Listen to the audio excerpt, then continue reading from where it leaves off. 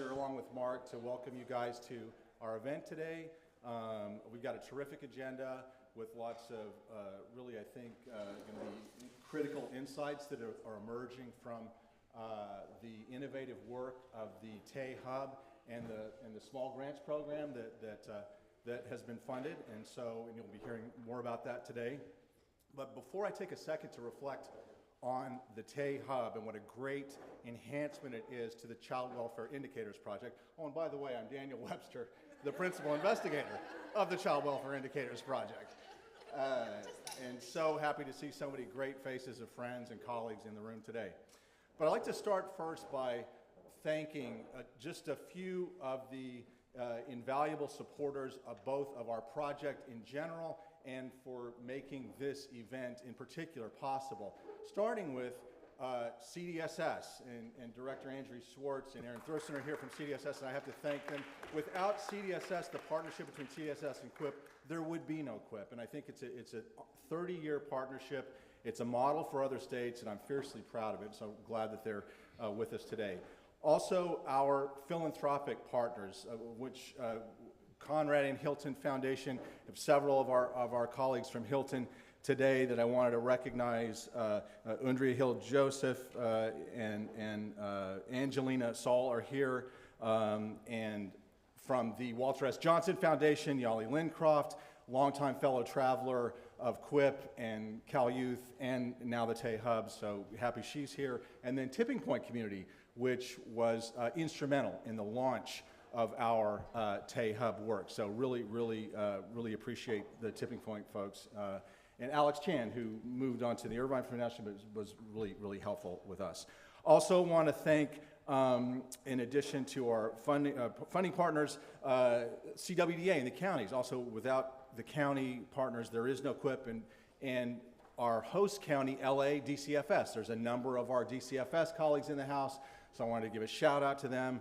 My project director, Wendy Wagman, and I really love to roll up our sleeves and come down here and work with the folks at DCFS around the great work that you guys are doing here. You're really our people, so thanks for that. And then also from the Supervisor Holly Mitchell's office, I believe we've got a representative here, Yadira Flores, and just happy that you're part of our conversation in the room today. And finally, I know this is a lot of thanks, and I wanted to thank everybody in the room, but then Andy told me no, I had to keep it down. So I'm going to stop though with Andy, and I would like to thank Dr. Andy Lane Eastman for her incredible work that she put together. The logistics were incredible, and she made everything. She gave me all the directions on how to get here and what to do, and it was really helpful. And so she's a great person and a tremendous colleague, so thanks to her. But back to the launch of the TAY-Hub and what an amazing addition it is to the California Child Welfare Indicators Project. For some of you who are familiar with our work, maybe others less familiar, California Child Welfare Indicators Project, 30-year project partnership with CDSS, doing all kinds of great different work, but primarily known for our public reporting of systemic outcome data. And let's see if I can get this right. Is that it? No, that ain't it. Is this it? No, that's not it. Okay. Clearly, I don't know what I'm doing here. That's not the right one. Okay. There we go. Public reporting of systemic outcome data on our public website with all kinds of metrics showing child welfare system contact and performance. We also do consultations and technical assistance with our county, state, and other stakeholder colleagues, and on and on and on. The TAY-Hub now adds an exciting new component to our work that expands the scope of what QIP can do in a number of different ways. And Mark will be talking more about that in just one second. But one of the key things is the addition onto the QIP public reporting of some cross-systemic outcome measures, including the integration of data from different service systems in addition to child welfare, but employment data, post-secondary education data. And here's an example of, this is employment outcomes over time for kids who are TAY. And then another analysis, if you go up on our website, would be uptake into 2- and 4-year institution for TAY youth. And we actually, one of our panelists today is going to do dilate a bit, a more targeted research project on a couple of those.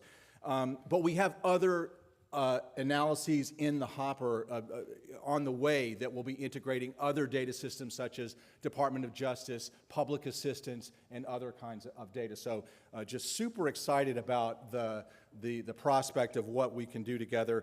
And before I turn it over to Mark to talk more about the TAY-Hub and all the great possibilities that are there, I just have to share with you guys a little story about the genesis of the TAY-Hub. And 3 years ago at a Hilton Convening, when Mark Courtney was having a conversation with Emily Putnam Hornstein and me, and sharing with us that he was going to be leaving University of Chicago and he wanted to come home to California. And during the course of the discussion, it became clear that it could be a good fit for Mark to come and work with us at the Indicators Project. And it was like this incredible moment that we've all seen on TV, the no-brainer of the universe moment where you're the Little League coach and then Derek Jeter steps forward and said, I can help your team, you know. So that's the way I feel every day when I come to work. I've got the all-star on our team. We got Andy Lane Eastman that's also joined our team. I think we have tremendous potential about what we're going to do today. And today you're going to see some of the great results of that work. So with that, I'll turn it over to my teammate, Derek Jeter.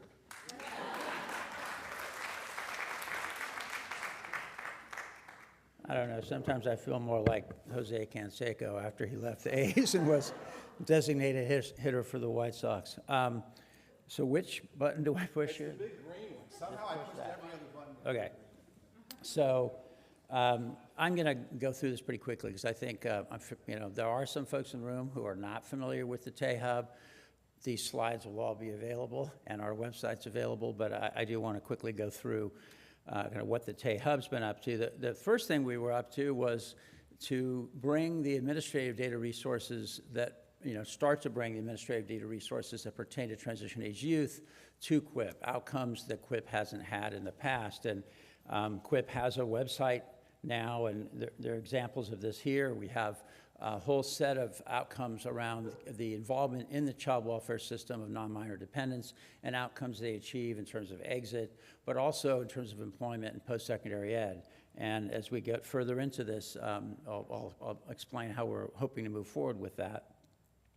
But the first thing to think about is that I was moving away from Cal Youth to the TAY-Hub, and that's a big part of the story. And this is a conversation I actually started with Angie and actually with Greg Rose years ago and Diana Boyer at CWDA to say, it'd be a shame if Cal Youth just went away as a project. But it will end as a project. I'm not going to do this forever at the University of Chicago.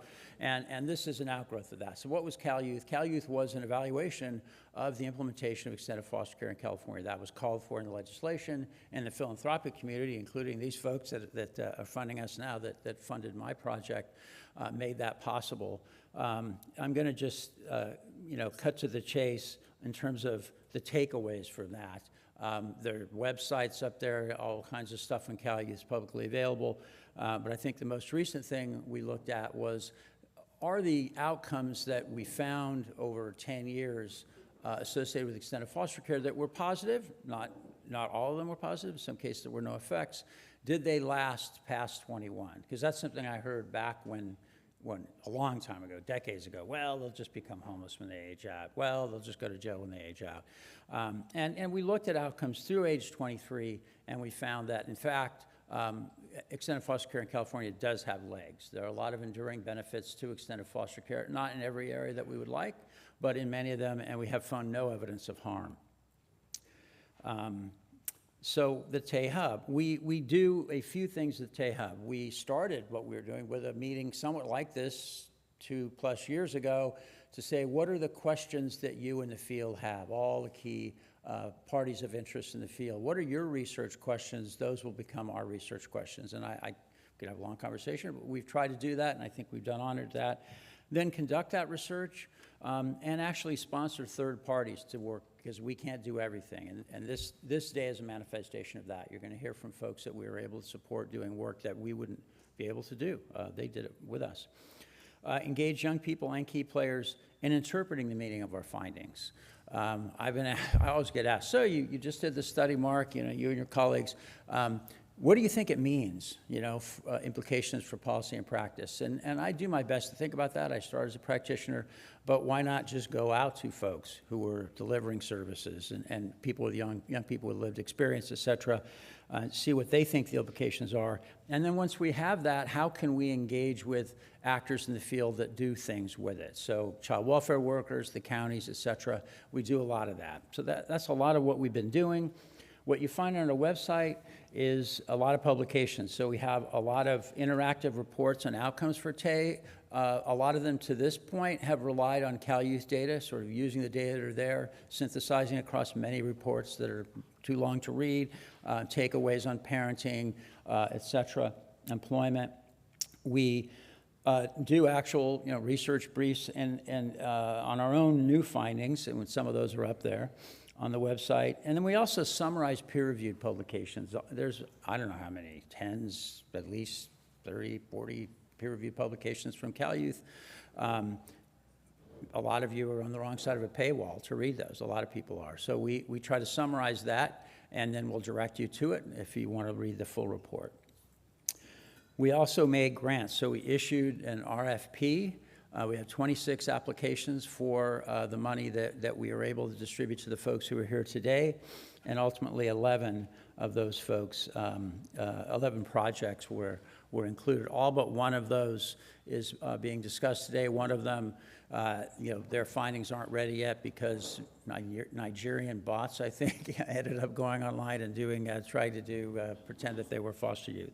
But those folks are going to finish their work, and we'll disseminate that as well when it's available. You can see the pictures of the folks who are the grantees, and you'll see them here. So we're working on a number of other topics right now, residential mobility of young people in care, as young adults. When you talk about placement instability for minors, young people move around when they're 18, 19, 20. That's not necessarily a bad thing. We want to understand it. We're evaluating things like campus support programs, and also we're involved in evaluating the guaranteed income pilots in the state for this population. We're looking at risk and protective factors associated with all kinds of outcomes. And last but not least, we've actually worked with CWDA, and they've bought into working with us and with CDSS as well on an online survey of county caseworkers, the folks that actually do the work. We did that twice before. That work's been invaluable to us. Stay tuned, we're doing it again. And then lastly, I alluded to this earlier, we're in the process of getting other data sources. So we have data from the National Student Clearinghouse and Post-Secondary Ed. It doesn't provide a lot of detail, like it doesn't tell you whether the course they took was for college credit. But 3/4 of the young people aging out of care in California, they go to public community colleges. And we are getting ready to sign a deal with the California Community College Chancellor's Office to get access to those data. We're also looking to get data from the California Public Health on births and deaths associated with this population, Department of Justice for involvement in the adult justice system, and lastly, the California Department of Education, so we can look at secondary education completion. So stay tuned. The website is going to become a lot more tabs to click on and a lot more things to learn. So with that, we're going to move on to our first panel.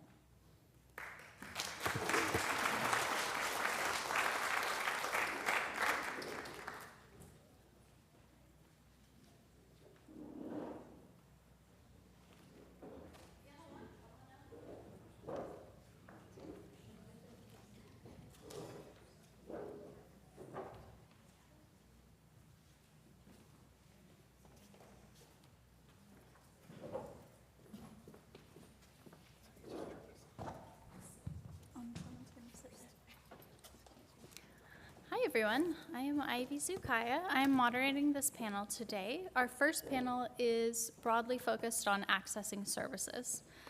So the folks we have joining us, the first presentation will be on county level variations in transition age youth's transitional independent living plan development and independent living service utilization. That is by Ethan Park, who is an assistant professor at the University of Michigan School of Social Work. And he is also an organizational scholar with an overarching research question of how can health and social service organizations provide more responsive and effective services? Our second presentation of this panel will be on exploring provider perspectives on county factors impacting utilization of transitional housing programs for non-minor dependents in California. This will be presented by Selena Liu Raphael, who serves as the lead policy analyst focused on transition age youth at the Catalyst Center / California Alliance of Children and Family Services. Right. And then my paper will cut off. Beautiful. Then we will be hearing from Mirabel Raphael, who is a research assistant at the Catalyst Center. They will be co-presenters, I believe. And then for the third presentation, a case study of FUPY and FYI housing choice vouchers in Los Angeles. This will be documenting the experiences of young adults, property managers, and case managers.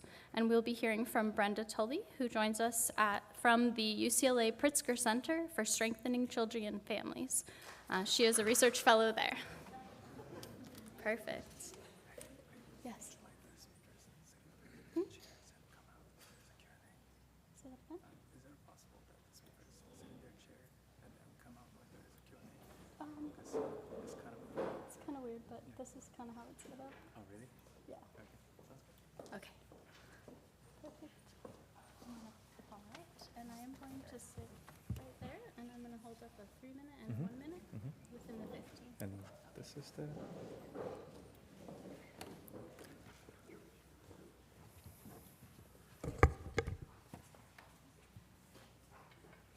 Good. All right. Good morning. I'm Ethan Park, or Park Sung-gun. I'm an assistant professor at the University of Michigan School of Social Work. Nice to meet you. I've been actually working with Cal Youth and TAY-Hub for the past 10 years, and embarrassingly, this is my first time coming out and standing in front of you. I hope this is a first of many opportunities that we'll have in the future.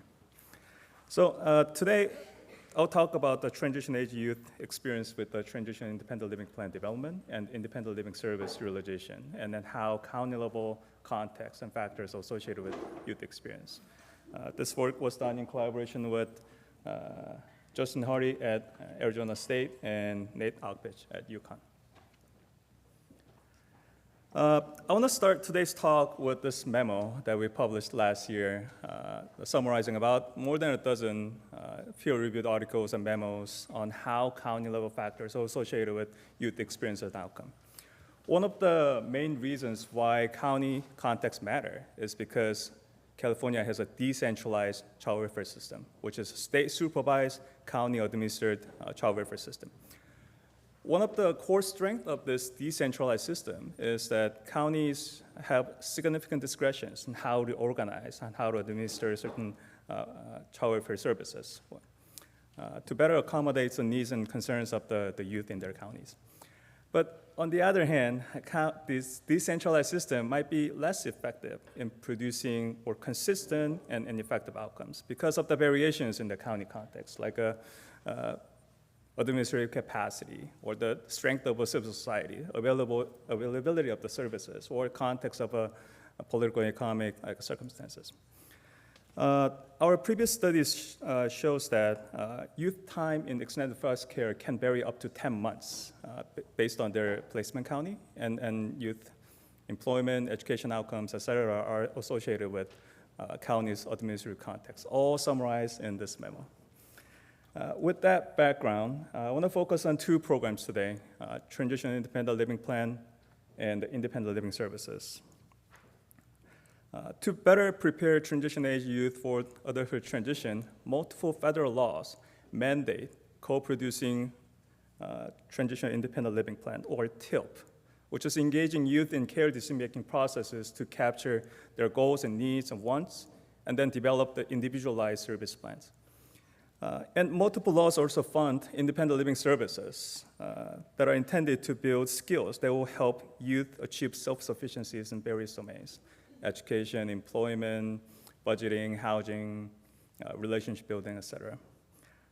So underlying theory here is that by co-producing this TILP, individualized service plan, we can identify the relevant and responsive services, so we can connect them to these services and allow them to develop these core independent living skills. Unfortunately, we know very little about the prevalence and patterns of this transition independent living plan development and independent living service in California. And there are very limited evidence, actually, showing the relationship between TILP development and independent living service utilization, and how these contextual factors, county administrative context, are associated with youth experiences. And here is where our study comes in. We first described the transition age youth TILP development and the independent living service utilization patterns in California. And then we examined how county level factors are associated with youth TILP development. And lastly, we explore how counties' child welfare administrative context and the TILP development are associated with independent living service utilization patterns. But eventually, after this study, we'll look into how these county level context, TILP development patterns, and the independent living service utilization experience are associated with youth outcomes, which is something we're looking forward to do. All right.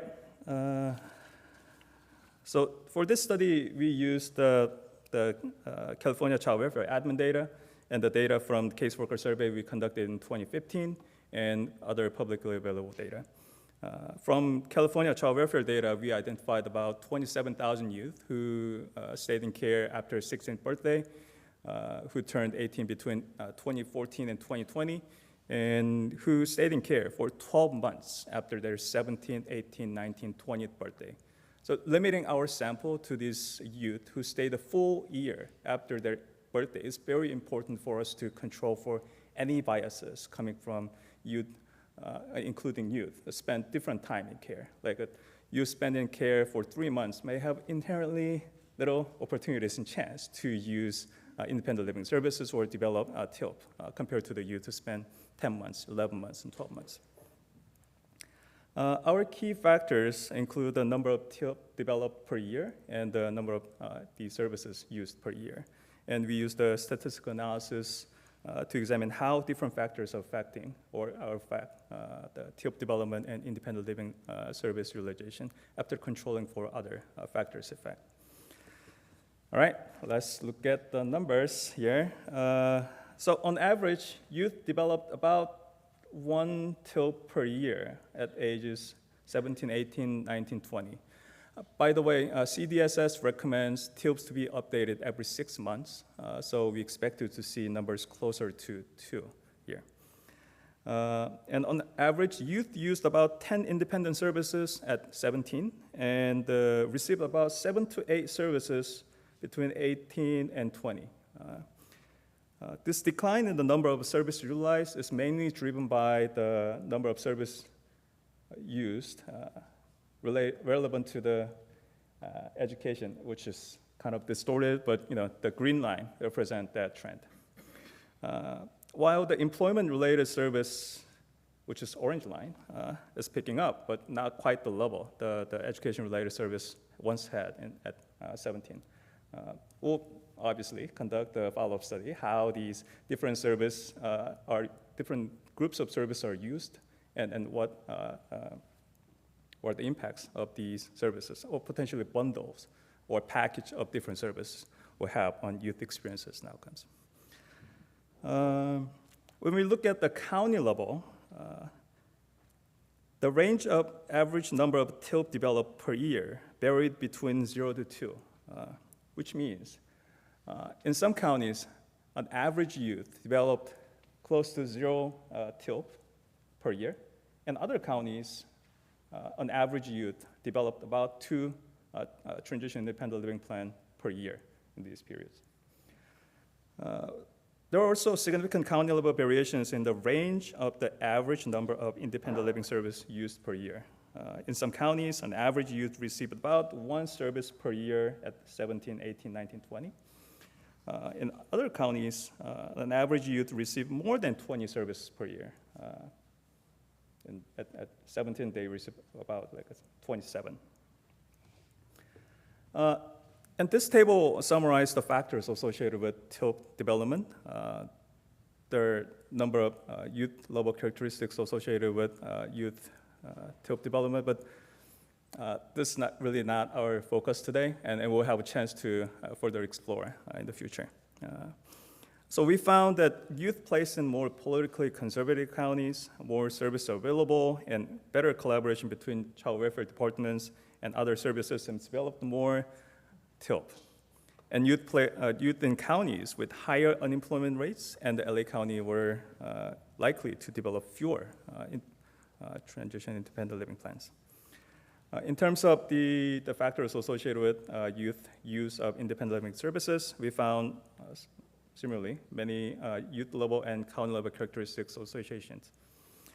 For example, youth in counties with higher unemployment rates were likely to use more independent living services, and youth in LA County were expected to receive fewer independent living services compared to the youth placed in urban and large urban counties. But one of the main driver of a youth independent living service utilization frequency, probably one of the main driver was the number of TILP developed in the previous year across all the analysis that we conducted so far. Our study certainly comes with multiple limitations. Our admin data does not necessarily tell us whether these transition independent living plan reflects youth true wishes or wants. Our previous study shows that about a third of the youth didn't participate or didn't aware of their TILP existence at 17. And our admin data does not necessarily tell us also whether these independent living service these youth received are relevant to or reflect to the services documented or identified in the TILP. And independent living services can vary how it was administered, quality, dosage, based on the county and the context or availability of different services. And which seems to miss important factors that can be relevant to youth experiences, such as like a county level factors, such as county's priorities, what kind of services, or the trainings that caseworkers and other stakeholders received, et cetera. Finally, our findings may not be generalizable to other child welfare settings. Youth in states and counties with more centralized admin system and didn't extend the foster care age limit may have different experiences. But despite these limitations, our study offers really valuable discussions and the implications. Transitional independent living plan and independent living services has been core programs supporting youth adulthood transition in the past decades. And our study really shows that youth with documented transitional independent living plan seems to receive independent living services more frequently, which is not a surprising finding, but really assuring finding that TILP development seems to facilitate youth utilization of these services that can better equip youth with core independent living skills. And our study also highlights the importance of a county-level context by showing their relationships with the youth TILP development and independent living service relation patterns. And our study offers really important practice implications as well. First and foremost, our finding really encourages caseworkers to co-produce and update TILPs regularly. And our study encourages county administrators and supervisors to support the TILP practice and to nurture the administrative context that can really facilitate the development of the TILP and the utilization of independent living services, such as forming collaborative relationships with other service sectors or fields. And our study also emphasized the importance of gathering qualitative and quantitative data that can really shed light on the county level context, such as the upcoming survey of representative sample of caseworkers in California. And we need to examine whether and how these youth TILP development and the independent living service make differences in youth outcomes. And lastly, studying how caseworkers use different approaches in developing transition independent living plan can be a very interesting and important study to do. Anecdotally, we know that caseworkers use various approaches when it comes to developing transition independent living plans. Some caseworkers may develop a TILP without consulting or without engaging youth on behalf of them. And other caseworkers may ask youth to take the lead and then just provide the responsive services without really negotiating or putting much more kind of a comment or input. And the other group might really engage in a collaborative manner, like a deliberatively coming up with a set of the plan that incorporates the expertise and knowledge of both youth and the caseworkers. And we may want to really know in what conditions, in what contexts, caseworkers use different approaches, and how they change their approaches as youth progress, as they build more trustful relationship, as some services become available, and what differences these approaches make in youth service experience and outcomes will be very important to study. But that's all I have. Thank you.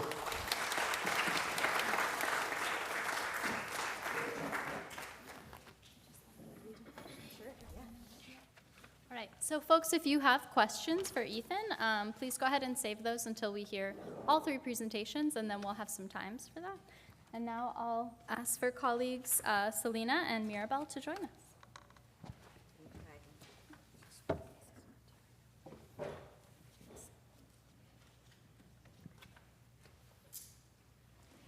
Good morning, everyone. So Mirabel and I will be exploring the provider perspectives on the county factors. As Ethan mentioned, we have a decentralized system here in California, so we have state-by-state variation in utilization of transitional housing programs for transition-aged youth, and we'll be focused on non-minor dependents. I'm Selena Lou Raphael. I work for the California Alliance of Child and Family Services as the Senior Policy Analyst, and I've also been working under the Catalyst Center, under the Thriving into Adulthood project, which is really centralized around transition-aged youth.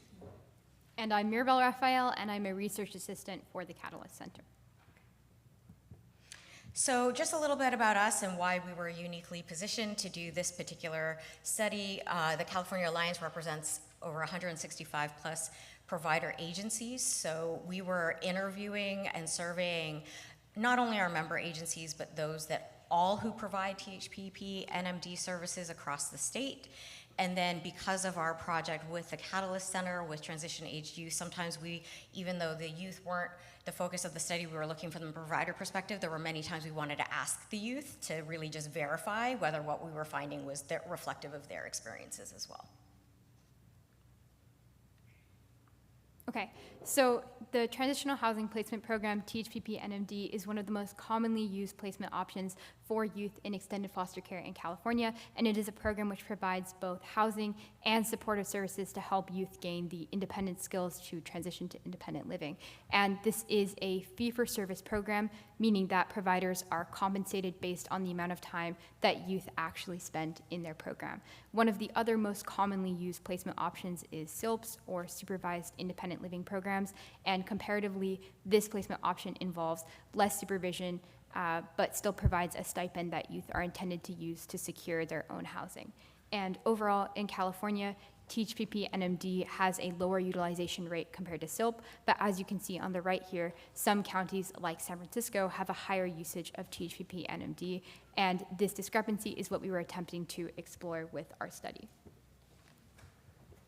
Our methodology for the study was first beginning with a literature review of publicly available information, both public data, previous studies that have been conducted, et cetera, and then we moved on to 4 waves of surveys sent to THPP NMD providers across the state, and our surveys had a reach of 35 plus because some providers served multiple counties with their THPP NMD programs out of the 40 counties in California that have THPP NMD available, or that have their own programs rather.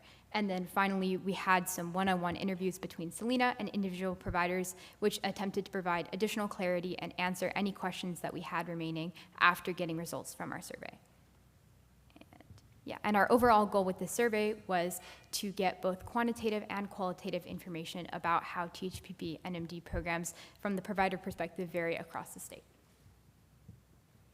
So one of the first things we came across is really like, who are these programs intended to serve? As we mentioned, SILPs are lighter touch, less supervision, less support, and THPP NMDs have a varying wider range of support with staffing to really support the youth. But what we also found is that sometimes a youth is not determined to have the level of independence for SILPs, and then they get rejected from a THPP NMD, and then they come back to SILPs. So there were some questions about that, and then when we were looking at some contracts, one example would be San Diego's contract requires youth to have 40 hours of productivity, which means they're supposed to be working and in school for 40 hours, whereas in LA, they were looking at youth who had higher needs.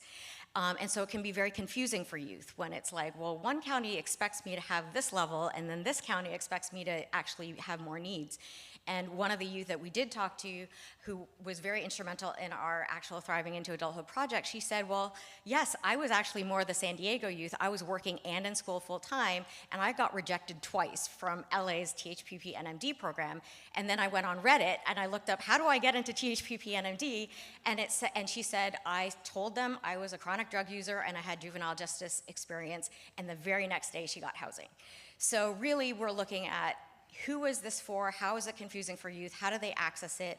And really from the provider perspective, who are each providers intended to serve? And there are variations across the state. So we felt like that was really important to note, because also providers have been looking at being asked to do assessments, and a Monterey provider said, well, we do assessments, but the assessments don't actually matter, because when housing is a critical resource for me to survive, I'm going to answer according to how I think I'm supposed to answer to get the service that I need. So what they said was, we accept everyone, and then we actually just serve the person in front of us. So they may say they know how to cook, they know how to handle their finances, but actually they don't. So we just serve whoever comes to us for whatever they need. So we did want to mention that, because there is that variance as well. As we were reviewing publicly available information, we also saw some different types of discrepancies emerging. The first type of discrepancy is between the ways that data is categorized. So as this is saying, licensed slots versus contracted slots, because some programs just have the state license, whereas others have contracts with the counties that they work with, versus the actual capacity, meaning how many slots are physically available, like how many units actually exist and can have youth placed in them, and then vacancies, how many slots are currently occupied or not occupied, and there were some differences between how these might be reported publicly versus by individual providers, as you could see on the slide. And secondly, we found over time, sometimes we would see, for example, reductions in what a public source was reporting was actually available, but that didn't reflect a real-time decrease or reduction in slots, but rather corrections in data errors that had been present in the reported set for some time. So what we did find is there is a wide variance in which counties actually only have a state license, which is very broad, and which ones, as I mentioned, like San Diego or LA, have a separate contract and what their contracting process is in order to provide services in their county. So for example, the license-only counties can serve people within 2 hours of where they live, and some of them said, actually, we will serve anybody from anywhere. And then other counties where it's really allotted by slots, and so in LA, there are 8 service provider areas, and some providers were given slots specifically for service provider areas and needed to hold those slots for those specific youth that live in those areas, which did create vacancies, which we will be talking about. Also conflicting messages, again, regarding, are these youth from short-term residentials moving down, or are they youth who have really highly independent skills, just needing one leg up?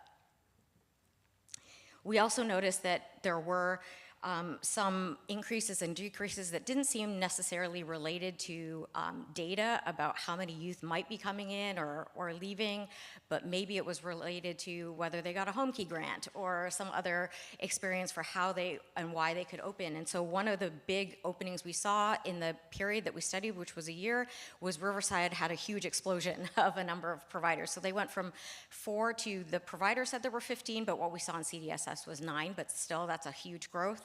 And one provider themselves said they went from 8 slots to 30. So that was one particular county that just had a huge growth. We also wanted to present you with a county-to-county comparison, Los Angeles, San Bernardino, and a Central California county with the name removed to kind of protect the anonymity of the providers in this smaller county. But this is to give you an idea of what these different types of information that I mentioned earlier could look like, seeing the licensed slots versus the actual slots versus the occupied slots, which we call census, and then the vacancy rate of each county's THPP and NMD programs. And then on the very left, we have the number of 16 to 17-year-olds in each county that would be likely to exit foster care and enter extended foster care in the next few years. And you can see that there's a lot of variation between these counties, ranging from under 10% in LA to 25% in this Central California county. And we found from talking to providers that some of this discrepancy could be due, or some of the vacancy in general can be due to a disconnect between the number of slots that the providers are having to maintain available versus the number of referrals that they're actually receiving. And we believe that some ways to help address this disconnect could be sort of, as is shown with the data underneath the table, paying attention to what the need actually is, how many youth are going to be entering in the next few years or currently need this service versus how many slots are available. And secondly, as this quote is talking about from Santa Cruz, where a provider was telling us that they had beautiful homes available, but were not receiving enough referrals from in-county, promoting more cross-county collaboration to allow youth to make that decision. Maybe if there are slots available, maybe I want to take advantage of these vacancies in these beautiful homes in Santa Cruz and make this choice for myself, that I should be able to move from my county to where I can get the support and the housing that I need, even if that's not the county that I originally lived in. So a little bit more about calculating need. Overall in California, foster care has really dropped. So over the last 10 years, from 50,000 to 30,000. But what we did want to note is, even if you look at LA, the number maybe looks static, but the percentage of those youth that are 18 to 20 is actually increasing. And over the last year, entering foster care in California, we're looking at youth re-entering, so 18 to 20. That was a huge jump from 53% from 22 to 23, and in LA specifically, 74% jump from 22 to 23. So over to some of our recommendations. One is that vacancies really increase costs. So whether you're thinking about whether you own a property and you're waiting 2 to 4 years to get a contract in LA, that's very costly for our providers to have an open house that can house young people that are just staying empty, or you're renting a property and a youth is moving out. And if you can't move a youth right into it directly, if you lose that lease, you're going to end up paying more because the landlord's going to jump the price of that lease. So what we really want to talk about, how can we manage the flow of exits and entrances to reduce vacancies, as well as maybe streamline the process of contracting so that providers aren't having empty homes while there's youth living in RVs or on the street or not having a place to live, to be able to streamline that faster. So the first recommendation is really pre-contracting the process timeline to maybe increase that to be closer to the licensing counties so that it would be faster to get these youth into these available homes. In one case, the contract required the DCFS social worker to look at the place before the youth moved in, where our recommendation is maybe the youth could look at it first so that they could move in faster, because that provider paid a whole month's rent waiting for the time that an overworked social worker had the time to go and see it, which was very expensive for the provider. Also, some providers are told to keep the space for a pregnant and parenting youth, which is great, that's needed, but in this case, the provider had 6 months where they were also paying for the other room because they weren't getting the space filled, and they were getting 20 calls a day from other youth that weren't pregnant and parenting, and they could have used that spot for someone else, and that was very costly for them as well. So we want to have some flexibility, as Mirabel mentioned, and then also look at the projected data and either allow youth to have usable data to look at what options there are, or to have a better flow of referrals. Another thing that we saw emerging was the need for a considered balance between independence and support with THPP NMD programs. So our findings, first, we noted a lot of county-level variation in intended service group, as Selena mentioned earlier, with counties like LA County trying to serve youth with higher needs versus counties like San Diego attempting to serve youth who already have a really high level of productivity and independence. Secondly, we heard overall from providers throughout different ways of our survey that they were seeing increasing levels of acuity, mental health, and substance use needs from the youth that they were serving on the term of our survey. And our recommendations related to this finding are firstly to prevent this sort of cliff drop from occurring at exit from THPP NMD programs, which would be when a youth exits a program to full independence without having gained the necessary skills that they need for success with this full independence. And to help address this, we believe that exploring allowing gradual contributions to rent, utilities, damages, caring for emotional support animals, whatever the situation is for an individual youth, can help prepare youth for real-world success, although allowing this gradual increase in responsibility is not the status quo of what's allowed in all counties currently. And in doing this, we understand the need to balance empathy and trauma responsiveness with recognition of healing and independence. Secondly, we recommend having increased sharing of data and resources for self-determination, kind of as I was talking about earlier, for youth to be able to make these decisions of what is the right place for me to live, what options do I have, what's actually available for me. They need to know what is really available. And finally, leveraging the unique strengths of providers rather than chasing uniformity among programs. Yeah, just on that, we just know that some providers are meant in their mission and their resources to serve higher acuity, and some others have lots of properties and lots of landlord relationships. So let's not make them all the same, but actually look at what providers can do and what their resources are. So finally, some bright spots. So San Diego, despite their 40 hours, do have some flexible funding that others don't have. They have 3 to 6 months where they can help have extra resources to deal with substance use, or have someone's car broke down and they need some extra support to get to work. They have that. LA also added peer partners very recently in the last 90 days.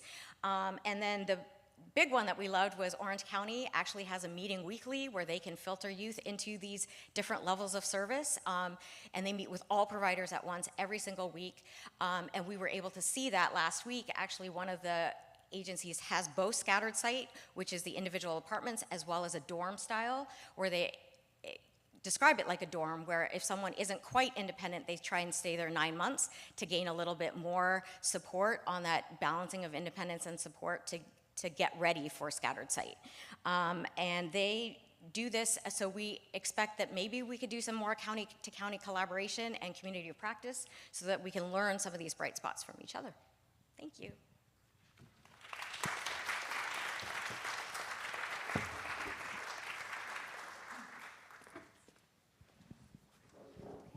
Thank you so much. And now we'll hear on housing choice vouchers from Brenda, representing the UCLA Pritzker Center Research Fellow.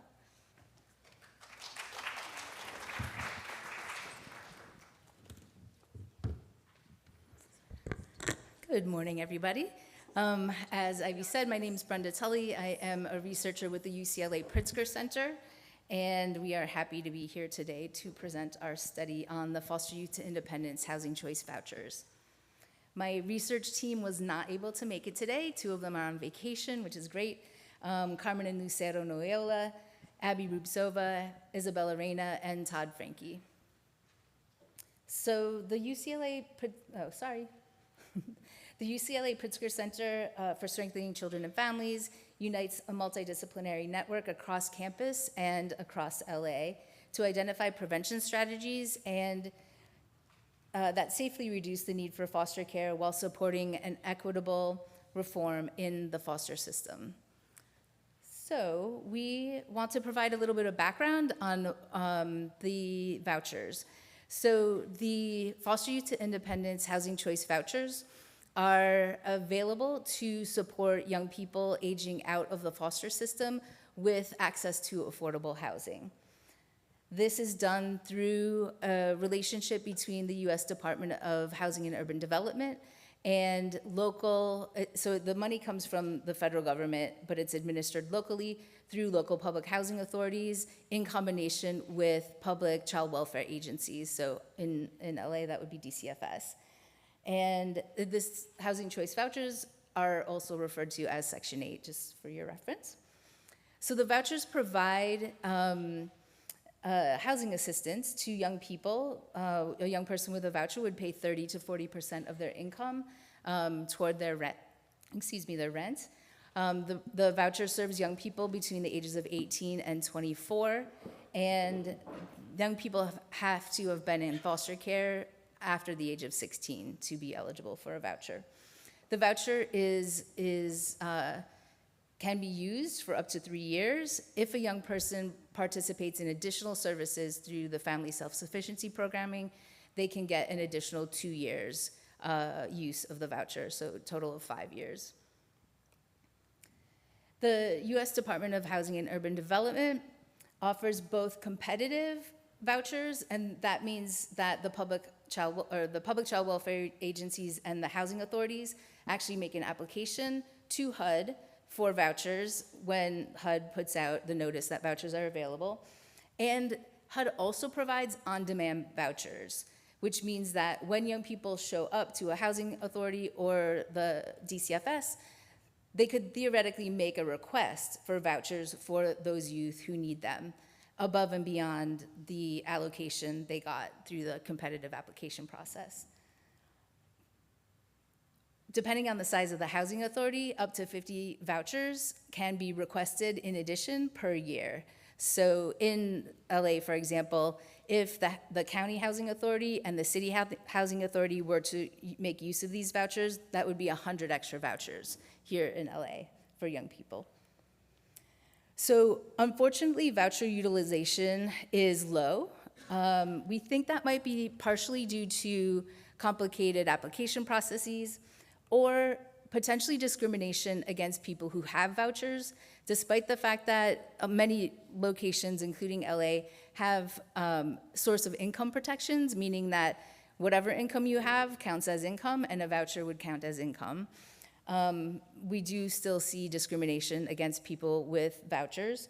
And then secondly would be racial discrimination. Studies pretty consistently show that Black, Latinx, and Asian renters experience obstacles that are racially motivated to securing rental units. Additionally, the FYI vouchers are underutilized in the city and county of LA. The great news is that 2 housing authorities, the County Housing Authority as well as the City of Pomona, already participate in the program through the competitive process. Also really good news, Culver City is coming on board, as is the Housing Authority of the City of Los Angeles. And I want to just give a shout out to Kate T, who is here from CYC, for her advocacy. And there are other folks, Dexter O'Connell from Safe Place for Youth, doing a lot of advocacy around this. And so there are actually a number of other smaller housing authorities coming along. This was great. The downside is that none of the housing authorities have requested on-demand vouchers. It seems that capacity in the housing authorities and maybe at DCFS might be limiting this process, and also perhaps some lack of knowledge about some changes in the rules related to accessing these vouchers. Okay, so our study is set up to understand what are the barriers and facilitators to getting and using a housing choice voucher through the FYI program here in LA. We are in the process of talking with young adults, with property owners and managers, and also with case managers to understand what's happening, what's working well, and what's not.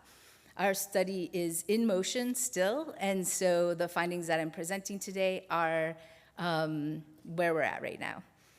Another aim of our study is to explore how young people's identities or aspects of their identities may be impacting their experience with these vouchers, either accessing the voucher or accessing units, apartments to rent with the voucher. We don't have findings on this yet because that data is still being analyzed. We're doing, like I said earlier, a case study of LA. We're using semi-structured interviews and demographic surveys with our participants. And as I said, data collection and analysis are ongoing. So who have we talked with so far?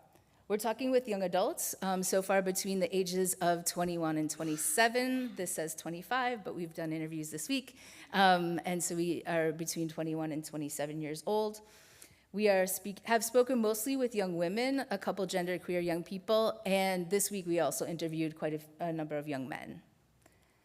We are talking with a group of young people sort of across the sexual orientation spectrum, which is good. And then primarily Latinx young people, but a diverse group of young people as well. For case managers, we again have spoken mostly with women, mostly with folks who identify as straight, and mostly Latinx case managers, although a little diversity is there. A quarter of our sample of case managers have related lived experience to what the young people are going through. So they've experienced the foster system, homelessness, shelter stays, and potentially have experienced subsidized housing as well. And then our case manager sample has just under 4 years experience working with young adults in the foster system, helping young adults get housed, and then also with property managers, owners, et cetera. Our property owner group, this has been an interesting group to try to get our foot in the door with. We have interviewed 2 people so far, so this is like our push right now is to really get that number up. So these are the description of those folks. The 2 people we spoke with have a lot of rental units, between 11 and more than 20. They both had more than 20 years experience renting units to people. And they currently neither participates in a housing choice voucher program. One of them did in the past, and the other one has since August been trying to work with the county to get a 3-bedroom house rented to a tenant who the landlord had a very good relationship with, but due to a lot of hiccups at the county, that has not happened yet. So the process is pretty onerous for him. He owns that property free and clear, and that's why he's starting with that property, because he has the bandwidth to kind of pay the taxes and things with the resources he has, and he's not dependent on the voucher for paying his mortgage. So our preliminary findings suggest barriers and facilitators to uptake and maintenance of the housing choice vouchers here in LA at 3 different levels: the systems level, the service access level, and interpersonally. So first we have the barriers. In this space, fewer vouchers are available than are needed, and the vouchers are geographically limited. So here we have case managers talking with young people to explain the vouchers to them. And what they shared is that they really kind of couch this resource, right? So they're saying, quote, "I tell them not everyone gets chosen. It's very, very limited." So the voucher, the FYI voucher, is seen as like plan D, E, or F, not plan A, B, or C. It's extremely limited. The next thing is that delays and uncertainty abound in the process as well. So we spoke with a young man who shared that he learned he didn't get the voucher on the last round of when they were available. So he asked, when will applications open again? So he could, make a plan for his own housing and prepare. And a staff member at DCFS shared, quote, "Honestly, we don't know when we will receive the vouchers," end quote. So this young man was left kind of mystified about kind of how to progress. He started to not see this as a resource for himself. Similarly, there have been a number of instances where case managers have shared that they have worked with a young person in a transitional housing program, like Selena and Mirabel were talking about. The young person was aging out, and they had applied for the voucher but hadn't heard anything back, and they needed to make a plan. They had to leave the transitional program and go elsewhere. So they did, and then this case manager shared, she made a phone call to the young person to say, "Hey, DCFS wants to interview you for the voucher." And the young woman shared, quote, or the case manager shared at this point, the young woman already had an apartment with her partner, so she was upset.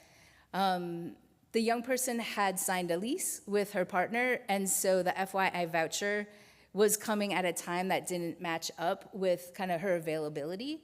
And she was living with her partner, and if that continued to go well, she intended to continue to do that, and she wasn't sure if she could do that with the voucher.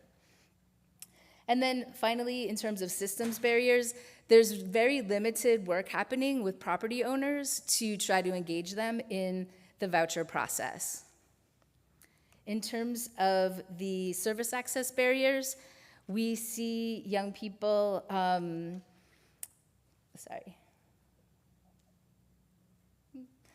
we see young people also struggling to identify housing to live in.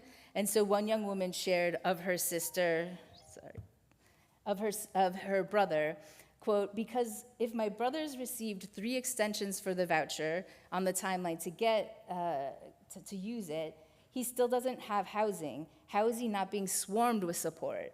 Like, we need to get you leased up. What do you need?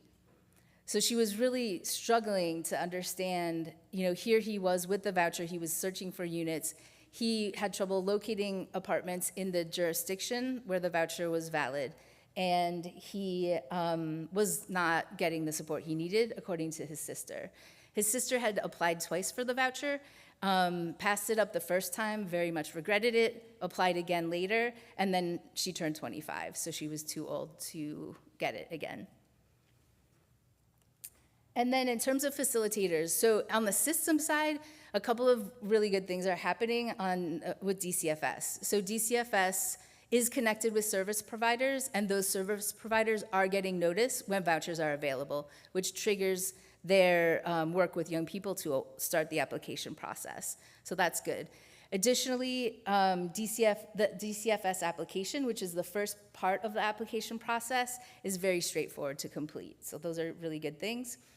And then in terms of support is the primary thing that is moving young people through this process. Both support on the service provider side. This young person shared that the housing authority needed really specific paperwork that I didn't know. When I thought I was going to have to do this alone, I just kind of lost motivation. Then she shared, when I was feeling really overwhelmed about it, my caseworker just made it seem like it wasn't a big deal. So the caseworker's role in helping this young woman move through the 45-page application required by the housing authority was instrumental, and that was fantastic. So with that, I'm gonna just move ahead. Family support was also really helpful as well. So both of these young women ended up getting housed with their voucher, which is great. So we have some I'm gonna move through these due to time. Okay, we have some recommendations. So we recommend developing ongoing training and support for case managers, housing navigators, and other people working with young people who will age out of the foster system. To Ethan's study, young people need those life skills. They need tangible skills, and our system is paid to help them develop them, and so we need to make sure our staff are able to do that. And additionally, support with young people who are moving through the FYI voucher process to deal with the uncertainty and all of that. Next, build and expand the Housing Navigation and Maintenance Program. This is a program designed to support both young people moving through the process and also develop those pipelines with property owners. We'd like to see increased capacity at the public housing authorities in terms of increased staffing as needed and increased knowledge of this population of young people to support them. And additionally, increased transparency and communication across the system so that young people and their case managers know what's happening and roughly when to expect things to happen. And then finally, with enhanced system functioning and service access for young people, we really recommend accessing those on-demand vouchers. Thank you very much, and take questions.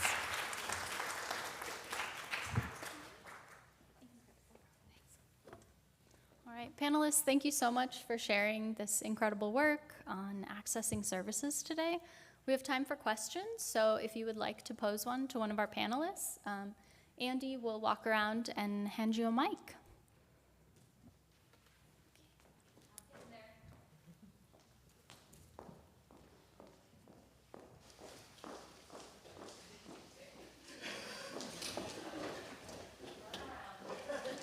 Andy's getting her steps in.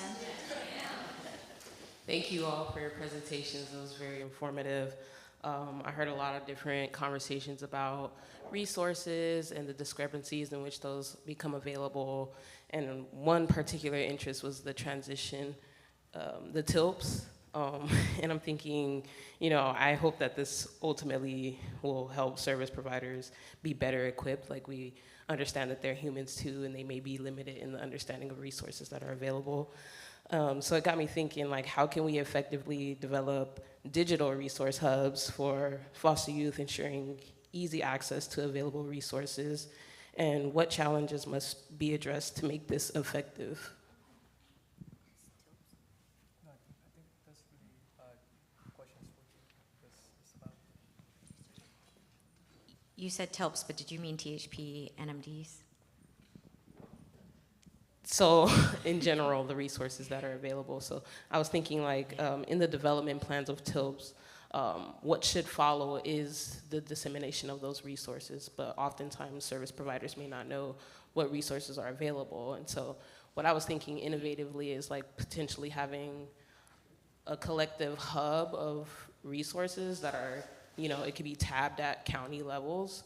And the service provider can take that TILP back and input that information, and it will generate a list of resources that they can then. Yeah, that's come up a lot, and I think that in our field, there have been lots of apps, lots of resources, and they've never been that useful.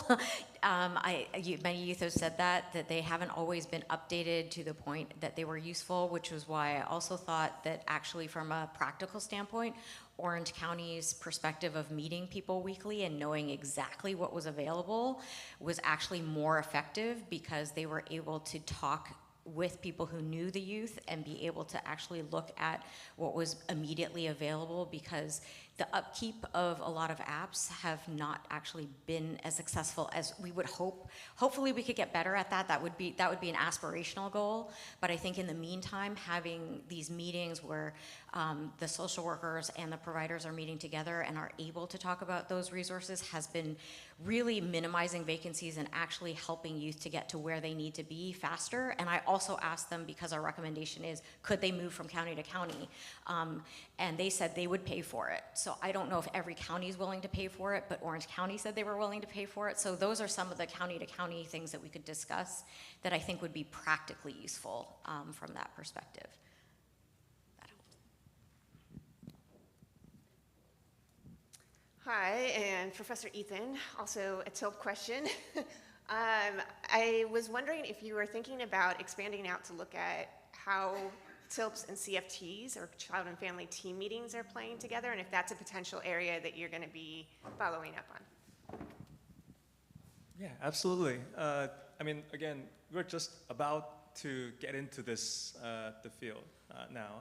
We are just learning about the relationships and how these things are formulated, and we might need to get into these meetings at the same time.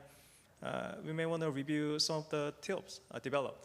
Now it's kind of on paper nowadays, but it can be digitalized and it could be used in very different ways. At the same time, who's invited? The multiple laws actually ensures the youth opportunity to bring two people they can advocate on behalf of them to these meetings, but whether those are really practiced, and what are the other settings or other mechanisms that they can engage and meaningfully influence their service experience. Yeah, definitely.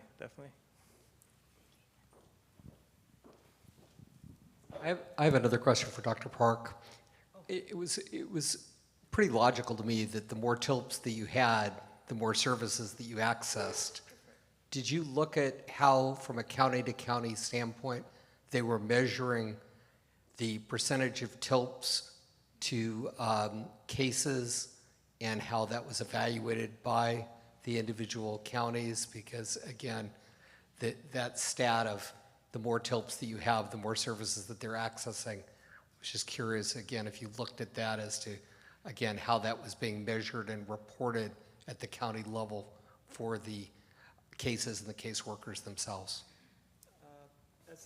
As someone who's using these data, not producing these data, it's hard to tell that, hard to answer that question. But at the same time, we saw significant variations in the average number of TILPs developed per youth. As we saw from the result, showing that in some counties, the average youth developed up to 2 TILPs, but other counties, there's no evidence of having a documented TILP developed.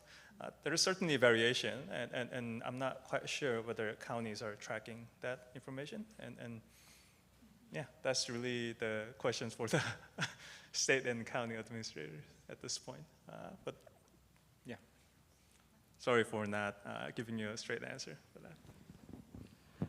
Hi, everyone. I actually have a question for Dr. Tully, and I'm kind of interested in the providers bit of it, and I know you all have only been able to talk to 2 people, but I'm wondering how is it being marketed, this opportunity? Because I know housing vouchers come with a lot of stigma, but I do think housing vouchers for foster youth is a particular niche that some folks probably, if they heard about, would want to do just ethically, like the idea of providing housing. I could see, maybe for good or bad reasons, some landlords being interested of maybe the public press of being able to say they do this. So is anyone marketing it that way? That's a great question, Dr. McCall. I am, so I watched the video that LACDA has online that is geared toward property owners and trying to, elicit interest and provide some information about the process. And typically, in general, for Section 8 housing choice vouchers, we hear a lot in the news about differentiation of the different populations who get Section 8 vouchers. There's a lot out there about veterans. In particular, that's been pretty successful. There's a lot of information out there about families, et cetera. So what happens on the property owner side, they don't know what voucher they're getting.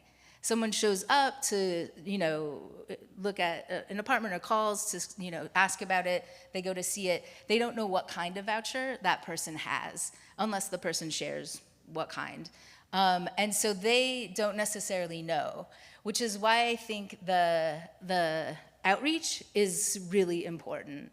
And that could build the bridge between general, I don't know about Section 8, or I don't know what kind of support people might have, to young people leaving the foster system.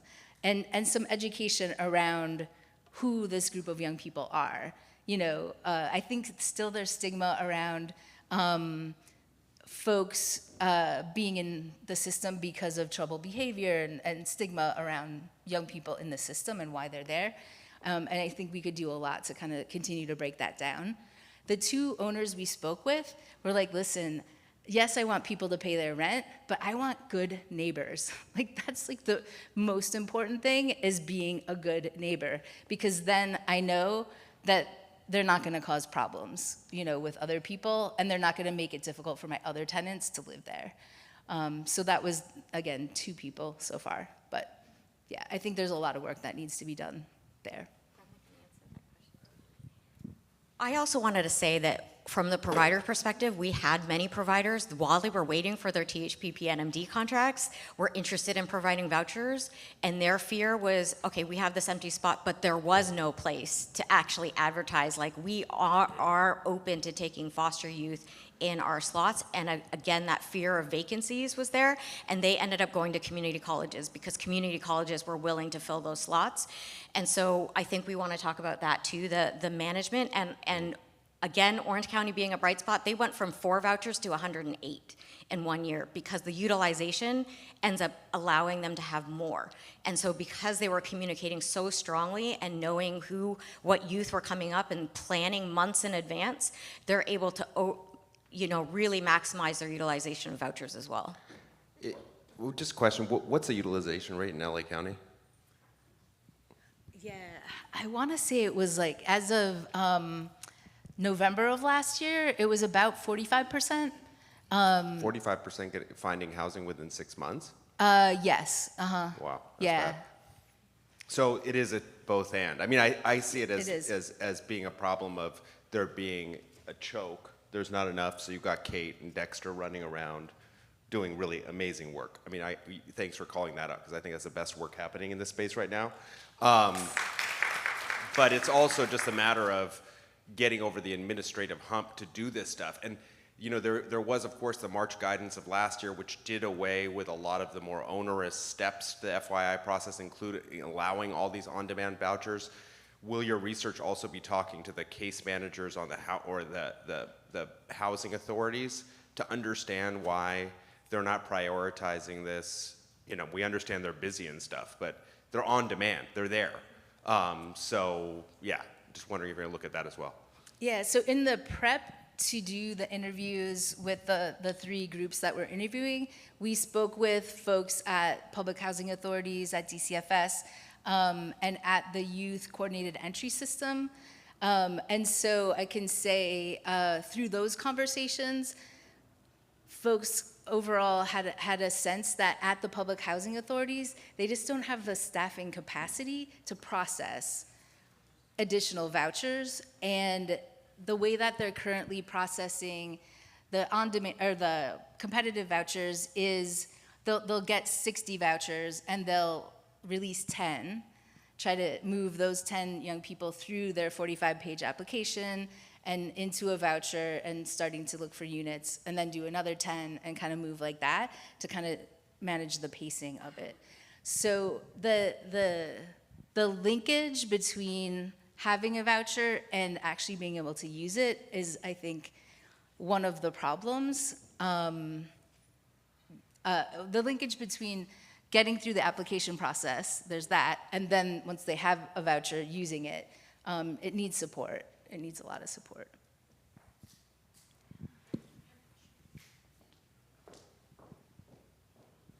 Hi, I'm just curious if there's been a deeper dive in regards to the professionals that are working with our transitional age youth. I know that in the beginning, many years ago, we kind of developed the transitional age specialty of serving AB12 youth, and then I've heard, oh, the numbers have decreased, therefore we're moving to a generalist model in certain counties, and I think that that's problematic. So I'm wondering how deep you're looking at that. The second question I have is, as it relates to the transition of being in foster care, in a foster home, and then transitioning to a journey of independence. And from my experience, there's been a lot of transition of the foster home transitioning to a SILP. And so then that impacts our teenager, the younger youth. And so we're just moving the pipeline negatively to a different space. And so I'm wondering if we're looking at that as well.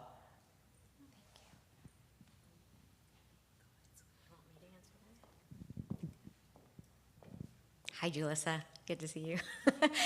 I would say that there's more work to be done, clearly, on some of that.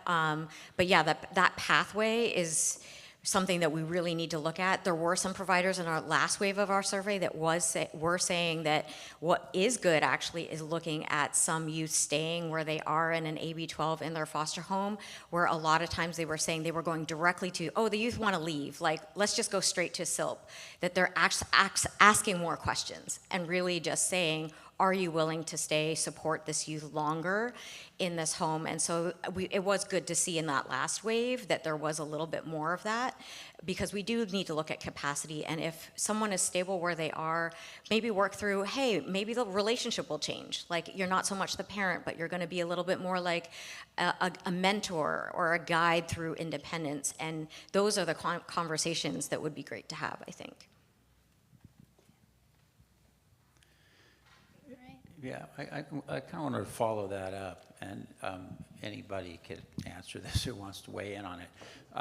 I see a couple of themes here. One being the engagement of the county social workers who are supposed to meet once a month with NMDs, and our data suggests that's pretty much how often they meet with them. It's just fascinating how that there's not much variation from that.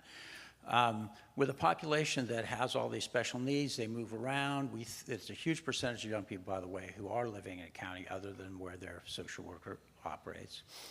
And Ethan didn't say this, but we actually have some evidence already that to the extent that there was specialization in casework practice back in 2015, things are better. You know, the young people get more services, some of their outcomes are better. And then to connect it to housing, we have massive housing programs that you know, THP is one of them. FYI, I think the problem is that it's really kind of like a rounding error. You know, and so if put it from the perspective from case management, expecting case managers, particularly if they're not specialized, their caseload's got a bunch of little kids, to know anything about the FYA program. It just seems kind of, on the face of it, to make no sense. We spend more on THP many times more in this state than on FYI. And then SILP is it's a housing subsidy, right? So I guess I'm wondering, can we really make this work, particularly given that we use programs like THP? THP is, wow, it ought to be, and actually the law suggests it should be for young people who have greater needs, not those who are like able to make it on their own, don't need help. It costs a lot more, you're supposed to have a lot of bells and whistles there. But as long as our workforce isn't specialized, has caseloads that are large, there's nothing between that little bit of case management and whether you're lucky enough or your workers enough to get you in a THP. So I'm wondering if you think we can solve this problem without actually doing serious work on the workforce side and really thinking at the state level of how we would empower case managers to have the expertise in transition age youth development, et cetera, transition from the child system to the adult system. Can we make it work without doing that? I guess it's a question I would ask all of you. You see a way out of it, without having case managers who actually maybe you contract out those case managers, but a young person can meet with more than once a month who actually knows what's going on for policy and practice around transition age youth.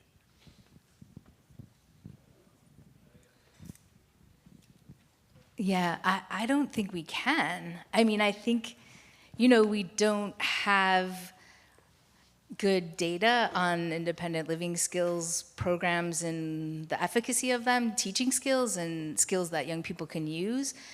And so that worker is so important in providing support.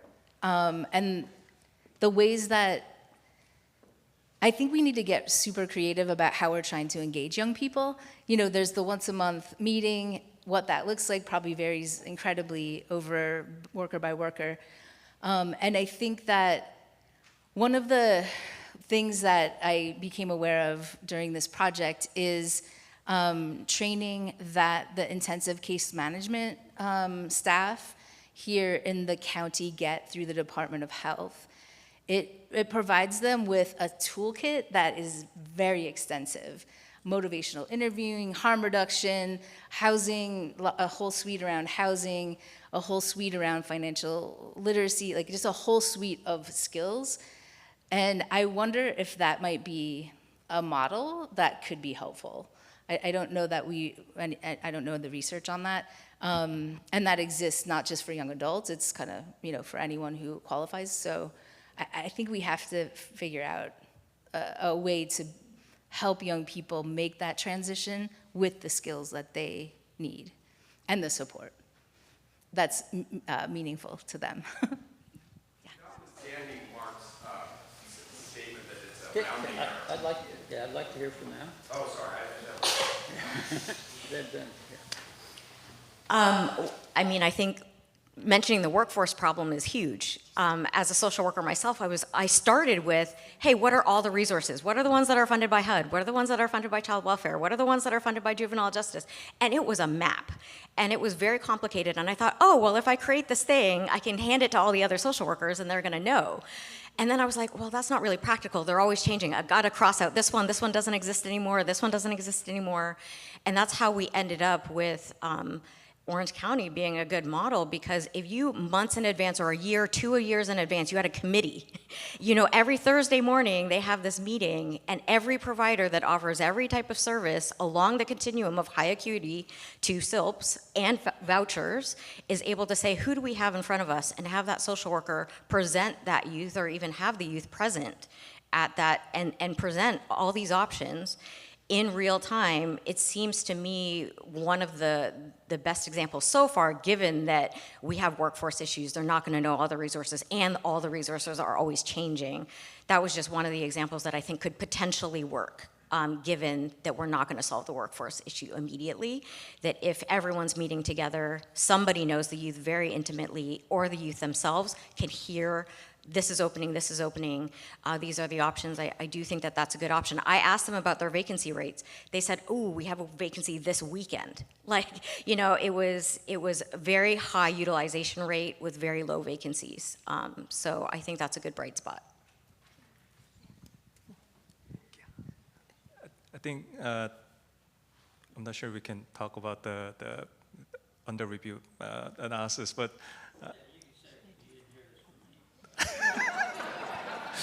all right.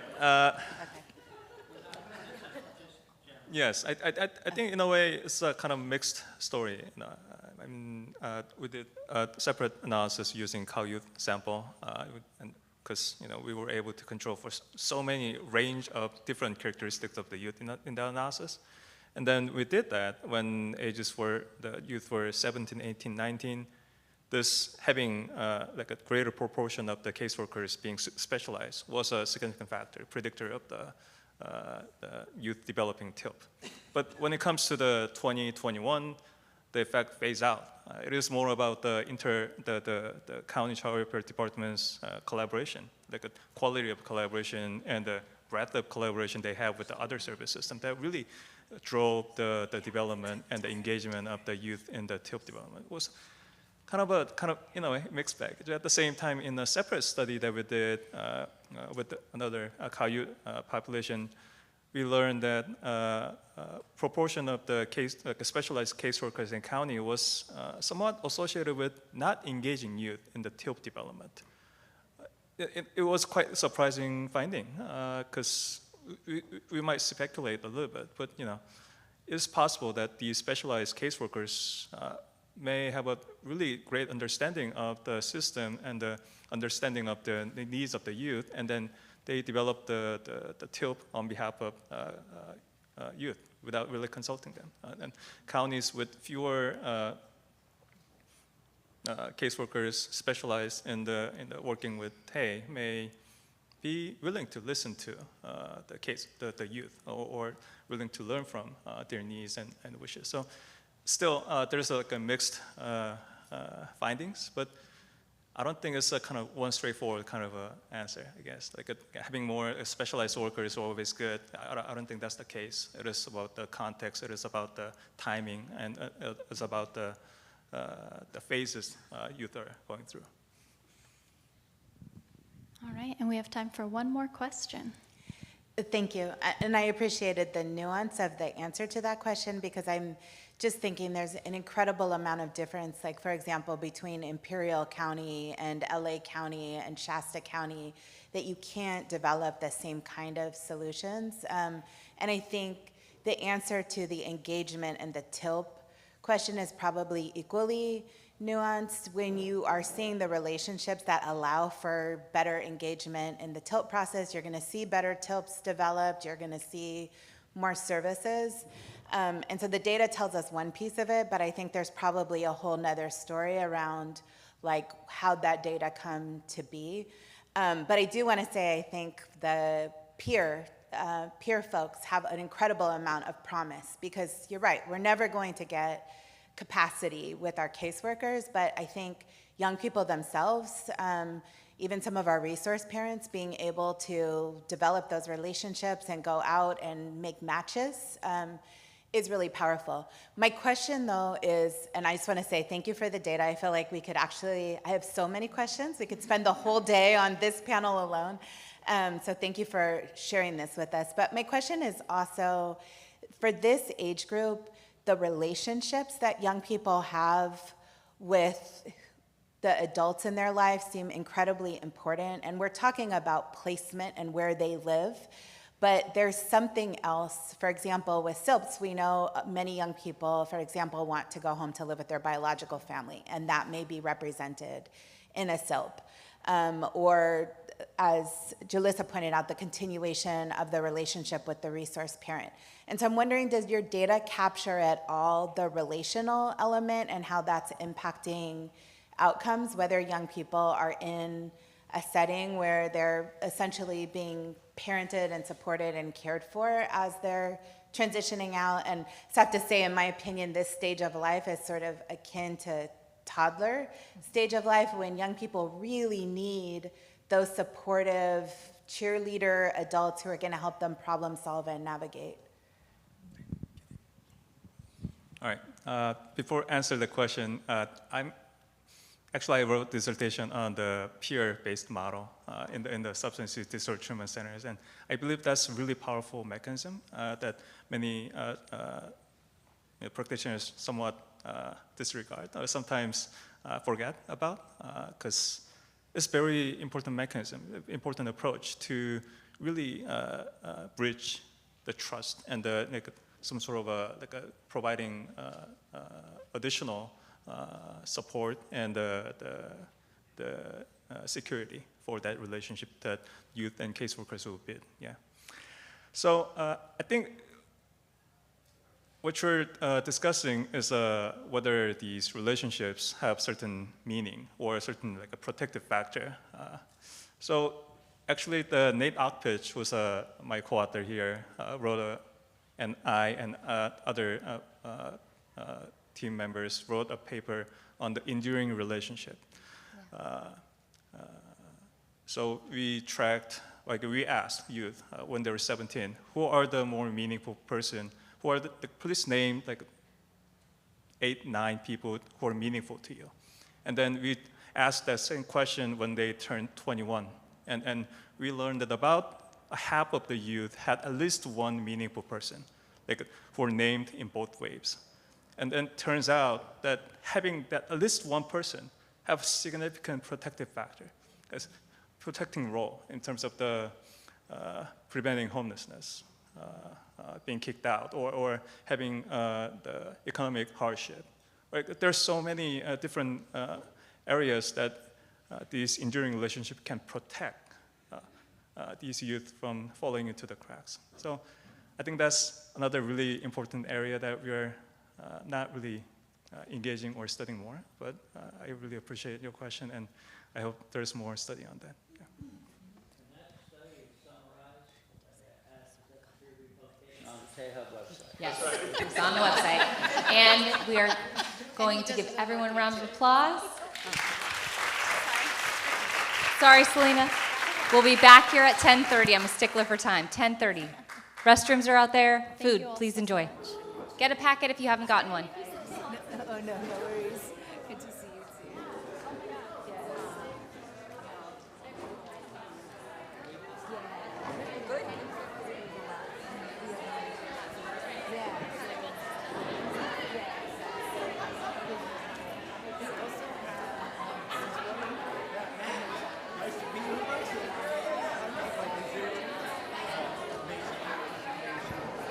Anything specific I can help with?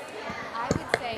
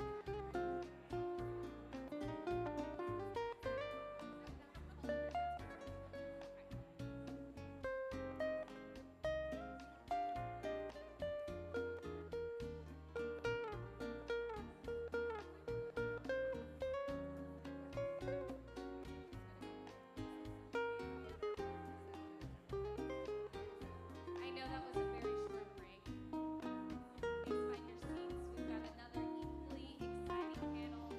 Hoping to have some discussion, as many questions as we can possibly hold. Thank you, everybody. Thank you.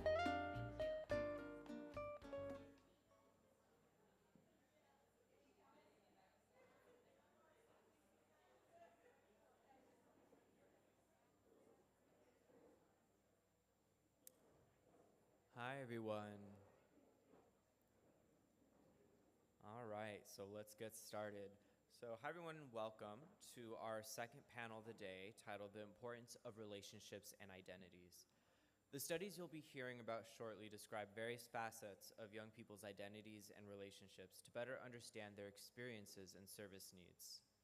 In addition to their content, these studies are similar in that they all draw upon data from the Cal Youth Study. The Cal Youth Study is a longitudinal study of young people transitioning to adulthood from California's foster care system following the implementation of AB 12. Young people were included in the study if they had been in care for at least 6 months and were 16 to 17 years of age when the study sample was originally drawn back in 2013. The study implemented stratified sampling methods and used sample weights, making this sample representative of young people in care back in 2013. Following the first interview at age 17, youth were re-interviewed at ages 19, 21, and 23, resulting in 4 total waves of data spread over 7 years. The resulting data is rich and covers many indicators including health, mental health, financial well-being, family life, legal system involvement, experiences in extended foster care, and much more. And shameless plug, to learn more about the Cal Youth Study, please feel free to check out any of the numerous Cal Youth and TAY-Hub reports on our website. And also, I'm realizing I did not introduce myself. Hi, everyone. My name's Anthony Gomez. I'm a graduate researcher over at QUIP and the TAY-Hub. And like the previous panel, I'm going to ask that we hold our substantive questions for the very end so we can have a rich discussion. But if there are any clarifications about some of the fancy research, please feel free to ask during the presentations. And without further ado, I will now introduce our stellar panelists. So our first presentation today is titled Nature, Determinants, and Impacts of Family of Origin Relationship Networks Among California's Transition Age Youth. Sorry, we changed the order. That is last. Thank you. So our first presentation is Expectant and Parenting Youth in Foster Care, and this will be presented by Kristen Ethier, who is an assistant professor at the social work at Simmons University. Her most recent research investigates how child welfare involvement shapes the transition to parenthood from young mothers in foster care and interventions aimed at promoting equitable care engagement for young Black sexual minority people and other adults living with HIV. Our second presentation is titled The Socioeconomic Outcomes During the Transition from Foster Care by Sexual Preference, and this will be co-presented by Svetlana Spiegel and Wendy Zeitlin. Svetlana is an associate professor at the Department of Social Work and Child Advocacy at Montclair State University in New Jersey. Her research focuses primarily on the functioning of adolescents and young adults aging out of the foster care system. And Wendy is an associate professor in the Department of Social Work and Child Advocacy, also at Montclair State University in New Jersey. And her research focuses on public health social work, including healthcare disparities and social determinants of health for people experiencing disabilities. So, without further ado, I will turn it over to Kristen.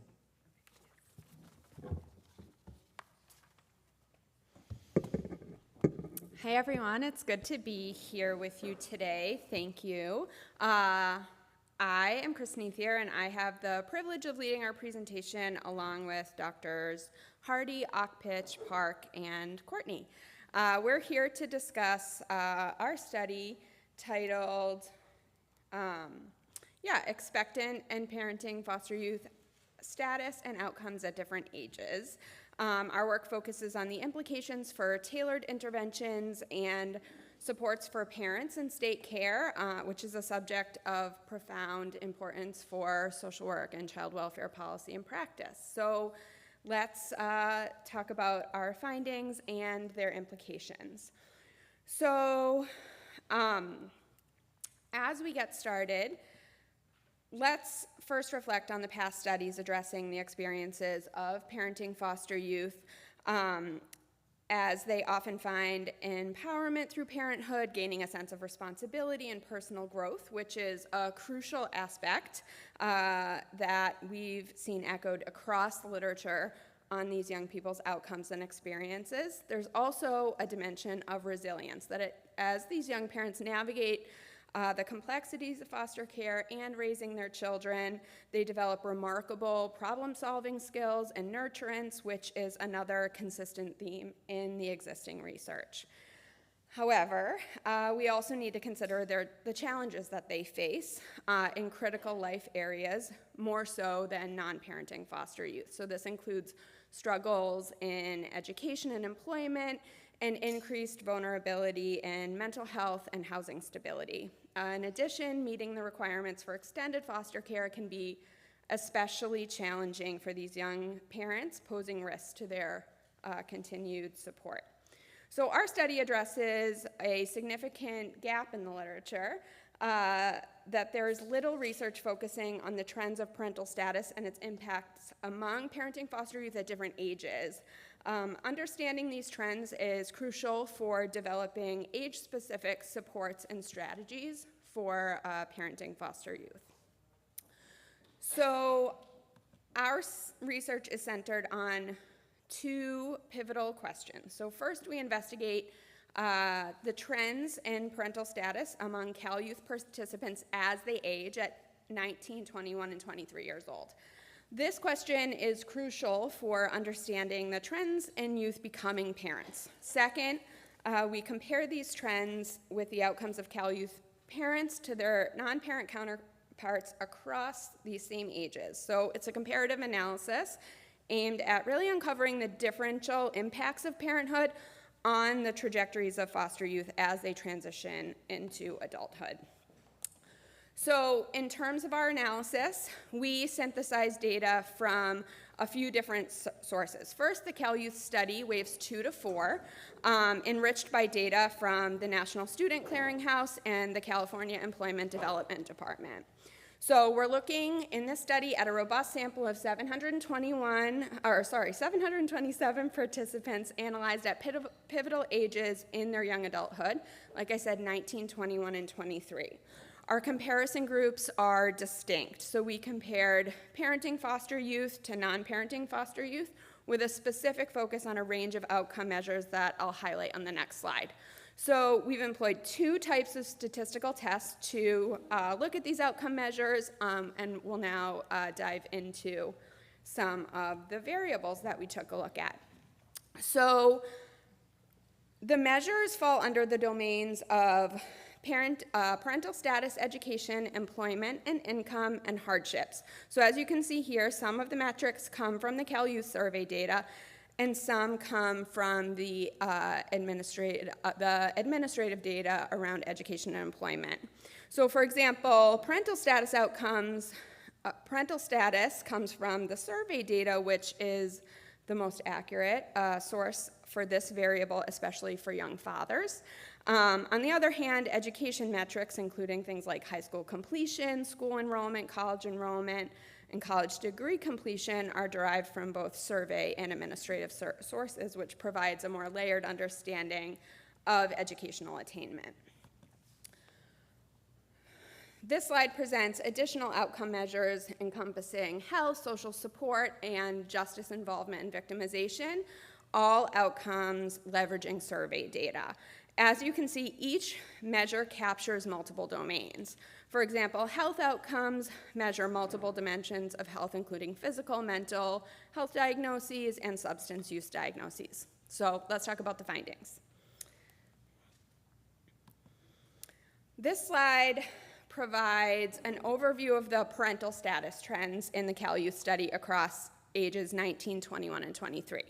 So we've highlighted in the findings slide the statistically significant findings in yellow. So we found a significant increase in parenting rates over time. So at age 19, 20% were parents, which increased to just over 30% by age 21 and 40% by age 23.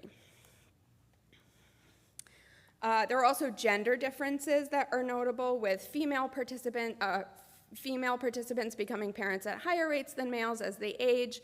By age 19, 27% of females and 10% of males were parents. By 21, those figures rose to over 40% and 17% respectively, and by 23, 52 and 24%, so big changes as they age. Racial and ethnic trends seen here show variability in parenting rates, with Hispanic youth being more likely to be parents than youth of other races and ethnicities at 21 and 23. This slide we start diving into education, employment, income, and hardships among Cal Youth participants across the 3 ages. With regard to education, notably there's a decrease in the percentage of those who completed high school credentials as they age from non-parents to parents. For example, parenting foster youth showed significantly lower educational attainment compared to non-parenting foster youth. At age 19, only about half of the parenting foster youth had completed a high school credential versus almost 3/4 of non-parenting foster youth. This gap closes at ages 21 and 23, but a disparity still remains. Additionally, both Cal Youth and Education Outcomes Administrative data indicate that parenting foster youth have lower rates of college enrollment and degree completion compared to non-parenting foster youth. So you can see those findings here. So as far as the employment and income trends, we see that, am I on the right, is the right slide coming up here? Yes. Okay. So employment and income trends indicate that at age 21, parenting foster youth are employed fewer quarters of the year and earn less than their non-parenting foster youth peers. At age 19, parenting foster youth had more savings than non-parenting foster youth, but at age 21, non-parenting foster youth saved more, reversing the initial savings trend. I advanced. Okay. Sorry about that, everyone. So can I go back? Here we are. Great. So CalFresh benefits trends show that parenting foster youth's increasing reliance on public aid with higher average benefits than non-parenting foster youth at ages 19, 21, and 23, which indicates parenting foster youth have a greater and growing financial needs over time. And the findings indicated no significant differences between parenting foster youth and non-parenting foster youth in terms of current school enrollment, part-time employment, and the number of economic hardships, including aspects of food insecurity and homelessness. So let's talk about health, social support, and victimization. Beginning with health, by age 21, we see a notable trend where non-parenting youth had higher mental health diagnosis rates than parenting youth, 28% compared to 18%. At ages 21 and 23, parenting youth substance use was roughly half that of non-parenting youth. So,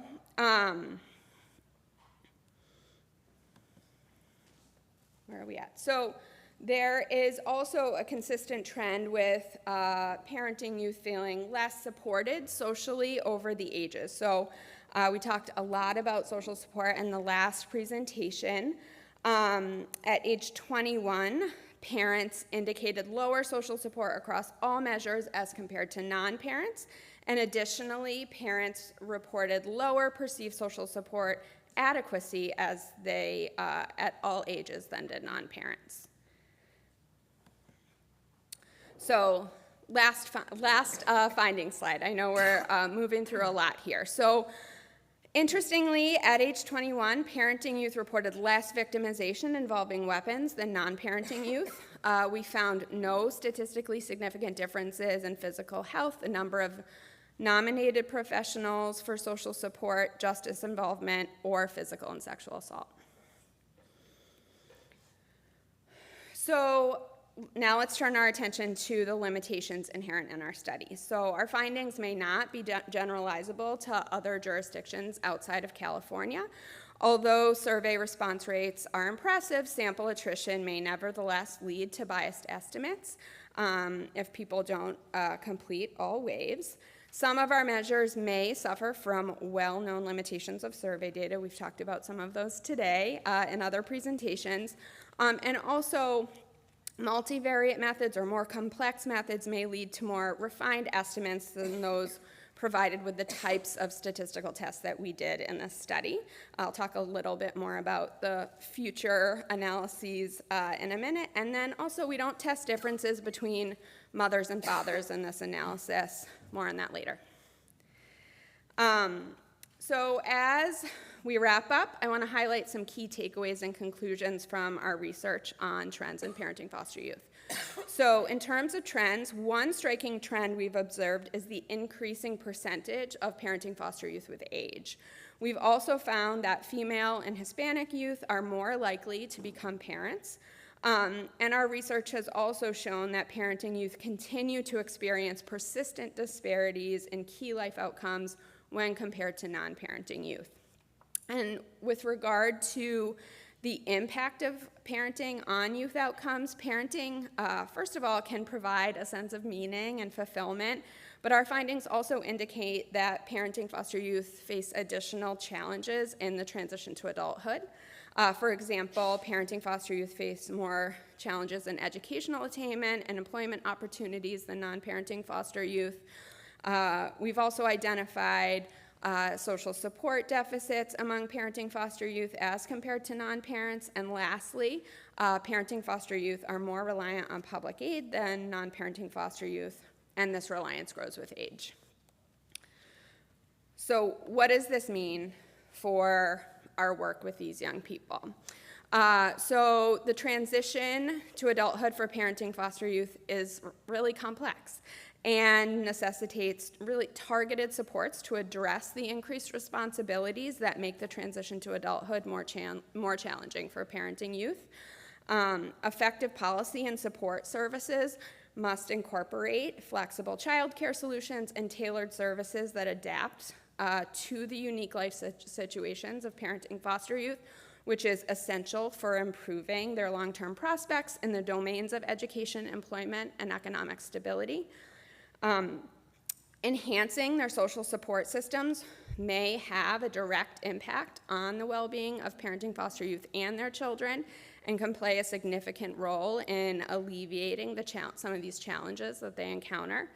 And there's a pressing need for the development and ongoing evaluation of comprehensive programs that are specifically designed to meet the dual needs of parenting foster youth, with a focus on customizing education and employment services to fit their unique parenting experiences. So this research that we've presented today lays the groundwork for our broader study examining the outcomes and experiences of expectant and parenting foster youth. So we have two remaining phases of data collection and analysis for the study. As I mentioned earlier, our analysis would be strengthened with more complex statistical models, and in the next phase we'll conduct additional longitudinal analyses to examine more diverse predictors and outcomes among parenting foster youth versus non-parenting foster youth, and among unique subpopulations of parenting foster youth across the waves of the CalYouth data. To further contextualize our understanding of the outcomes, we'll also hear from expectant and parenting foster youth about their varied and nuanced experiences during the expectancy and parenting stages. So to do that, we'll conduct in-depth interviews with parenting foster youth, both mothers and fathers. And we'll conduct focus groups with 45 expectant and parenting foster youth, including those subpopulations. So we look forward to sharing those findings from the next phase of our study at a future meeting with you all. Thank you.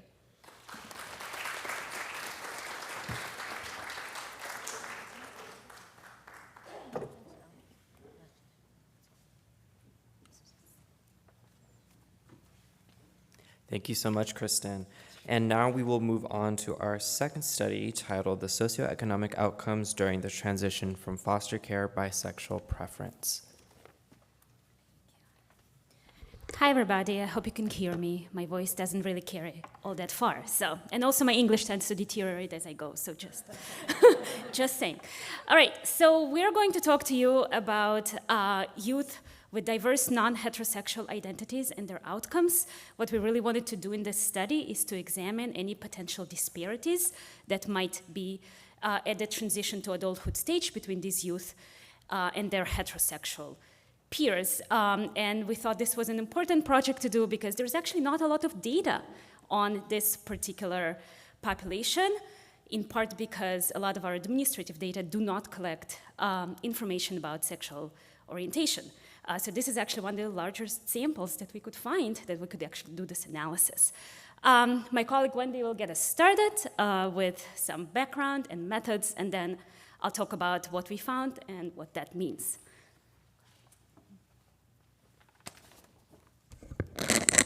Thank you. I think I'm going to stand over here. Otherwise, I just look like a little bit of a bobbling head. So first, we're going to provide a little bit of background about why this study is important and meaningful and novel. So we know a little bit about non-heterosexual youth in foster care, and what we know is that LGBT and other people with non-heterosexual identities are overrepresented in foster care in the United States. And so to give you a sense of what that looks like, between 15 and 35% of youth in foster care identify as non-heterosexual, and that's compared to about 10% of youth in the general population. And so we don't know all the reasons why this overrepresentation exists, but there are thoughts that these factors can be linked to things such as family rejection or other neglect that may result as in part due to the youth's sexual orientation. So let's think a little bit about the period of youth aging out of care.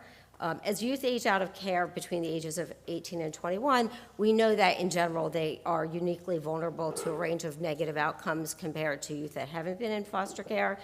And for example, when we think about functional outcomes, youth that age out are more likely to have educational and vocational challenges, financial issues, things that we heard about earlier this morning, including things related to housing and homelessness, dependence on public assistance, and so on. And these youth also tend to have greater challenges with regard to mental health and substance use. And so we know that these challenges can persist into young adulthood, and so what we're really interested in is, well, what happens after they age out? So let's take a look a little bit about, well, what do we know about non-heterosexual youth in general? And there are a few studies that focus on outcomes of non-heterosexual youth as they age out of foster care and begin to live independently, but there really is a lot of gaps in the knowledge. So there is some evidence that points to higher rates of homelessness and behavioral health concerns compared to youth that aren't that are heterosexual, and like we said, as youth age out, they face challenges to begin with, so they may be compounded as a result of their identities. And so we wanted to think about comparing the outcomes of non-heterosexual youth and their heterosexual peers, and that needs to be identified, so if we know where there are disparities, perhaps we can begin to address those disparities. So we examined socioeconomic and behavioral health outcomes of non-heterosexual youth who have aged out of the foster care system in California. We used the Cal Youth data, and we compared these youth's outcomes to outcomes of their heterosexual peers to explore potential disparities. And we focused on outcomes at age 23 because of this gap in knowledge. So differences in outcomes after youth age out of care may point to some unmet needs that could potentially be addressed in the future. So like our previous panelist, we used the Cal Youth data, and we used data from all 4 waves of the data. collection, not just, we looked at outcomes at age 23, but we used all the data from the previous waves. And the current sample included 541 youth who they had to have provided information about their sexual preference. So about 75% of the sample did that, so that's who we included in our sample. So we are interested primarily in youth that identify as 100% heterosexual versus not. So I wanted to just spend a couple minutes on what that is. And I want to read the question that was actually in all waves of the data about sexual preference, because terminology has changed and there are obviously limitations with regard to that. So the question is please choose the description that best fits how you think about yourself. 100% heterosexual or straight, mostly heterosexual or straight, but somewhat attracted to people of your own sex, bisexual, that is attracted to men and women equally, 100% homosexual or gay, mostly homosexual or gay, but somewhat attracted to people of the opposite sex, or not sexually attracted to either males or females. So it was really on a continuum. But as we go through the rest of our presentation, we want you to know this is sexual preference. It's not necessarily sexual identity or youth's experiences with coming out in any way at all. So if a youth identified as 100% heterosexual at all 4 waves of the data collection, or whenever they participated in each wave, we consider them 100% heterosexual, and everybody else was listed as not 100% heterosexual. So there are obviously limitations to this, but it gives us a sense as to differences that we may encounter. So these are the outcomes that we looked at age 23.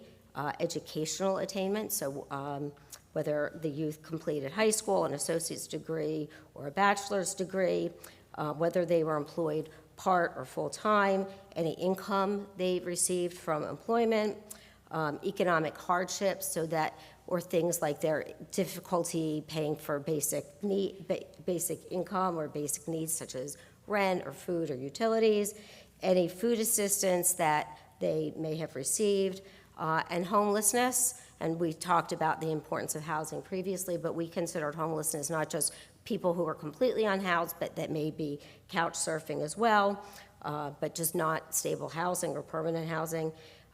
We looked at mental health challenges and substance use or misuse. And what we wanted to do in our analysis was to control for factors that may explain additional differences between the heterosexual and non-heterosexual youth. So that included things like gender, race and ethnicity, and age. Those are demographic factors.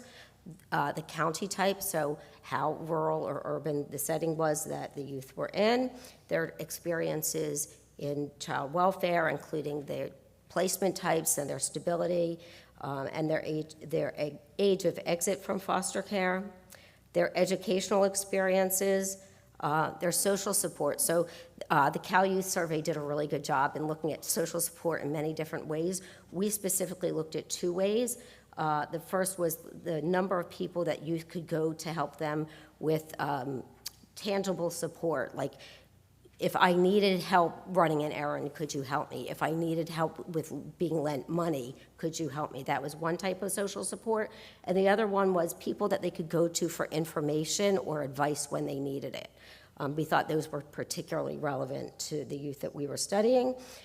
We looked at parenting, so giving birth to a child or fathering a child, as well as the outcomes at previous waves of data. So for instance, if we wanted to control, say, for homelessness at previous waves of data.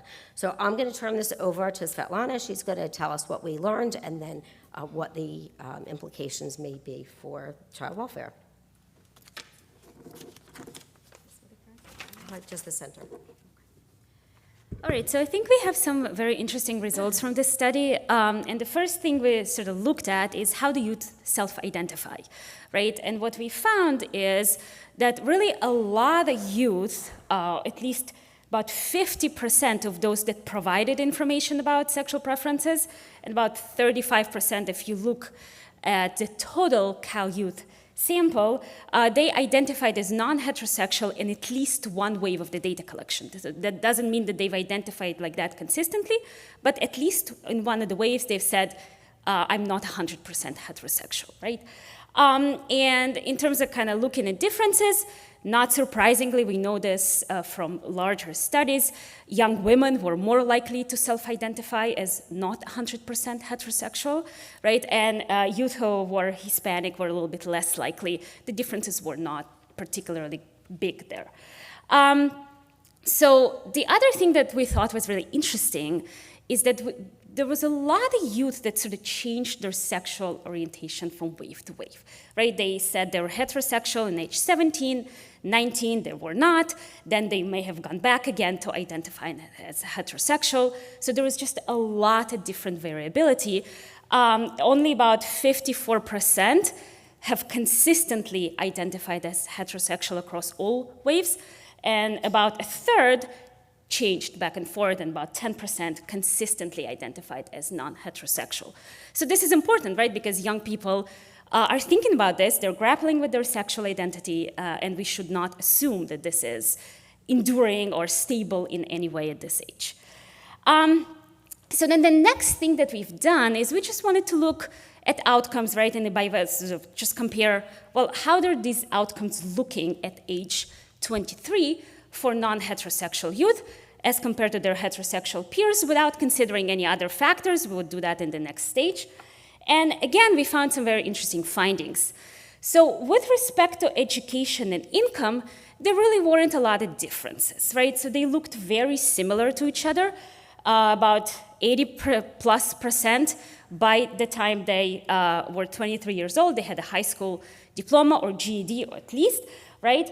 But the earnings are really low for all youth, right? Not just heterosexual youth. All youth had, a lot of them had earnings of 10,000 or less, right? So very low earnings for everybody.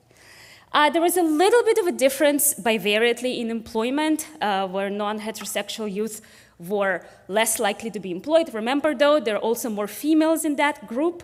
So actually, once we controlled for gender and multivariate analysis, that difference disappeared.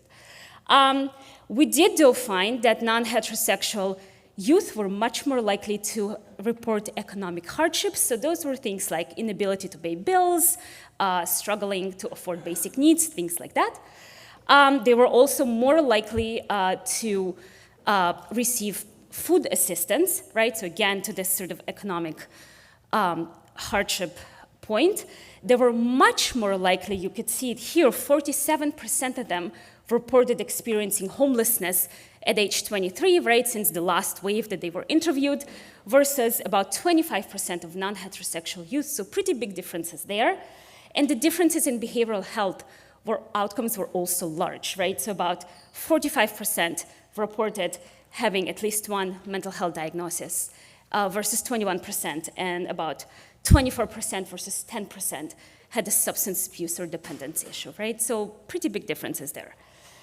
So then, again, recognizing that some of these differences can be explained because the groups are different, right? So as I've said, in terms of employment, that difference has disappeared once we accounted for gender. So we wanted to sort of see, well, what happens when you account for some of these demographic factors?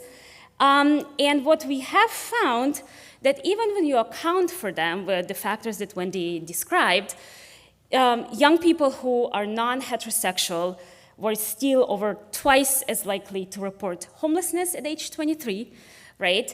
To experience 3 or more economic hardships, which is interesting because their education and income seem to be comparable, right? So this is a point that we should consider and think about.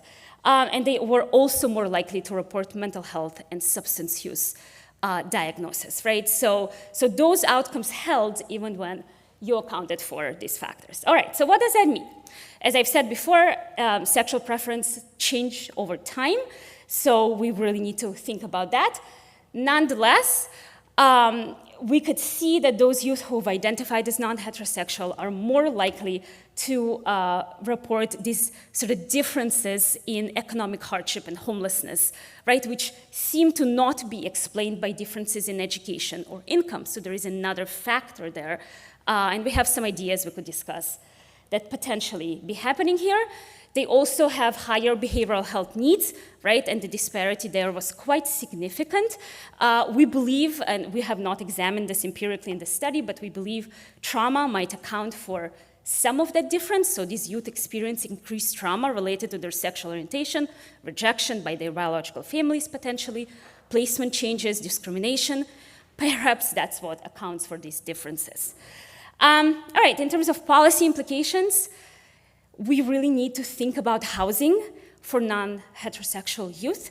Anecdotally, not from this study, some youth that we talked with say things like, well, I can't really live with my partner in these options that you're offering, so I'm not going to do that, right? There are other disparities. You could see that homelessness rates are quite high, so we need to think about that. All young people have to have services that are caring and affirming, right? Because again, young people change their sexual preferences a lot, right? So when we provide services, they really need to be LGBTQI affirming for all young people, right? From the get-go. Just one note about limitations. I think I'm out of time. So obviously there are lots of limitations here. When we talked about kind of how the wording was done, this is a big limitation in terms of how the sexual preferences question was measured. But also we have some other issues. We did not have a lot of young men who were non-heterosexual, so we need more information about young men, right? Most of these non-heterosexual youth were females.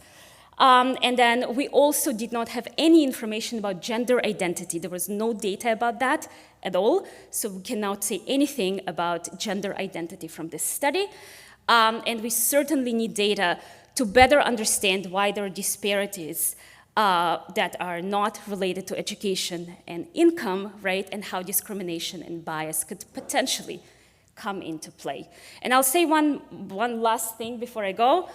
All the outcomes, and we probably know this from prior studies, they were sort of stable over time, right, in some ways. So youth who are doing well at age 17 were more likely to do well at other ages, right? So that means as much as we can, we should address disparities while youth are still in care to set them up for success later on.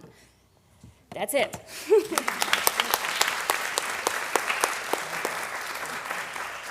Thank you so much, Svetlana and Wendy. And I also want to apologize, Julia, on my confusion at the beginning. I did not read your bio, so I want to make sure y'all know who you're talking to. So Julia Arroyo is an assistant professor of sociology in the Department of Sociology and Anthropology at the College of Charleston. Her research broadly focuses on family relationships and well-being, as well as how social policy and child protection system practices impact these.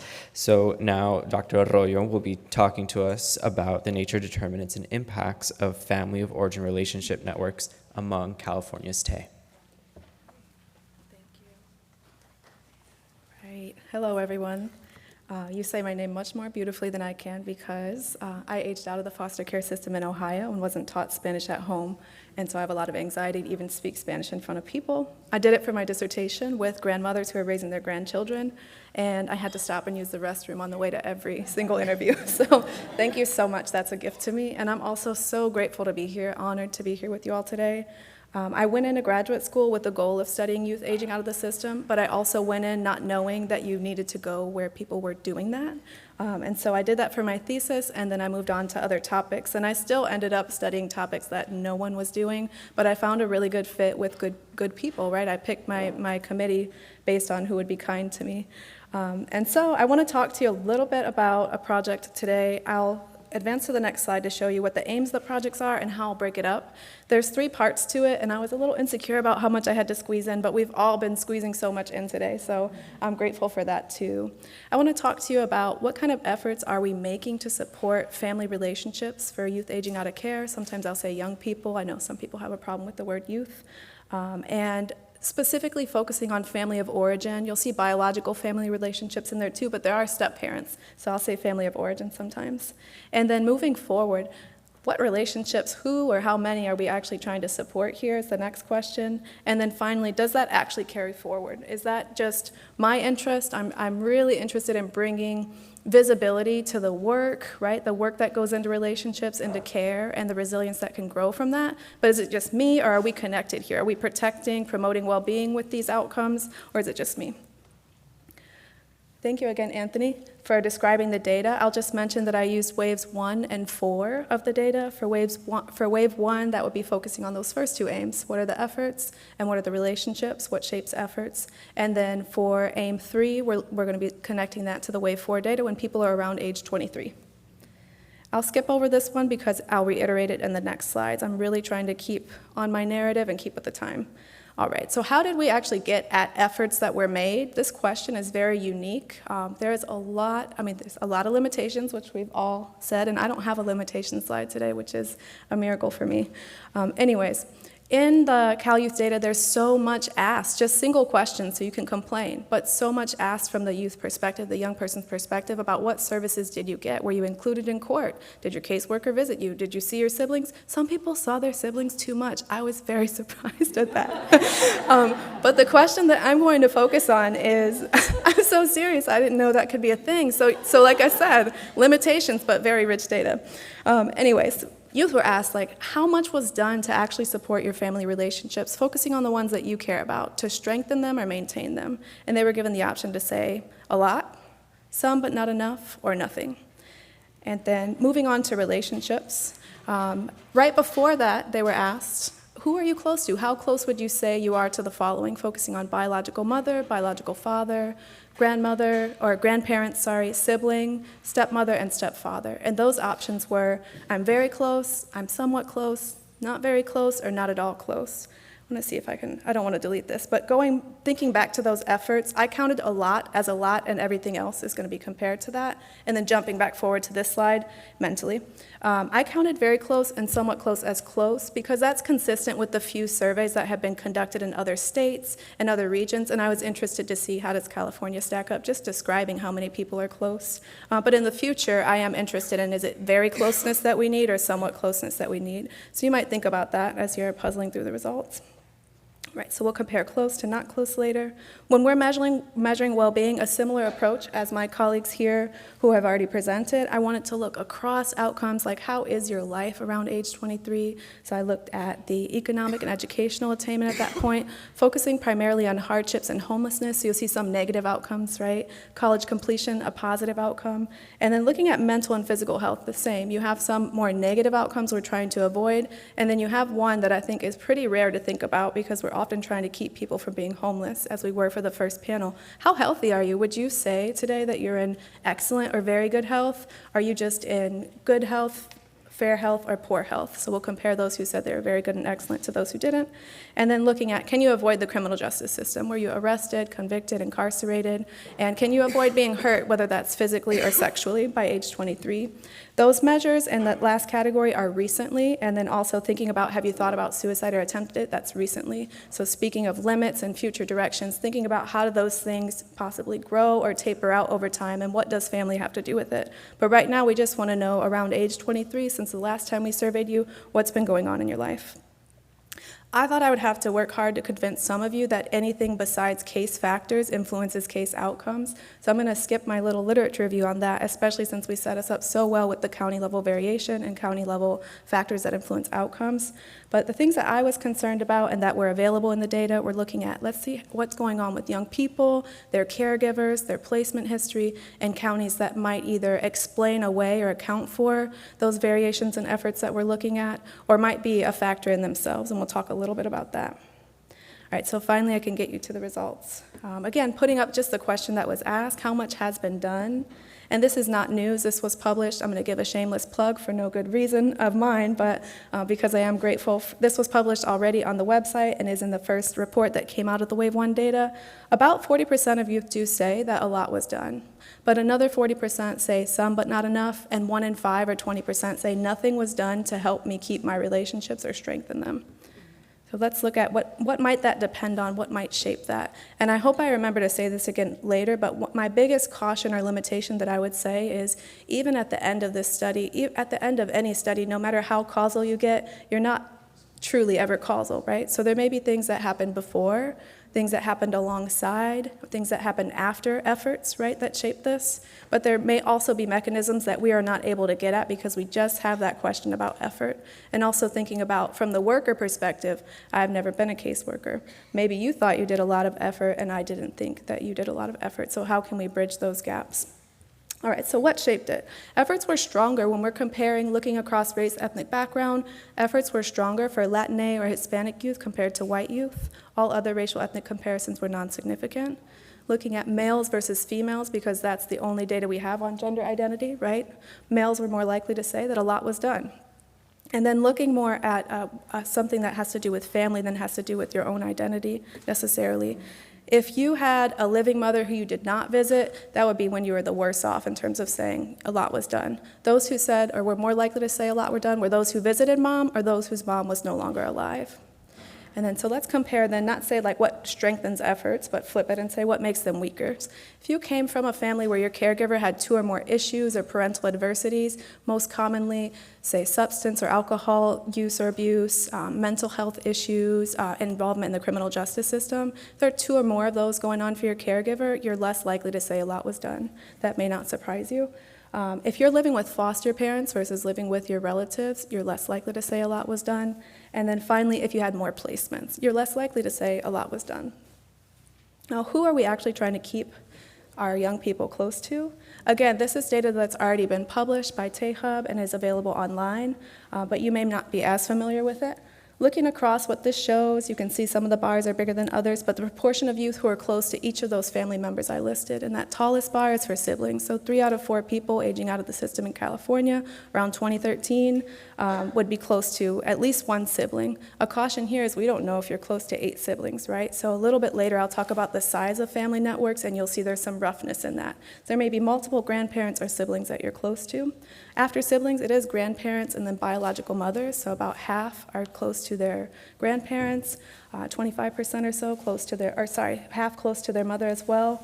But I think for me, someone who studies racial disparities, father engagement, and worker discretion, that father piece there is, I don't think it's negligible to say that 1 in 5 people are close to dad, especially when we have that troubling issue of we all are looking at father engagement, but we're all still falling short on father engagement in federal data and within states.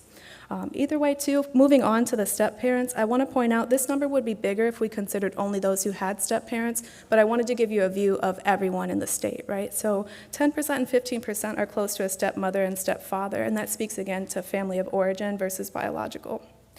Right, I'm going to give you just a snippet of data that I have processed so far on how many people in your family are you close to, again, remembering that roughness. And you'll see that only 10%, 9% are close to no one. So the big takeaway I would say is most people aging out of the system, most people around age 17 are close to 1 or more members of their family network. And for me, I think that's important because that visibility piece, I think we think if your parents' rights were terminated or on the cusp of being terminated, you have no family because you have no parent, and we assume just parent. But those of you who work in the system or do research probably already knew a bit about grandparents and siblings relevant, and intuitively, and in our policies, we strengthen families. We don't just strengthen parents. So just thinking about where I'm going long term with this.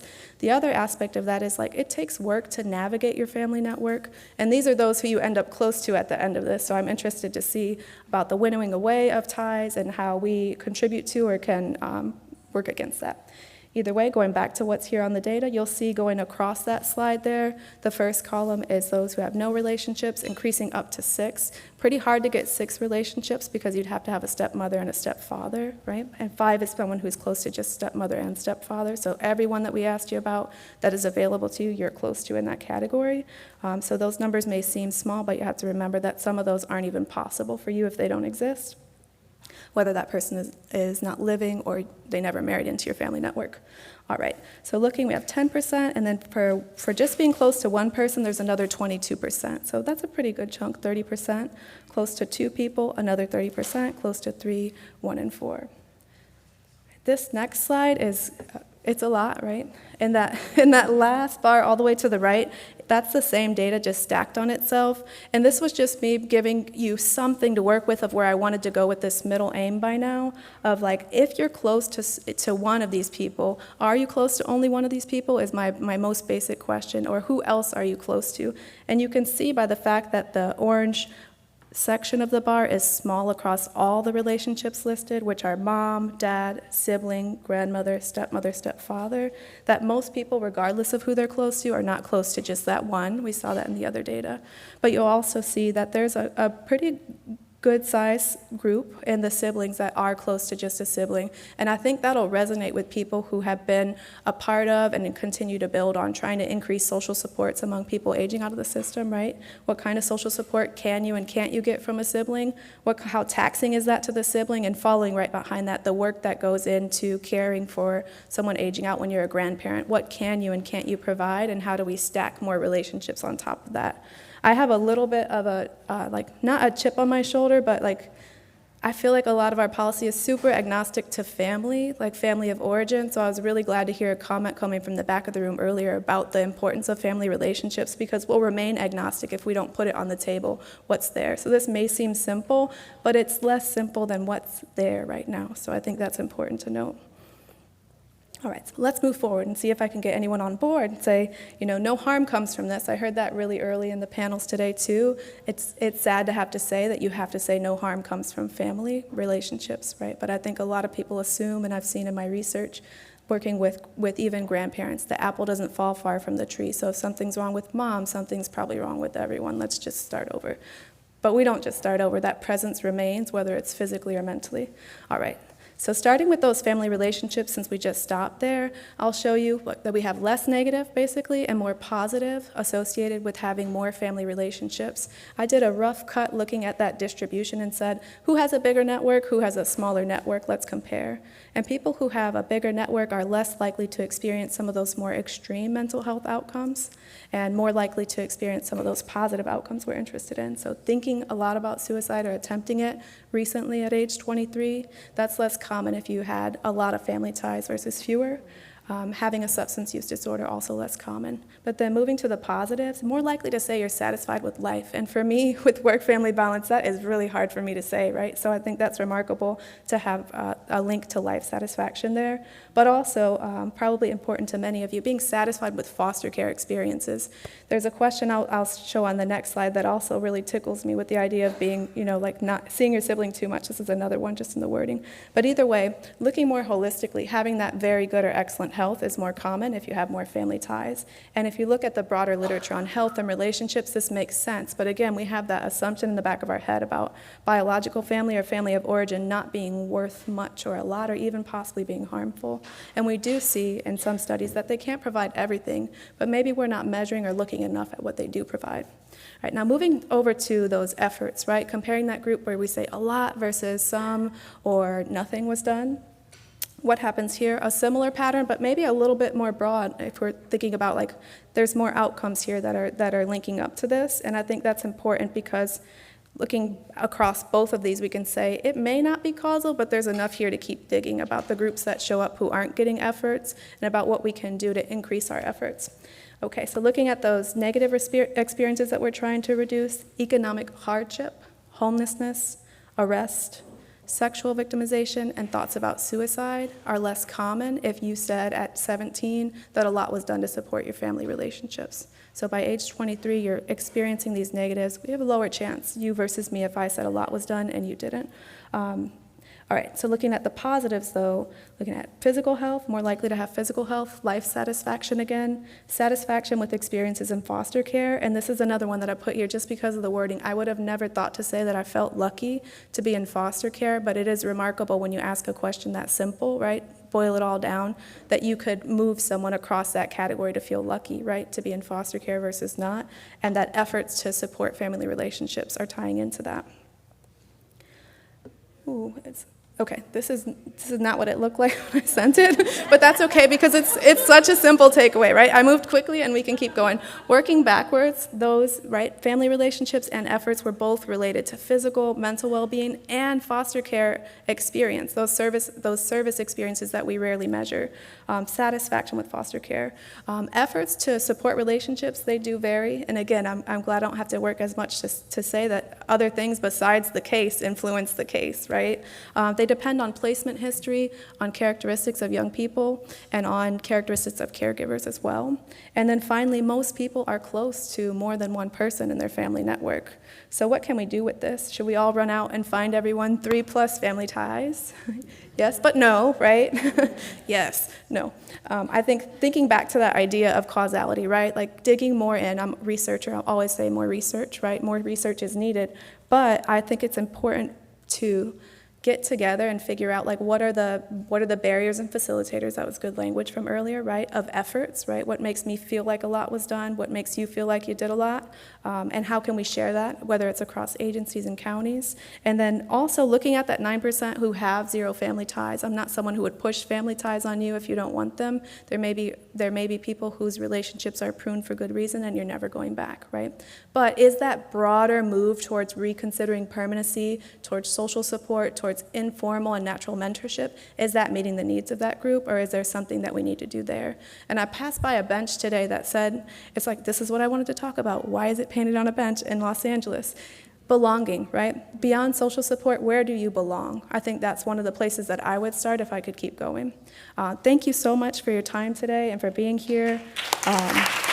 Looking forward to discussion.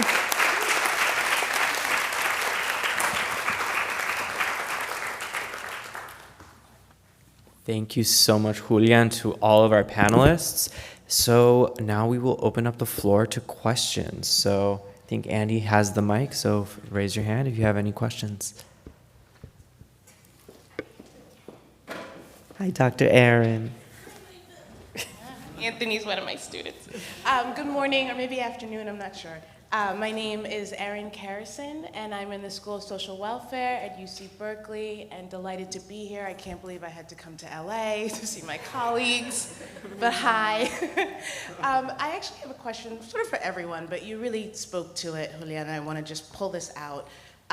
Is the quality of relationships, right? So you have the survey data, and we're seeing all of this endorsement, for relationships, either biological step or, higher up in the generational sort of tree. And thinking specifically about grandparents, and I'm asking you because you did this dissertation, for children who are coming from families and communities where there's so much divestment, marginalization, oppression, et cetera, generations tend to be younger. So my point is, you can be a 20-year-old with a grandparent who's 45. That's totally normal, completely normal, right? Especially if your birth parent is incarcerated, possibly dead, right? Those are real outcomes. And so if that's the case, I'm wondering for grandparents who also might be criminal legal system involved, maybe they've gotten it together, right? Like, I'll be 40 this summer, and I think about it, I'm like, I could totally, no, but I could totally have a kid, like, whereas I wouldn't have wanted one 10 years ago. So something about that time period, I think, might be really clutch, like adulthood for grandparents and their readiness to caregive. And so I'm curious, again, given the limitations of survey data, I don't expect anyone to answer to this using their data, but perhaps anecdotally or in prior research, has anyone pulled that out? A lot of grandparents are not in their 70s. I think the literature on grandparents oftentimes focusing on... Here. Oh, sorry. Thank you. Thank you. All right, I was glad that Mark struggled with technology this morning to start us off, so. Anyways, a lot of the research that I see on grandparents is focusing on grandparent well-being, trying to understand like why is physical and mental health worse for a grandparent caregiver versus the average parent biological step, cohabiting parent.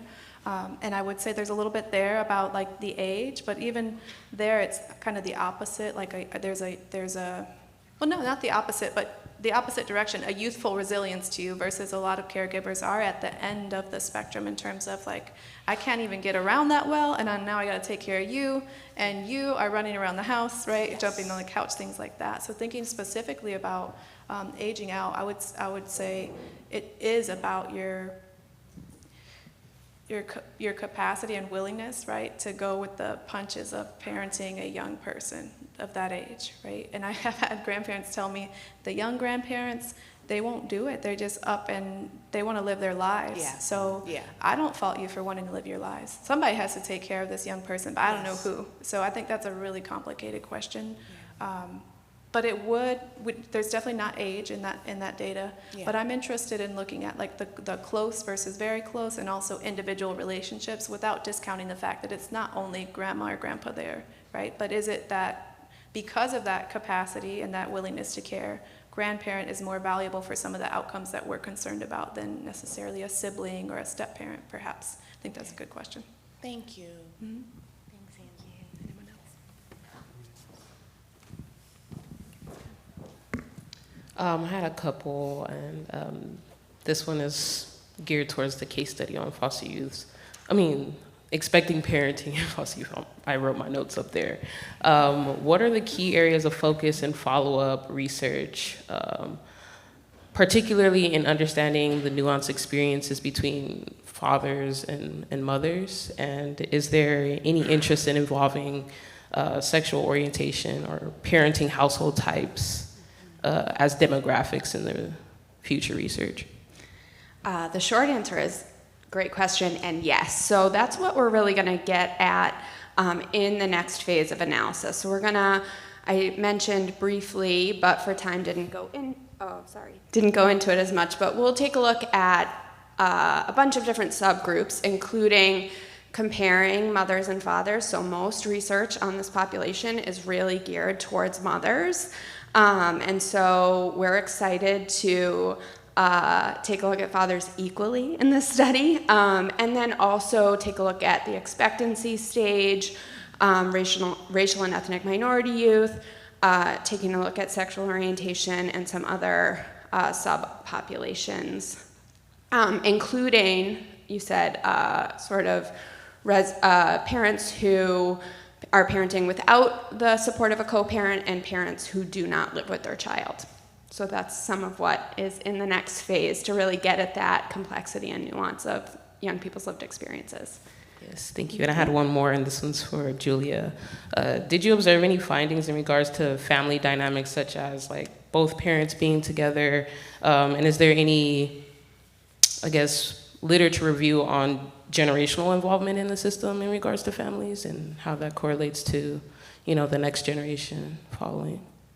Ooh, so the second part, there's definitely some literature review and some research. I wouldn't be able to pull from my head like the most relevant piece for this, but maybe I'll ask you to follow up on like where you would go with that question. And then the first one, you asked me if there were any findings on family dynamics and whether parents are together or apart. So for reasons of a contract with the state of California, I can't speak to any other findings beyond what I put in my slides. But I can speak to what I saw in the Wave 1 report of the TAY-Hub, looking at, I think it's interesting to consider like just the questions that were asked, right? Like, did your mother, did she see the foster parent? Does she get along well with the foster parent? That was asked, right? And there are a considerable number of mothers and fathers who get along well with foster parents, or resource parents, as you might prefer to call them. So that family dynamic, you could look into that more with the data. And then moving outside of this data, on some of my work with non-resident father engagement, there's just one little variable in the data that asks for fathers who did not live with their children at the time children were removed, so I can't talk about fathers who did. But even among those fathers, their quality of relationship with the mother varies, right? Some of them actually are back together, or are together but just didn't live together. A good amount just never talk or are hostile, and then there's some that are on again, off again, or just friends. And what you see is that those dynamics do shape the outcomes for father engagement. So whether that's a worker just relying on mother's report and unnecessarily judging a father, or a worker protecting a mother. So there's a little bit of an difficult to navigate territory, right, with family dynamics. Are we empowering mothers and children? Are we empowering whole families? Are we bringing a father in above and beyond a mother because we've given up on her? I'm not sure how to sort out that quantitative data. So do you want to do a follow-up question or comment?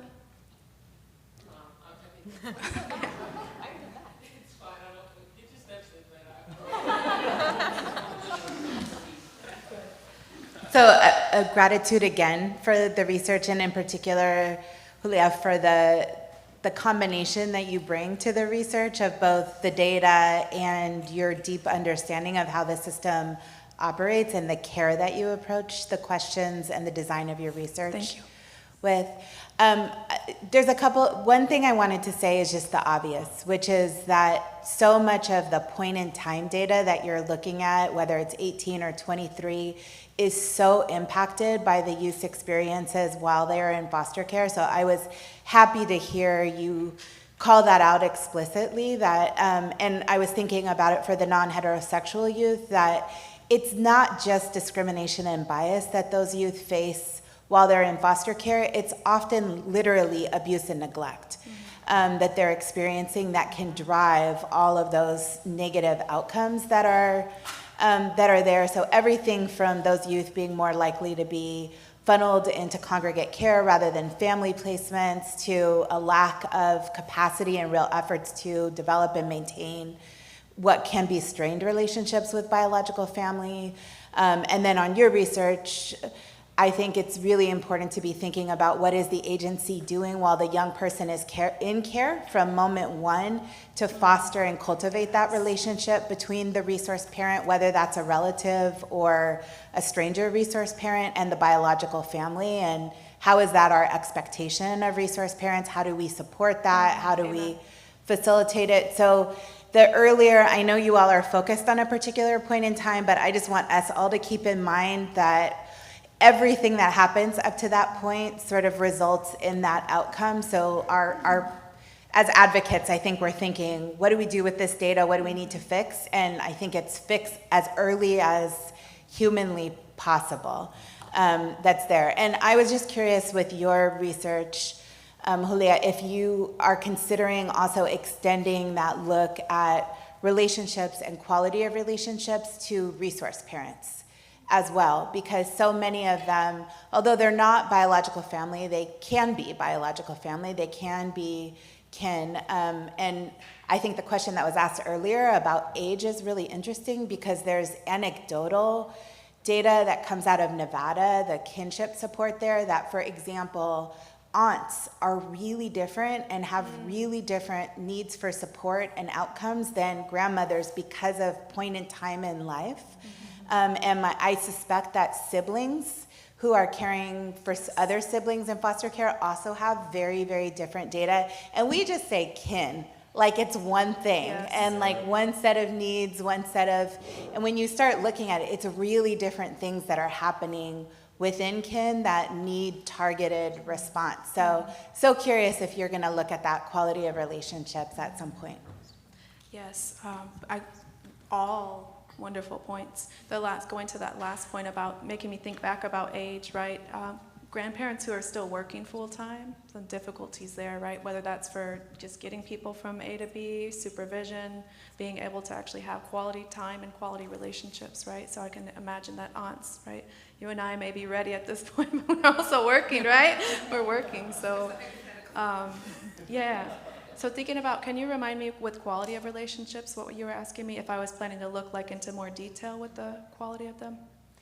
Yeah, if you're planning to look in more detail at the quality of relationships and how those impact, and extend that out to resource parents as well. Yes, that's where I knew there was something that I forgot to latch on to. So if you compared, I could advance slides, but I don't think you need it. I'd say like 90% of people aging out are close to their foster parent.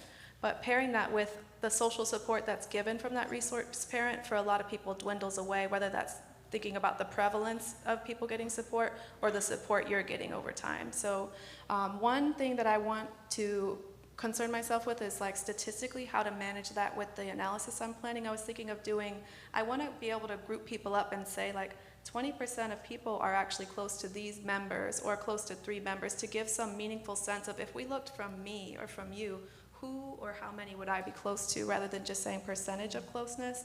And I wanted to then think about it, not just statistically, but also in terms of the literature, how to navigate that, my interest in family of origin, and also put that very important relationship that may be, right, that factor that I said might explain it, may be there. So I do plan to work on that, and then I got distracted by quality of relationships. But you were asking about resource parents. All of the above. Yeah. Thank you. Do we have any more questions? Oh. Mark.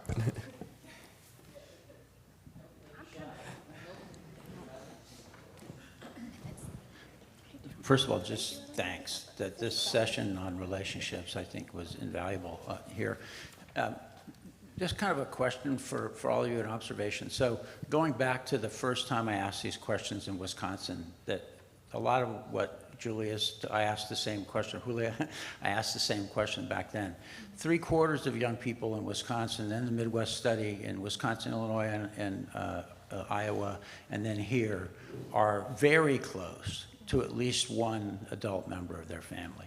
They report that at 17 and onward, right? So, and I appreciate where you came from, like we look at the apple doesn't fall far from the tree, and then look at all these good things, which is great, right? But even if you're worried about that the apple doesn't fall far from the tree, the fact that 3/4 of these young people are very close to a member of their family means that we owe it to them and to members of the family to help them manage those relationships, right?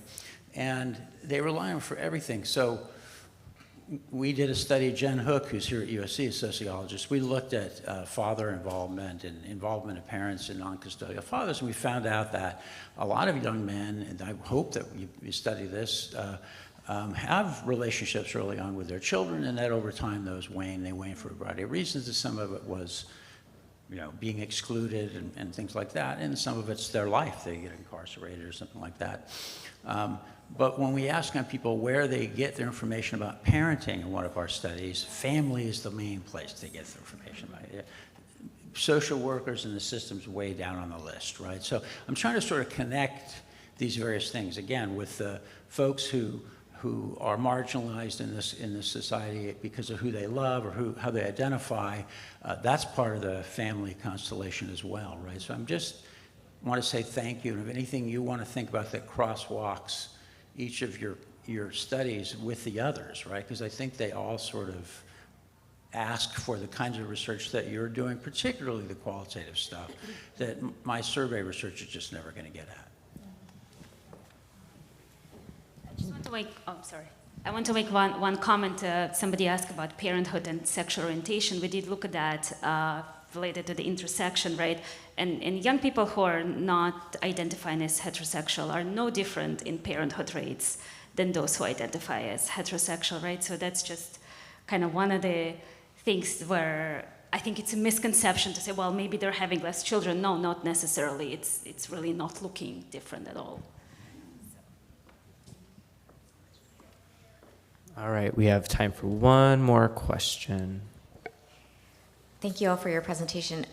We had one question about the charts around income, because I was thinking the income being really low at $10,000, and then there were savings of $1,500, and I can't even imagine having $1,500 in savings if I was only earning that much. And Kim and I were just talking about within some contracts of some of the placements where these young people are, some of that is required to be put in a savings. So I was just wondering if that was a requirement and that's where they got the savings, or whether it was coming from individual people putting money into savings.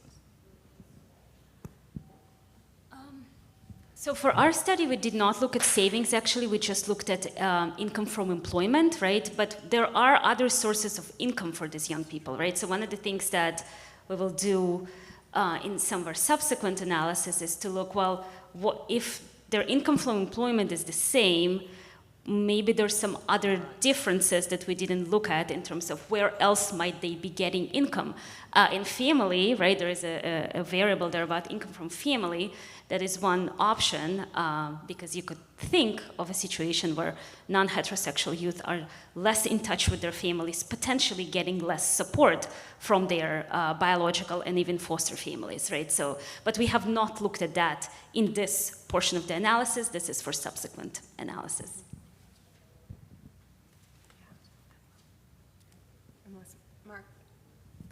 Mark, do you have thoughts on that in terms of where the young people are getting their savings from when you were asking these questions? I mean, we don't actually say where do you get your savings from, but actually one of the things in your presentation that was interesting to me is that the parents actually had more savings at an earlier age than the non-parent. Then as time goes on, that shifts. And I think one of the things that it relates to what Svetlana's saying, you're categorically eligible for various kinds of support because you're a parent, right? You're not eligible for TANF if you're not a parent, right? So there are the income sources. If you went and looked at that income sources, you would see big differences between parents and non-parents, even after controlling for education and things like that. So, but we don't ask them like, how did you get what did you put away? We just know we say, how much do you have in savings at each interview? Yeah, and in our qualitative work, we will ask more about their experiences with specific support services and how that's influencing their parenting experiences. So hopefully we'll learn more about that in the qualitative work. Thanks. Thank you so much, everyone. Thank you to our panelists. And now we are excused for lunch. And food is all along the sidewall. Lunch was miraculously appeared. If you have any dietary restrictions, you can come talk to me. You can come talk to Asta right over here with our TAY-Hub. And we will reconvene at 12:30. I apologize for locking people out earlier. We won't do that again. 12:30.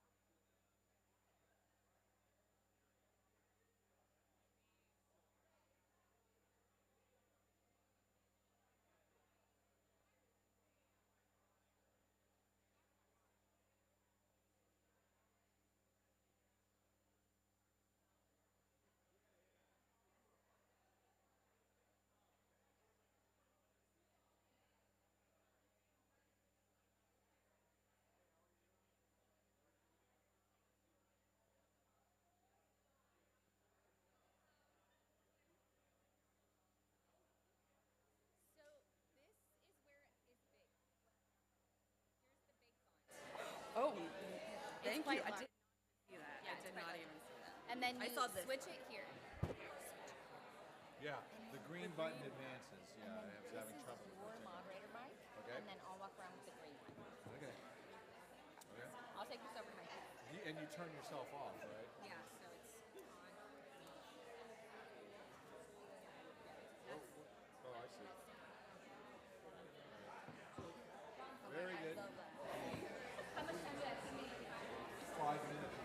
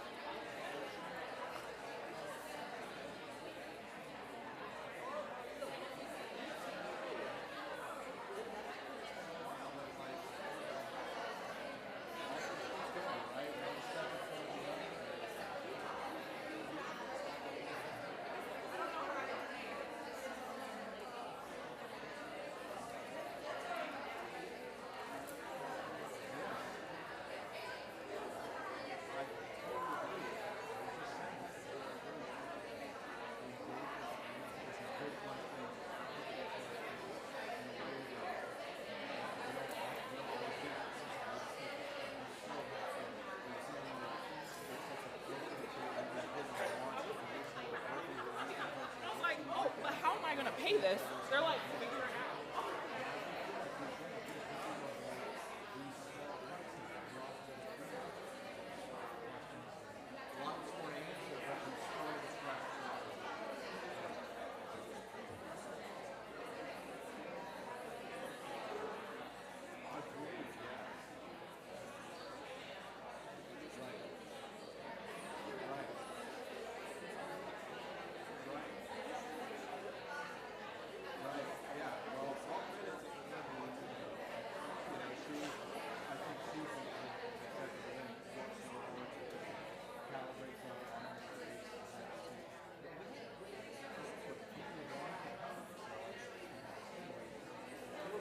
If I sit here, can you still see? Yeah. Yes, but I can't. Yeah, would that be better? Lindsay, you want me to bring you water? I can get it though. Do you want water? I think Andy already said she was going to grab you water. Just so that when I go to the podium, I can stand on there. Oh yeah, that's perfect. It's a long day. Sometimes getting morning committee stuff.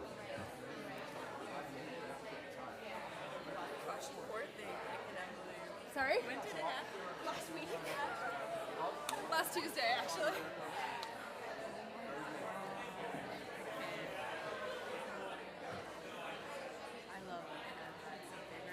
I would not have survived LAX. I don't know. I think we're just nervous. So we're like.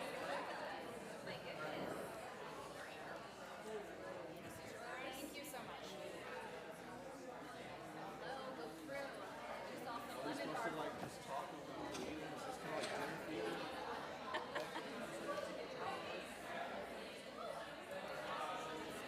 I'm not even gonna drink it because I'm gonna be like, oh, this is the one politician who's us. I feel that. If you want to, I mean, you can.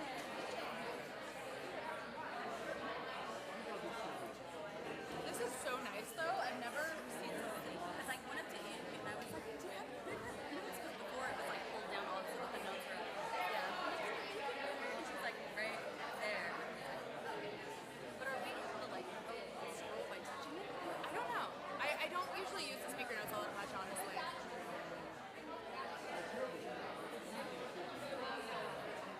Andy. Because I know for sure on some of my slides I will get the whole narrative up there. The problem is if I use too many speaker notes, I'll read them, so I just want to encourage people not to. Also, like when I do talks for econ audiences, there's this weird signaling thing where we use a very specific typesetting thing to do our slides in PowerPoint, and the only way to like get that to work is through a PDF. So we literally can't have speaker notes. That's kind of tricky, actually. Economists are a little crazy. I feel like I rely too heavily on my notes. Like if they're gone, lost. The flip side is our slides are the ugliest on the planet.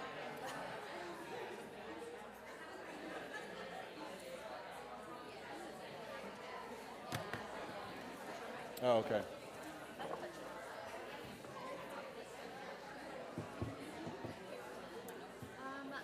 don't think it. Oh, it is. It is touching. Just scroll up. Okay. I don't need this for now. Okay, folks. So now we're going to move into the dinner theater portion of our program.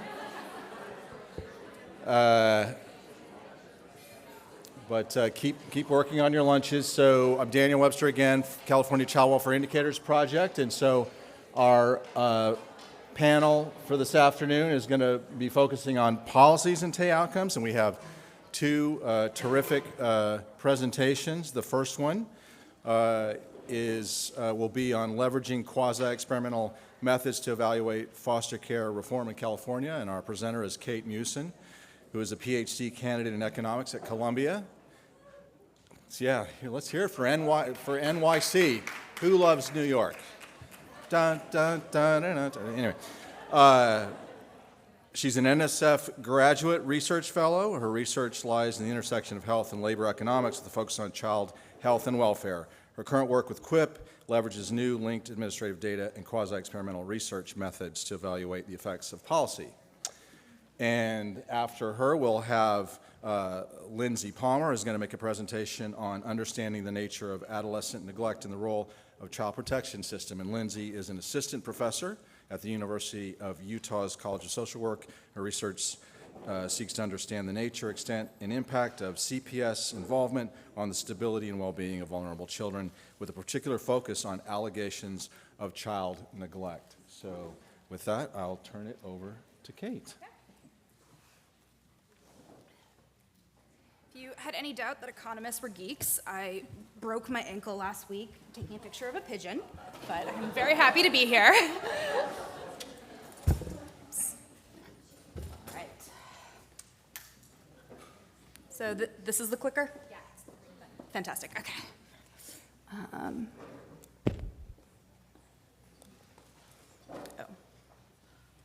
Other green button, got it.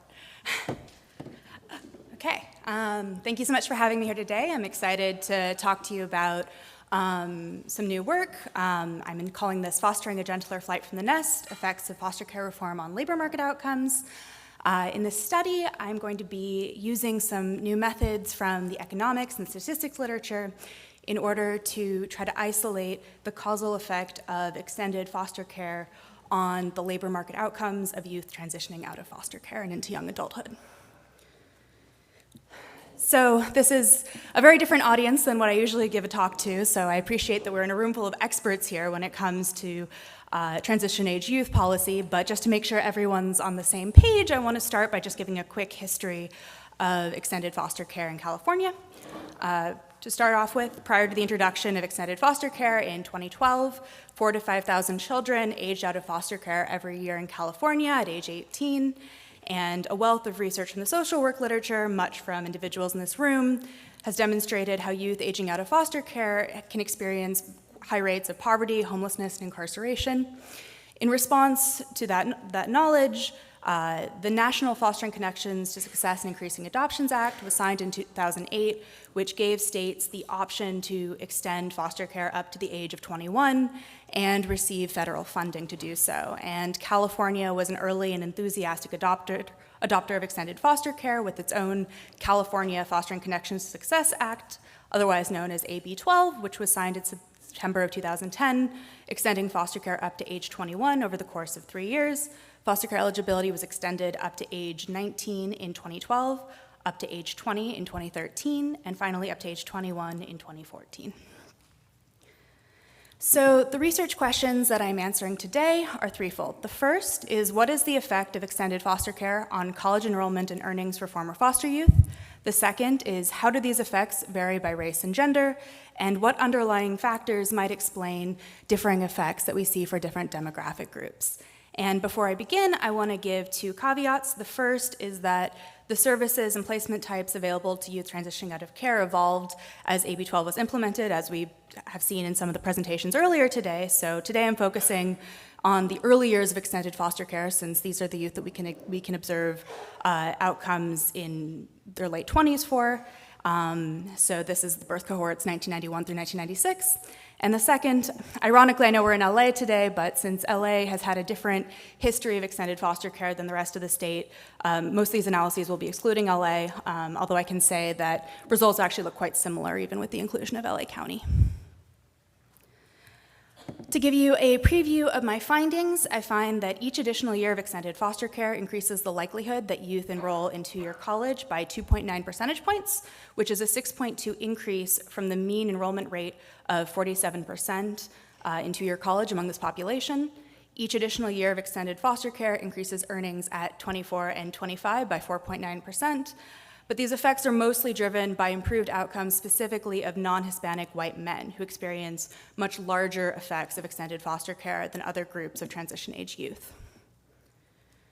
To start with, I want to first establish the fact that probably most people in this room know, which is that Assembly Bill 12 was incredibly successful in its first objective of increasing time in foster care for transition-age youth. Here, I'm showing the density plot of the exit age from foster care for youth who are in care on their 16th birthday for two different cohorts. In red, I'm showing you the exit ages for the birth cohort born in 1992, which was the last birth cohort to not be eligible for extended foster care under AB 12. And in blue, I'm showing you the distribution for the birth cohort born in 1994, which was the first cohort to have full eligibility for extended foster care under AB 12. And what I want you to take away from these plots are two things. First, for looking at the red line, what this is showing with that heaping at age 18 is that prior to the implementation of AB 12, 18 was a binding threshold for many youth, with most youth who are in care after their 16th birthday exiting basically around age 18 with very little youth exiting after, although there was some discretion. The second thing I want you to see is that for the blue cohort, the 1994 birth cohort, there is this huge shift in the distribution where suddenly age 21, the new threshold, becomes the new most common exit age for youth who are still in care on their 16th birthday. There's some youth who are still, exiting at age 18. Extended foster care is optional, but clearly there was an effective shift in terms of the time spent in care for these youth. Now, I could speak for an hour on the empirical methods here, but I will not bore you with that, although I would love to speak with anyone offline about the nitty-gritty of the statistics here. But to give you a brief overview of my empirical methods, my objective here is to actually estimate the causal effect of extended foster care. And I know you've all heard 1,000 times that causation does not equal correlation, and that's very much so true. And so that's why I need to account for certain facts, for a few different factors in building a statistical model that actually can try to tease out that causality under certain assumptions. And the three important issues that I need to account for are first, that extended foster care is optional. Those who choose to be in extended foster care are going to be different than youth who choose not to be in extended foster care. The second issue is that characteristics of youth in care are changing over time. So we want to be able to account for differences for youth as different birth cohorts come through the system. And finally, we want to know the effects of extended foster care take-up and not just eligibility for extended foster care. And the reason why we want to know this is for two reasons. First is that there's been many policy discussions about how to increase take-up of extended foster care for youth, and so that's a really important policy parameter.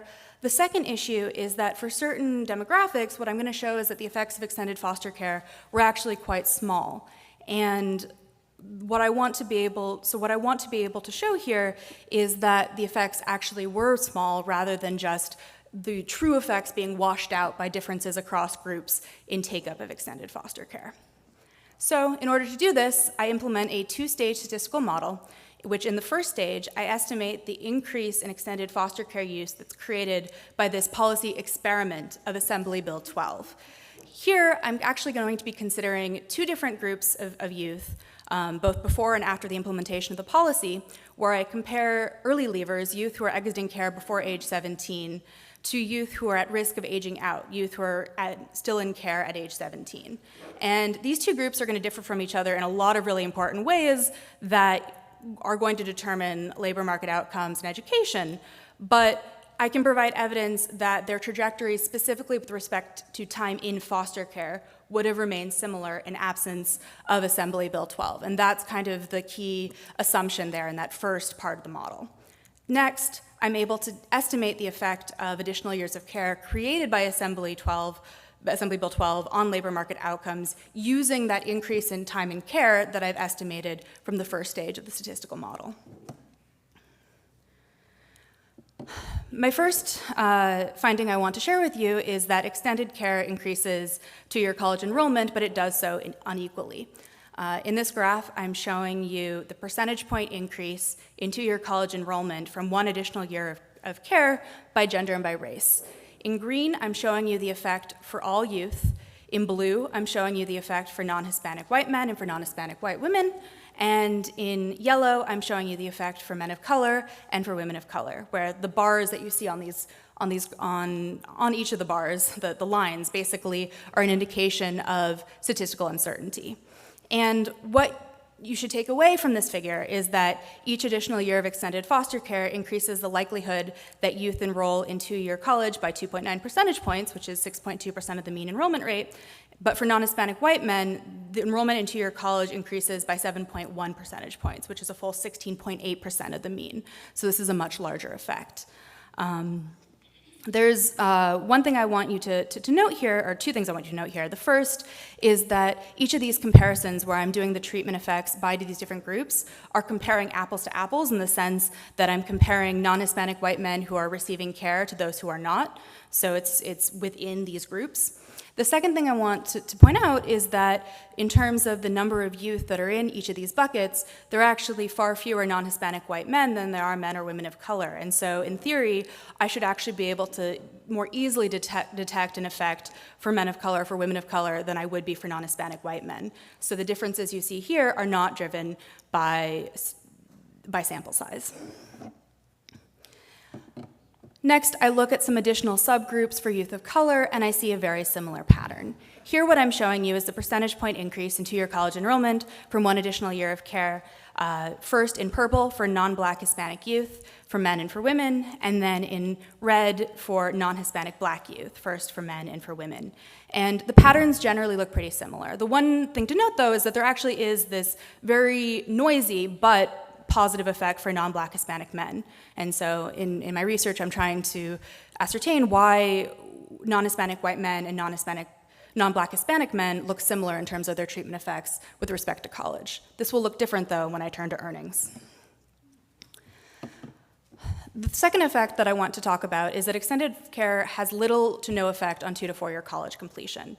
It is very effective at getting youth to enroll in college, but not necessarily to complete it.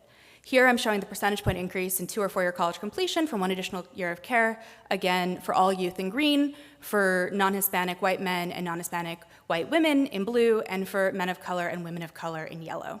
And overall, there is no statistically significant effect of additional care for the college completion rates of all youth. I do see a marginally significant effect on the college completion for non-Hispanic white men, but for other groups it is either noisy or estimated to be close to 0. Again, looking in narrow ethnic categories, disaggregating by non-Black Hispanic youth and non-Hispanic Black youth, both by gender, the effects are even more clearly pronounced as 0 effects. Turning to later down the line, when we look at labor market outcomes at age 24 and 25, we see a very similar pattern. We see that extended foster care increases wages at 24 and 25, but it does so unequally. Here I'm showing the percentage increase in wages at age 24 and 25 from an additional year of care, first in green for all youth, then for non-Hispanic white men and non-Hispanic white women in blue, and finally for women of color and men of color in yellow. And what I see here is that each additional year of extended foster care increases earnings at 24 and 25 by 4.9%, and for non-Hispanic white men, earnings increase by a whopping 16.6%. Turning again to some of these narrower ethnic categories within youth of color, an interesting pattern emerges in that while we still see no effect of extended foster care on the wages for non-Black Hispanic youth and non-Hispanic Black men, there actually does seem to be some improvements in the wages for non-Hispanic Black women, although I have less precision to be able to give you an estimate there. Turning to effects on formal employment, so whether or not they were employed at all at age 24 and 25, things look very similar, that we see these increases for all youth and larger increases specifically for non-Hispanic white men and for non-Hispanic Black women. A natural question you might ask is why non-Hispanic white men, and factors that you might think of as probation history, placement in congregate care, and use of kin care do not seem to be the reason that non-Hispanic white men benefit more from care. There are 2 factors that do seem to matter, both the presence of neuropsychological disabilities and geography. And I'll talk about these in the next couple slides, but again, these don't explain why non-Hispanic white men benefit the most. And my ongoing work continues to explore mechanisms, and that's why I'm really excited to be able to have conversations with all of you in this room as I continue that work. So here what I do is that I am looking at the treatment effects by whether or not youth are recorded as having a neuropsychological condition in the administrative data. And I should give the caveat of this field in the data is not always well populated, and so there may be some imprecision in terms of who is identified as having these conditions. And the second thing I want to say is that I'm using a very broad definition of neuropsychological conditions that spans both things like anxiety and depression, but also learning disorders and ADHD. And what I find here is that the treatment effects of extended foster care on college enrollment are actually suggestively higher for youth with neuropsychological conditions, whereas the treatment effects of extended foster care on wages are zero for youth with neuropsychological conditions and entirely driven by youth without them. And so the fact that, one, there's these somewhat contradictory results, and second, that it is actually white men who have more high rates of neuropsychological conditions in the data suggests that this, again, cannot be explanatory. As you all know, there's a lot of racial segregation in California as well, and geography does seem to matter for the treatment of extended foster care, but again, it's not explaining the non-Hispanic white men effect. What I'm showing here is a map of California by county, where I've categorized counties according to whether they're a non-metro county in dark blue, through small metro area, to medium metro area, to big metro area, where white people are disproportionately located in non-metro areas. And what I do see is that there do seem to be larger effects on wages from extended care, specifically in more suburban areas, but there isn't necessarily a huge non-metro rural white effect that I'm picking up. So geography matters, but I still have to figure out what those mechanisms underlying the geography are. To give a recap of my results, I find that each additional year of extended foster care increases the likelihood that youth enroll in two-year college, but effects for non-Hispanic white men are 2.7 times the size for youth overall. There's no detectable effect of extended foster care on 2- or 4-year college college completion, but there is suggestive evidence that has an effect for non-Hispanic white men, and each additional year of foster care increases earnings at 24 and 25, but the effects for non-Hispanic white men are 3.4 times the size of the effect for youth overall. To conclude, extended foster care improved outcomes for youth aging out of care, but overall effects mask important differences by race and gender. Disability and geography are both clearly important, but further work is needed to understand what are the mechanisms underlying differential effects. And at the end of the day, despite improvements, educational attainment and earnings remain low for former foster youth, so further work is needed to unpack the factors behind the effects found and to improve foster care policy for all youth. Thank you so much.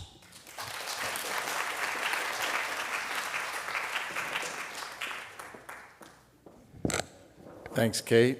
That was a lot of information, and of course we'll be distributing. I'm sure we'll be distributing all the PowerPoints and everything else following the presentation today. So there's a lot to absorb there. So I was furiously scribbling notes myself, but and we can also we'll have questions after Dr. Palmer goes, and then of course there'll be ample time to connect with us about some of the findings later. So with that, I'll turn to Dr. Lindsay Palmer to talk about understanding the nature of adolescent neglect and the role of child protection system. Lindsay? Oh, okay. Sorry. Sorry, I had an appendix. That's okay. Economist. Oh. Oh, I went too far. How do I go back? Oh.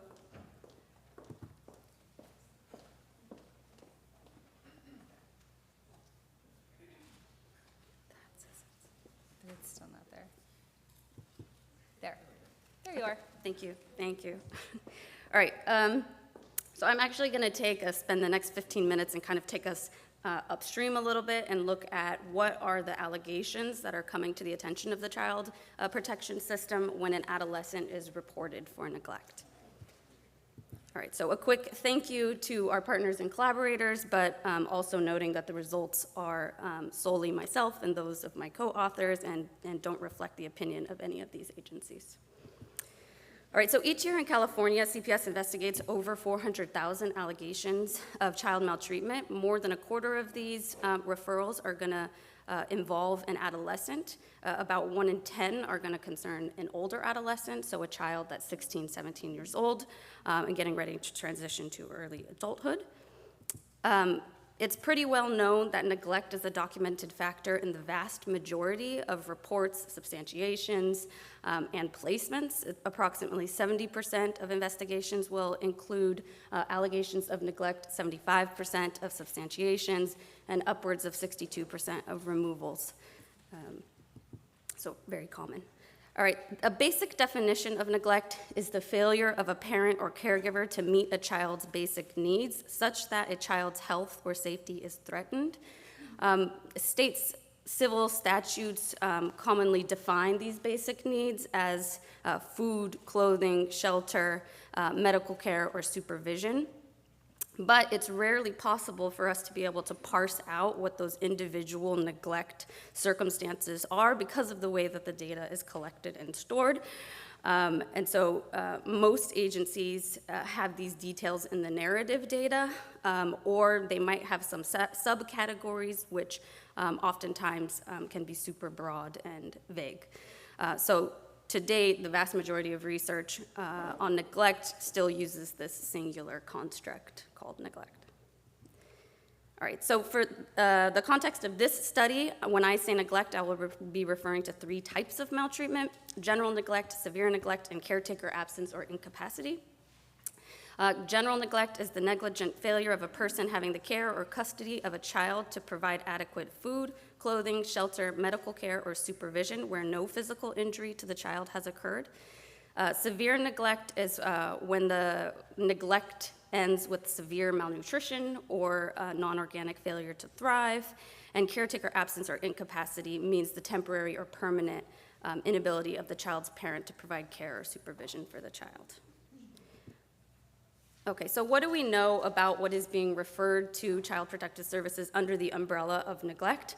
A study that we did a couple years ago that looked at case narratives in the state of California for allegations of neglect found that substance use, mental illness, domestic violence, and failure to protect from abuse were the most common concerns reported under that umbrella of neglect and accounted for 75% of all neglect investigations.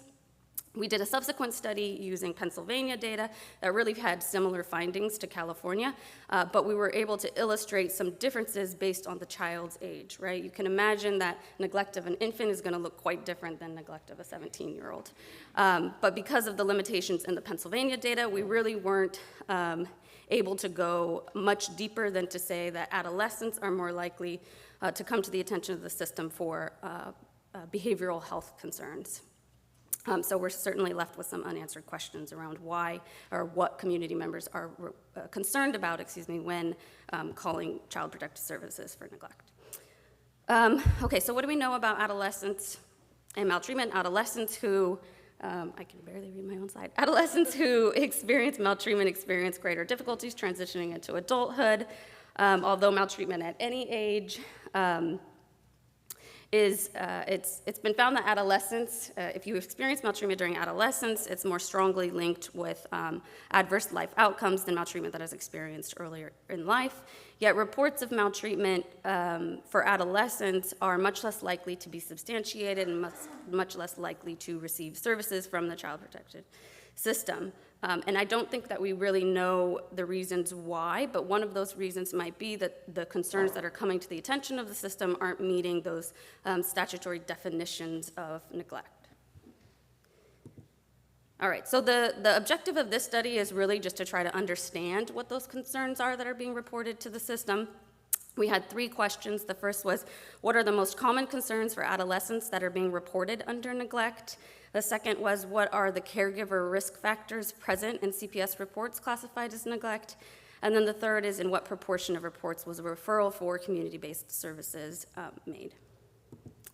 So we randomly selected 1,000 referrals that were made from 2017 to 2019 that had an adolescent on the referral with an allegation of neglect. And we used both the screener narrative, so what the reporter is saying when they call into the hotline, and the investigative narrative, so what the social worker is writing down during their investigation.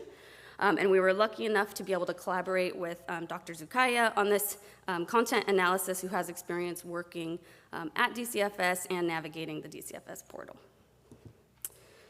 All right, so overall concerns for the adolescent, 41% of referrals for adolescent neglect had to do with the adolescent's behavioral health. 30% had to do with lack of protection from physical or sexual abuse. 30% were concerns related to the adolescent's mental health. 22% were due to lack of adequate supervision, and 17% were related to adolescents with unmet material needs. And examples of inadequate supervision for these adolescents were examples like parents not allowing the child back in the home, quote unquote being kicked out, or parents leaving for extended amounts of time, so days or weeks. All right, so this graph illustrates that older adolescents, so those 16 and 17-year-olds, were more likely to be referred for behavioral or health concerns compared to the younger adolescents. And the rest of the categories were more or less the same. For those 41% of adolescents who were reported due to concerns related to their behavior, most frequently it was for adolescent substance use or alcohol use, followed by defying authority or rule breaking, and then by truancy. And you can see here that older adolescents were much more likely to be reported to CPS for alcohol or drug use. Okay, so for those 17% of adolescents that had a concern documented on their referral related to an unmet material need, there were pretty big differences by age. In general, younger adolescents were much more likely to have a concern for an unmet material need reported, and that stayed true for all the subcategories with the exception of being unhoused, which older adolescents were much more likely than younger adolescents to have a concern related to themselves being unhoused. Okay. For the parental or household risk, 29% noted a concern related to the parent's substance use or alcohol use. About 1 in 4 had co-occurring physical or sexual abuse allegations, and then about 17% noted domestic violence. All right, so the only difference by age was that younger adolescents were much more likely to have a documented concern related to parental alcohol or drug use compared to the older adolescents. And this really maps on to a lot of the other neglect studies that we've been doing where you see substances are overwhelmingly present for the youngest kids, particularly for infants, but then kind of has a declining presence as children age.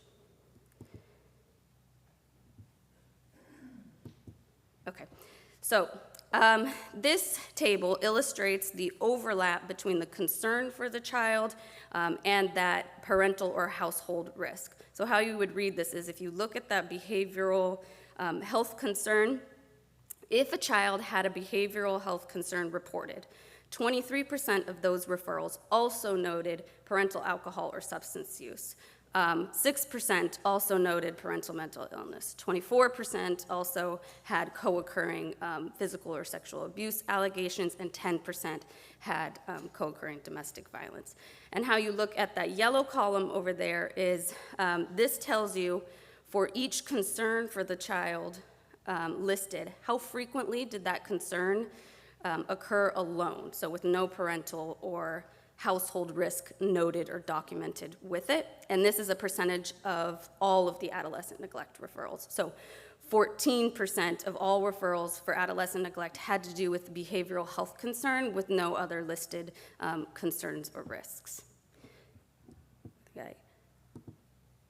And then on the kind of lower end, 5% of all referrals had to do with an unmet material need with no other kind of co-occurring risk. Okay, so overall, 55% of all adolescent referrals had to do with either the child's behavioral health or mental health, and 33% of referrals included a documented concern related to the parent's mental or behavioral health. And so that means that 73% of all of the referrals were related to either the child or the parent's mental or behavioral health.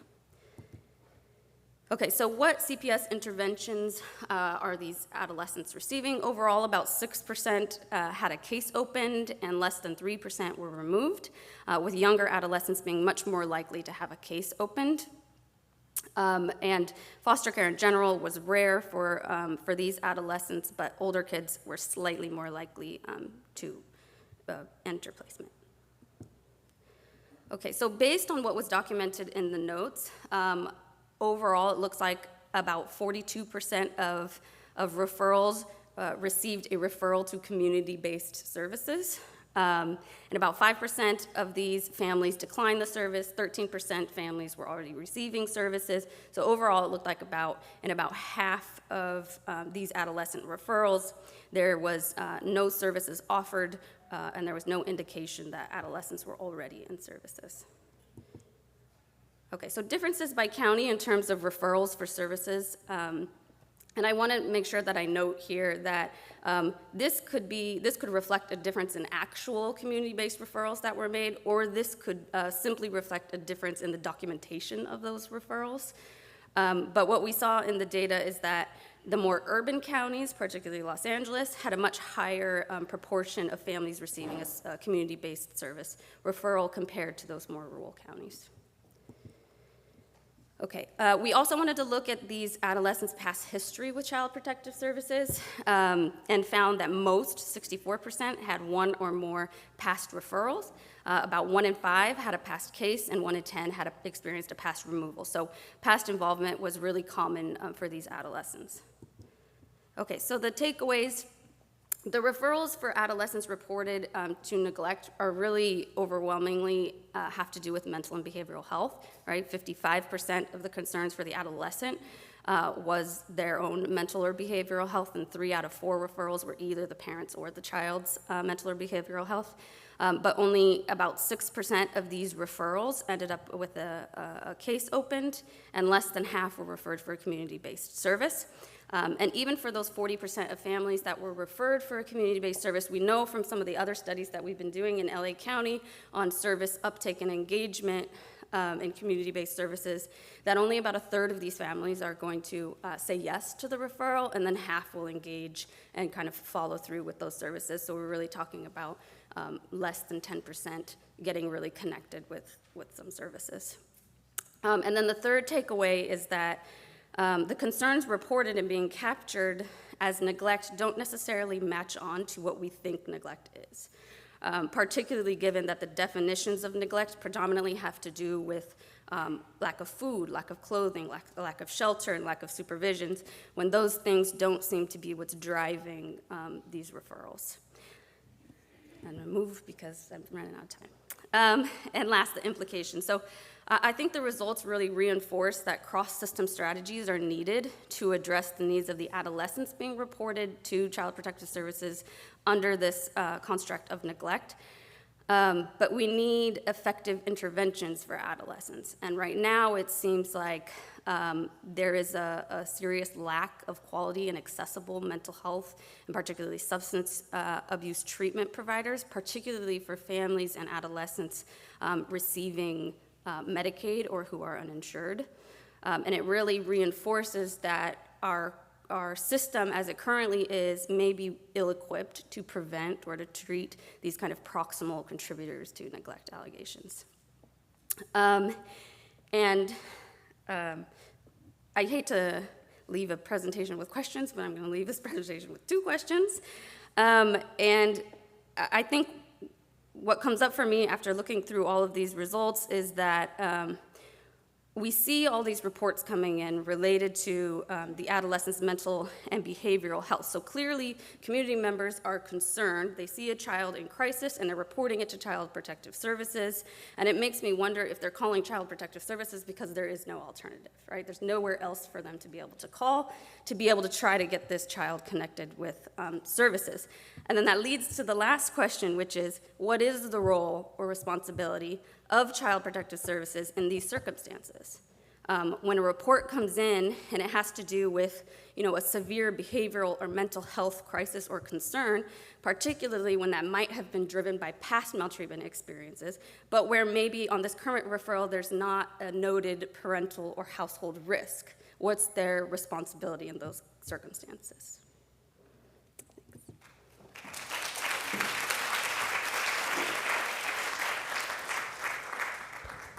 Thank you, Lindsay and Kate. So do we have some questions from the audience for our panelists? We have a couple. Hi, I have a question for Kate. Oh, there she is. Okay. I was wondering if in your matching of the groups you considered parenthood. I was just wondering about that, as you mentioned, kind of non-Hispanic white men having kind of the largest effects. They are also the group that have the least rates of parenthood, and I wonder if some of that might drive the effect. It's an interesting question. I think I should start with a quick clarification, and then I can move on to addressing your question more directly. So my methodological approach doesn't actually directly involve a matching. It's more of an estimation of trajectories over time that include comparisons within similar groups. So there isn't necessarily a match per se, but the issue of parenting and parenthood is definitely something that could be a factor here, and something that I really hope to explore more, especially in the eventuality that birth certificates become linkable. One thing to consider, though, in terms of what role parenting would have here is that since the comparisons are within groups, that you're comparing, when I do the different analyses, I'm comparing Hispanic women who have access to extended foster care with Hispanic women who do not have access to extended foster care and are even taking up that extended foster care. The lack of treatment effect would imply that basically extended foster care as a package of treatment is ineffective in helping parenting youth. And so, which is a slightly different implication necessarily than parenting driving the effect, if that makes sense. And so I think it could definitely be a mechanism, but it begs the question, if you're providing this resource, what is the limitation where it's just not able to create that effect? And with the second caveat of, here I'm only looking at college and earnings. There's a whole breadth of outcomes that reflect well-being, even economic well-being, that I'm really not assessing. And so there could be positive effects for pregnant and parenting youth that are just not going to be reflected either in college enrollment or earnings at 24 and 25. There could be things like better health outcomes for their children, better well-being, better psychological health, less stress. There's a whole sorts of ways in which having that resource could help that, as of now, I'm just not able to speak to. So I want to keep that in mind as well.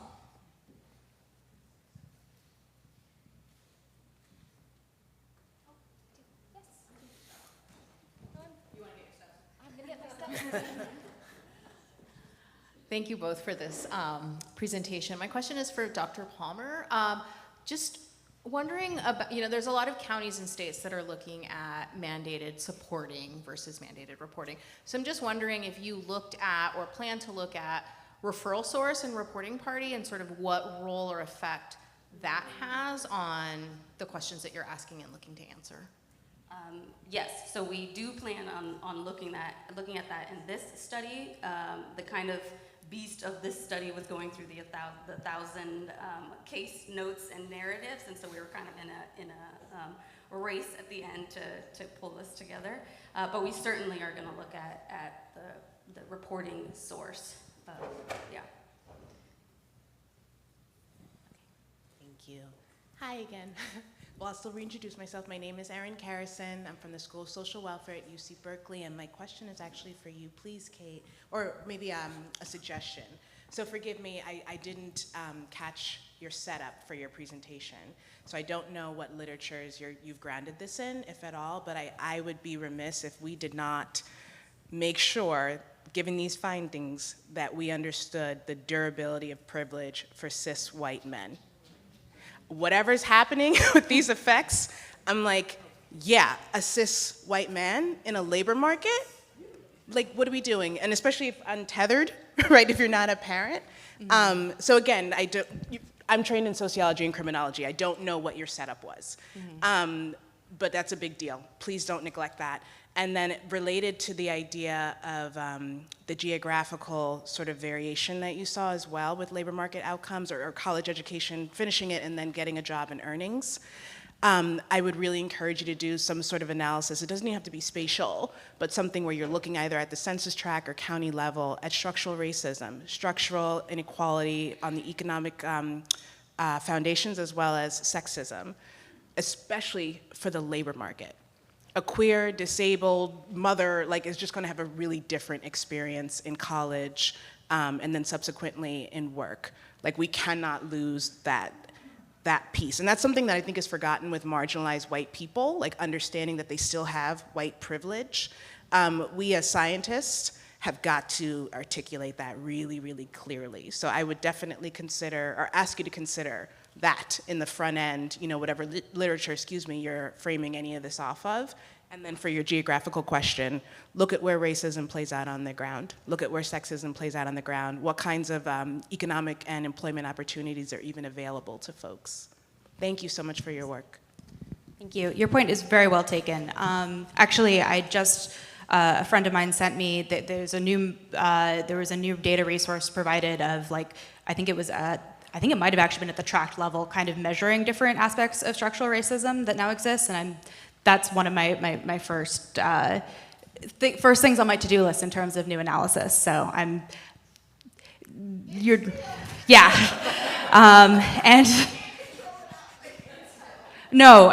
point is, again, well taken, that all of these results could be explained by essentially, even with the leg up, it's not helpful. That if as part of being in extended foster care, you're supposed to be in school or working, but you're just not able to get a job because of discrimination, that would very much so explain potential differences in terms of the treatment effect of having that care. So that definitely makes sense.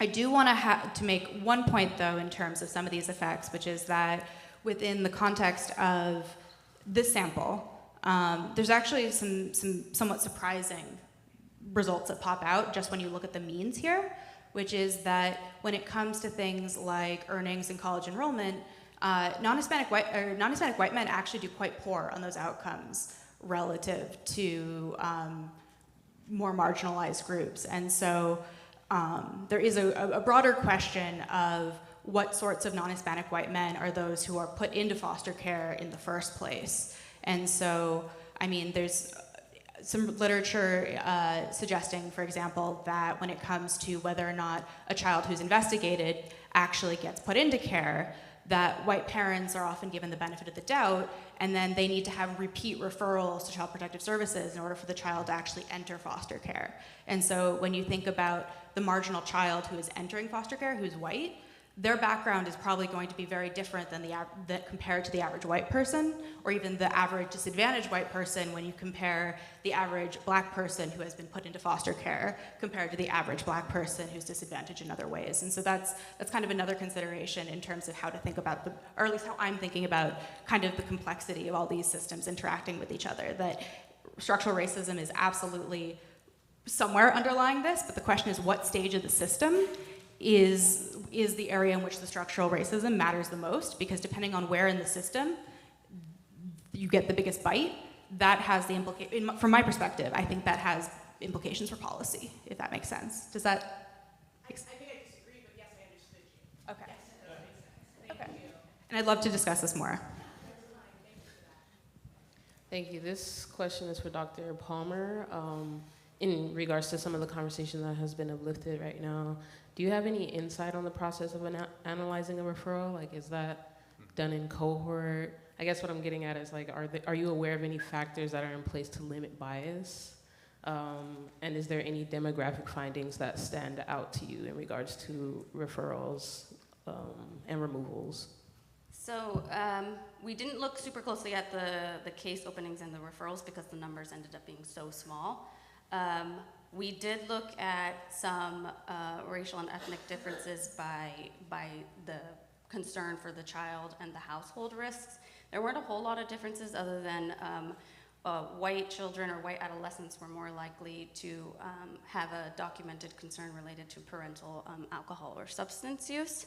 And Hispanic adolescents were more likely to have a documented concern related to domestic violence. But these weren't like hugely different. And I think we certainly considered this study to be very exploratory. We just kind of went into the data with a few different categories that we knew from the previous literature were gonna pop up pretty consistently, but we didn't necessarily have like a set structure of how we were looking at the data. We just asked Dr. Zukaya to kind of go through and basically kind of count when these things were popping up and then make notes when other things were. So we are looking at other people's, I think Dr. Park said it earlier that we're just using, we didn't create the data, we're just using the data, so we're very, very limited in terms of just having to go off of what that social worker said, just having to go off of what that reporting caller said, and we don't really have any other information other than that to. Yeah, that makes sense. In analyzing that data, did you see that the referrals were mainly in the hands of one person, or We Was haven't that- looked at, the referral source yet, but that's definitely our next step to look at to see if there are differences by, teachers reporting versus doctors reporting versus police officers and whatnot.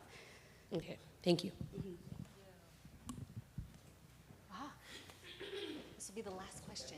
Yes, last question. Thanks. This is for Dr. Palmer. And I really appreciate the research on that population of young people, especially. I'm curious as to whether or not you found a way to look at kind of longitudinal results as to what happens with older adolescents when there's reports of neglect and the child welfare system doesn't respond, which seems to be the norm if I was understanding the slides correctly. I know from kind of smaller data sets that we had in the Bay Area, a lot of those kids seem like the costs are externalized from the child welfare system, and those kids are pushed into the homelessness system, the juvenile justice system, or sadly and unfortunately, we had a number of clients who died because the child welfare system didn't respond. So I'm curious as to that. And then the second one, I know you said you have plans to look at the source of referral. I'm interested specifically when the young person is the source of the referral themselves, because anecdotally that was so common, is young people who were experiencing homelessness, who were calling child welfare to try to get help, and then the child welfare system not responding. Yeah, I think that's the unfortunate thing that I kept saying when I was looking at this data, is that it seems like to me community members, or perhaps the child themselves, really have some concerns, some really serious concerns, and there's this perception that the Child Protective Service System is going to be able to do something about it or to give them some type of services, and that doesn't seem to be what's happening. Most of these don't, end up in any type of CPS intervention, and a lot don't even end up with a kind of a community-based service referral. So I think there's that kind of gap between how it's being viewed and how it actually is operating. And then the first question about following up with these kids, I would love to. And I have already started talking to Andy about how we could maybe think about doing that. Yeah, with different data, right? Like birth data or death data or juvenile justice data, and be able to kind of look a little bit forward. So be sure and come back to next year's convening, or you'll get the follow-up to those questions. So are we taking a break now, or? All right, so we now have just returning to the next panel. So let's thank Kate and Lindsay. Thank you so much. Bring up Evelyn. We're just going to do a little transition here.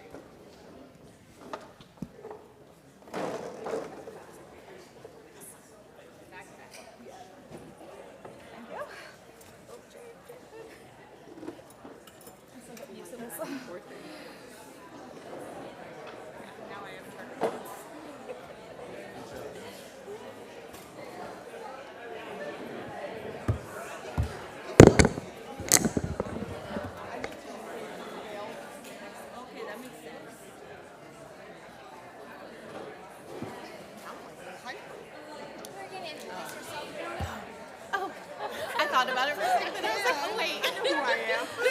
Intro first. I was ready. I was ready. You're ready. Ready to do karaoke after this?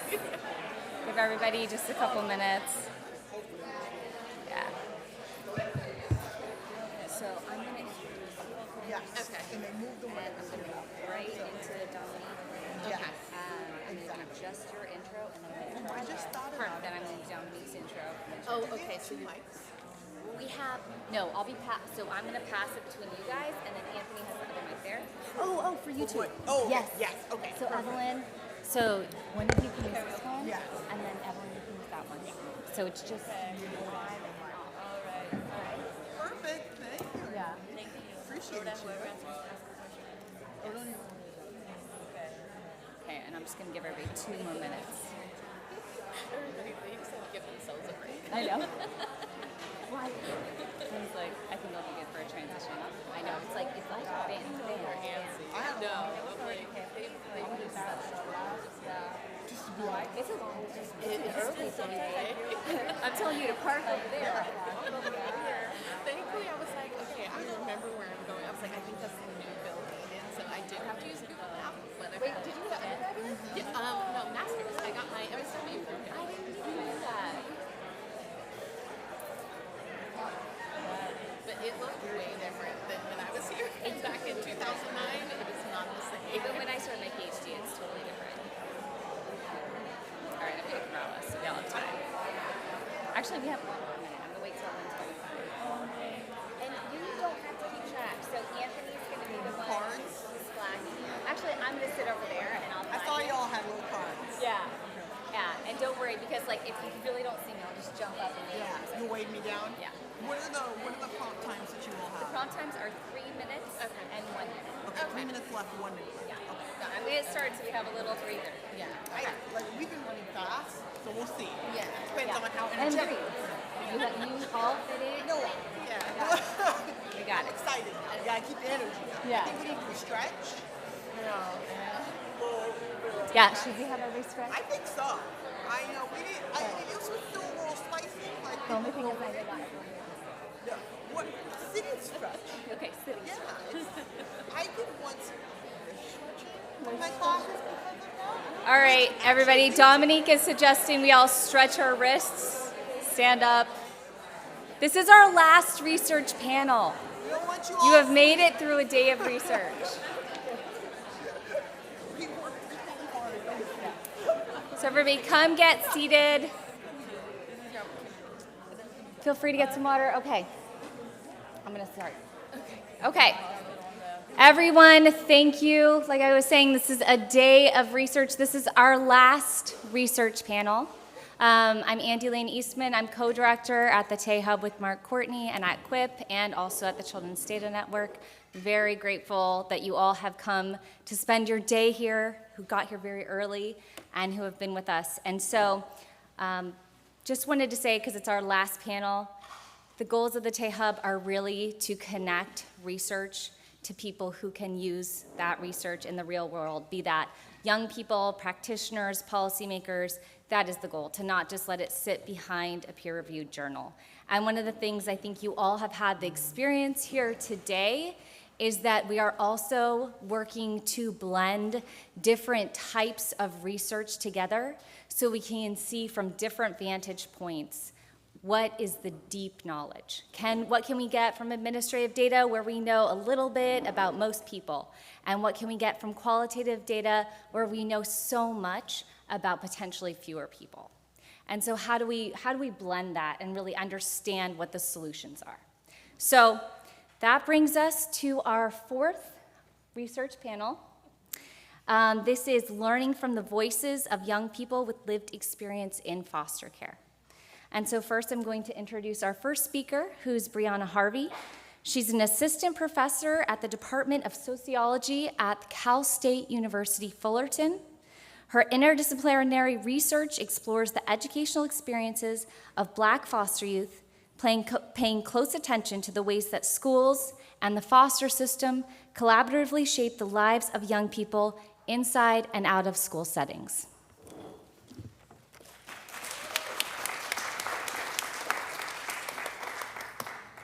Okay, hello everyone. So as she said, my name is Dr. Brianna Harvey. I'm really excited to be here with you all. I know it's been a really long day, so hopefully this will be both engaging and insightful for you all.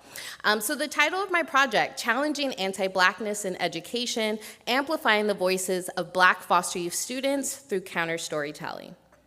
So whenever I begin a presentation, I think it's really important to acknowledge the role of what I call our relationality, which is our relationship to the work that we do, our identities, our lived experiences. And so for me, I grew up in a household where my family did foster care for 10 years. I was a social worker for 12 years. I ran the Guardian Scholars Program at UCLA for 7 years. And so I did all of this. No need to clap for all that. But so all of this really shapes the way that I engage in research. It shapes the way that I think about young people. It shapes the methods that I choose and the theoretical frameworks that I utilize. So I want us to always keep that in the back of our minds when we're doing this type of work. So to begin, there is a lot of research and work that looks at the educational outcomes and experiences of foster youth. But to be honest, most of it is very monolithic. It does not differentiate between the very complex and nuanced experiences that Black youth have in our K-12 educational system. And so that's really what brings me here today. Because what we understand is that Black foster youth are experiencing significantly detrimental outcomes in educational settings. And so I'm not going to go through every single one of these for the essence of time, but what's important to understand is that here in California, we have one of the largest populations of Black foster youth in our schools, but at the same time, they're experiencing some of the worst outcomes. And so they are most likely to be placed in special education. They have the highest rate of chronic absenteeism, where they're missing multiple days of school. They are most likely to be suspended, most likely to drop out, and at the same time have the lowest graduation rate. And so what I think is especially important to understand from this data is that it's not just that foster youth are doing poorly in comparison to non-foster youth, but this is in comparison to foster youth across races. And so when we understand that Black foster youth are significantly falling behind even with their foster youth peers, I think that that lets us know that there's something going on. Okay, so in my work, I draw from a Black critical race theory framework to help us understand the centrality of racism and the ways that it exists permanently in the systems that these youth navigate on a daily basis. And so it's really important to me that this work is grounded in this understanding that racism is something that always exists, has continued to exist, and significantly impacts the outcomes of these youth. Additionally, within this study, I use a methodological tool called Black Story Work, which is really a really fancy way of saying that I'm going to share the stories of these youth. I want to share their stories beyond just the numbers and the statistics that we've heard. And so I'm going to take the opportunity to introduce you to 3 of these amazing youth that I got to interview, and hopefully you'll learn more about them holistically. So this study was conducted in Southern California. We did focus groups, individual interviews, but we also got to utilize a really unique method called education journey mapping, which is a visual spatial methodology that enables youth the ability to draw out and depict their educational journey. And so I'm excited to be able to share some of that with you. So I'm going to talk about the story of 3 different youth. So I'm going to go through, I'm going to read their stories, and then after that, I'm going to talk about what we can gain from their stories, from their narratives, and what are some steps for next steps in implementation. So first, we begin with Shay. Shay recalls in high school that she was voted most likely to be a drama queen. She said at the time she thought it was a compliment until her teacher told her, "You realize that is not a good thing, right?" Shay continues that throughout K through 12, she always felt judged, labeled, and misunderstood. In high school, she began to be bullied and sexually harassed while on the school bus. She brought it to the attention of the school administration, but nothing was done. The harassment escalated, and one day Shay was sexually assaulted. Because of previously not being believed, she chose not to share what had happened with the school, but instead told her mother, whose first question was, "What were you wearing when this happened?" Shay's mother did not take any action after the assault, and Shay began to fall into a deep depression. One day after the counselor called her in to see why her grades were dropping so significantly, Shay disclosed what had occurred and that she felt unheard by her mother. The guidance counselor made a call to the child abuse hotline, and Shay was removed from her mother's custody, placed in foster care, and sent to a new school. So the map that we see here on the right was a drawing by Shay. Shay's an artist, and so Shay depicted herself in the middle in this rising sun that says, "I will," existing in what she called perpetual chaos. And so the words above her were things like violence, trauma, and a lot of things that we can't read, but she talked about the chaos that she lived within, but yet at the bottom you see words like love, hope, spirit, culture, truth, and pain. She said that these things were her foundation, and she thought of them akin to roots and tree roots. And so she said these were the things that were her foundation when she was navigating within foster care and within schools. Then we have Amaya's story. Amaya loved school and got all A's. Because she was a good kid and got good grades, no one suspected that she was being sexually abused by her stepfather. Amaya described immersing herself into her schoolwork as a way to distract from what was happening at home. It was not until the 7th grade, after being taken to urgent care for what she thought was the stomach flu, it was determined that she was actually pregnant. Amaya was placed in the custody of her aunt after being removed from the home she shared with her mother, stepfather, and siblings. This change in living situation also meant a change in schools for Amaya. Despite her consistent academic performance, she was required to take entrance tests to determine placement in honors courses. Amaya scored so high on the test that the teacher administering it accused her of cheating. The school made her retake the test, and Amaya once again scored high and was eventually placed in honors courses. So Amaya did a beautiful depiction of her journey from kindergarten all the way to college, and she talked about her love for school, and she talked about the ways that she used school to keep her uplifted and to keep her focused, even amidst the instability that she faced within her home. She talked about the role of the family separation that occurred and how it impacted her once she moved to her aunt's home and had to change school. And then, of course, you can't forget about COVID. So all of the participants within the study were in school during the time of COVID. And so she talked about the impact that that had not only on her mental health, but on her academic trajectory. Okay, so lastly, we have Jace's story. So Jace described 1st through 5th grade as a fun and happy time. He enjoyed school, his teachers, and the things he learned. In the 6th grade, Jace was removed from the custody of his mother, whom struggled with schizophrenia, and was placed with his aunt. Jace's aunt did not get along with his mother, and as Jace describes, found any way she could to stop him from seeing her, including putting restraining orders in place. Even though it was not allowed, Jace's mom still found a way to remain connected to him. He shared that from the 6th through 12th grade, she would meet him every morning at the bus stop and ride to school with him. Jace says he cherished those daily bus rides as a way for him to maintain a connection with his mother. Jace is a junior in college and will soon be graduating.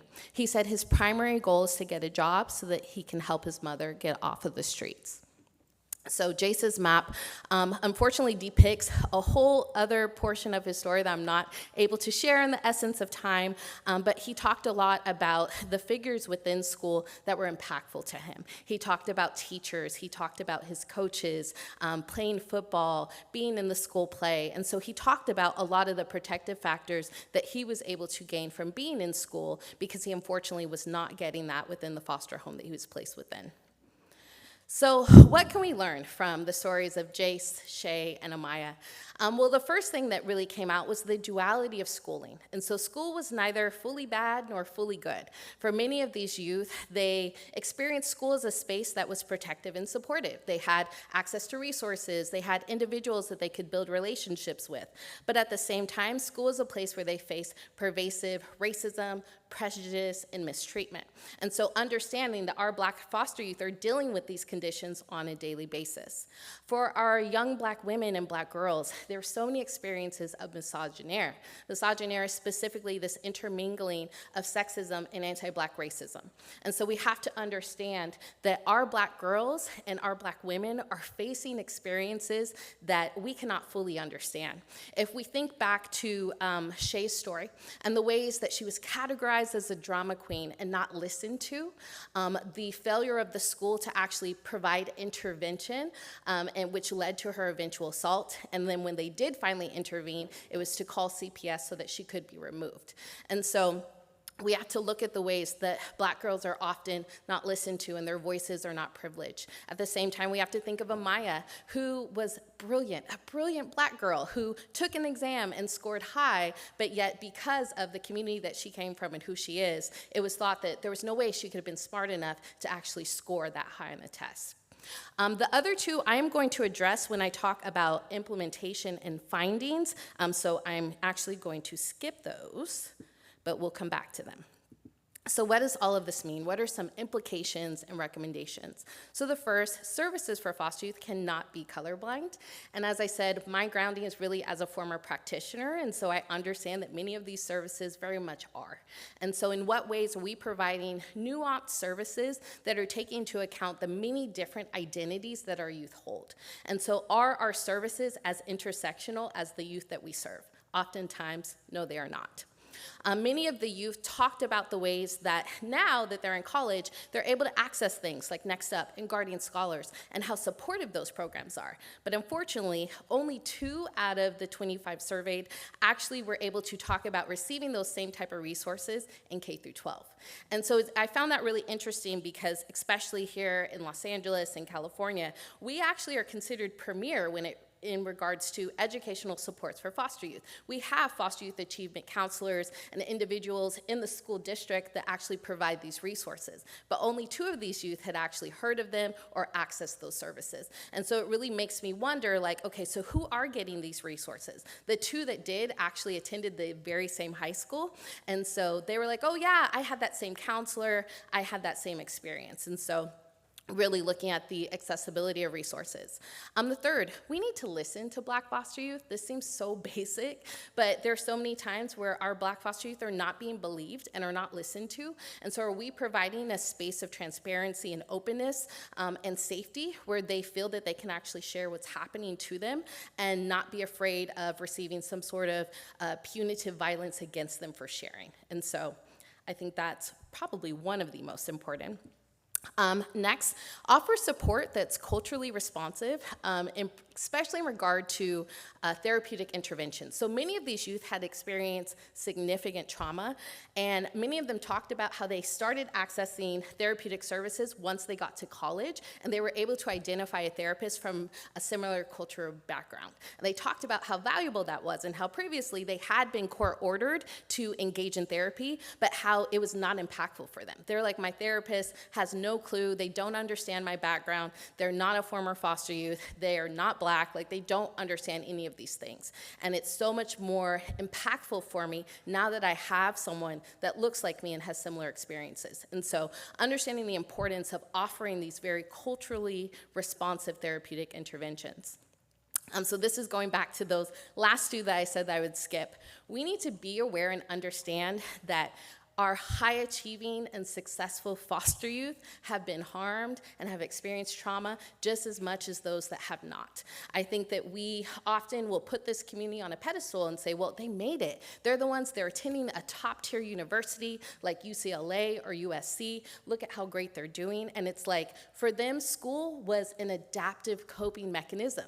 They put all of their emotions and everything that they were going through into their schoolwork. That was the one thing that they could control.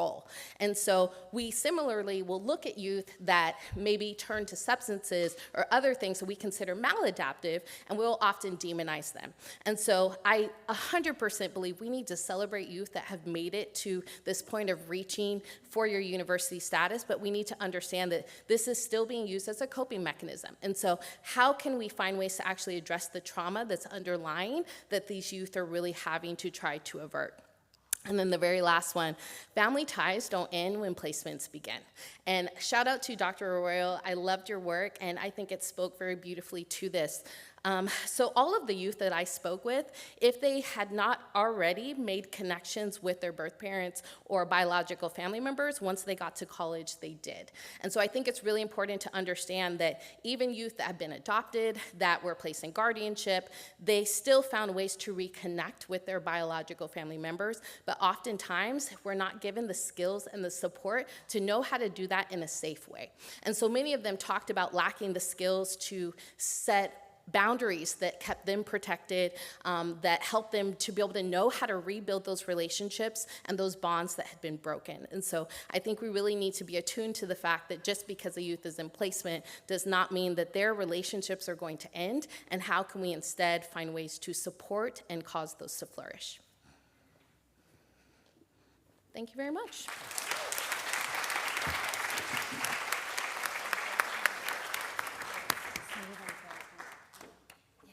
John, I'm sorry, we want the notes to come up. We're not seeing the notes on the slide deck. Is that where you pulled up your? I got you. Thank you, John.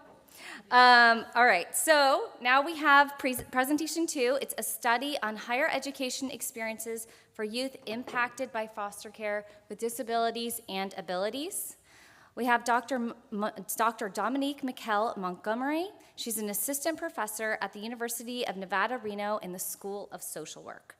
Her scholarly work attempts to push forward the social work discipline in terms of content knowledge on the experiences of those affected by oppressive state interventions and its epistemological frameworks regarding what constitutes methods for knowledge generation. And we also have Evelyn Carina Rodriguez.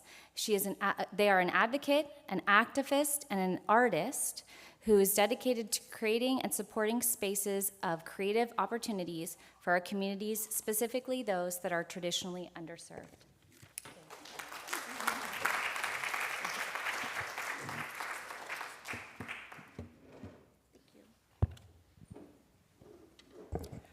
Hi, everyone. It's great to be here with you all today. And I know we're the last presentation, but we hope you'll stay awake for us because we think we have a lot of interesting things to share. As Andy said, I am Dominique Michael Montgomery, and I'm really happy to be here with my co-investigator, Evelyn Karina Rodriguez. And today we're going to be sharing findings from our study, Seedless, a study on the higher education experiences of youth impacted by foster care with disabilities. And I just want to talk about one thing briefly before we continue. On our slides, you're going to note that we have the DIS and disabilities in parentheses. And this was really important for us to denote. Even though differences of abilities are a common thing in our society, when we're talking about having a disability, we're really talking about culture and society and who our society makes it easy to navigate through spaces and who doesn't. So we want you to remember that as we're going through this presentation as well. Okay, so I'm not telling anyone anything new in this room when I say that higher education is associated with a lot of positive outcomes for individuals, right? However, when we're talking about youth impacted by foster care with disabilities, we're talking about a group of young people that lie in the intersection of two groups that tend to complete college at lower rates than the general population. So we really decided to do this study to try to find out more about the college experiences of this group because there's actually not a lot of research about how these young people navigate college. So due to the limited amount of research focused on the college experiences of youth impacted by foster care with disabilities, but the existing scholarship that supports that these youth may have unmet educational needs, we aim to conduct a study that addresses the following question. How do young people with disabilities transitioning out of foster care in California experience attending public two-year colleges? Our study is focused on the experience of young people attending public two-year colleges because research supports that over 70% of young people transitioning out of foster care in California attend these types of institutions. So now I really want to briefly talk about our methodology. So our kind of goal was to gather robust, multi-form qualitative data about young people with this experience.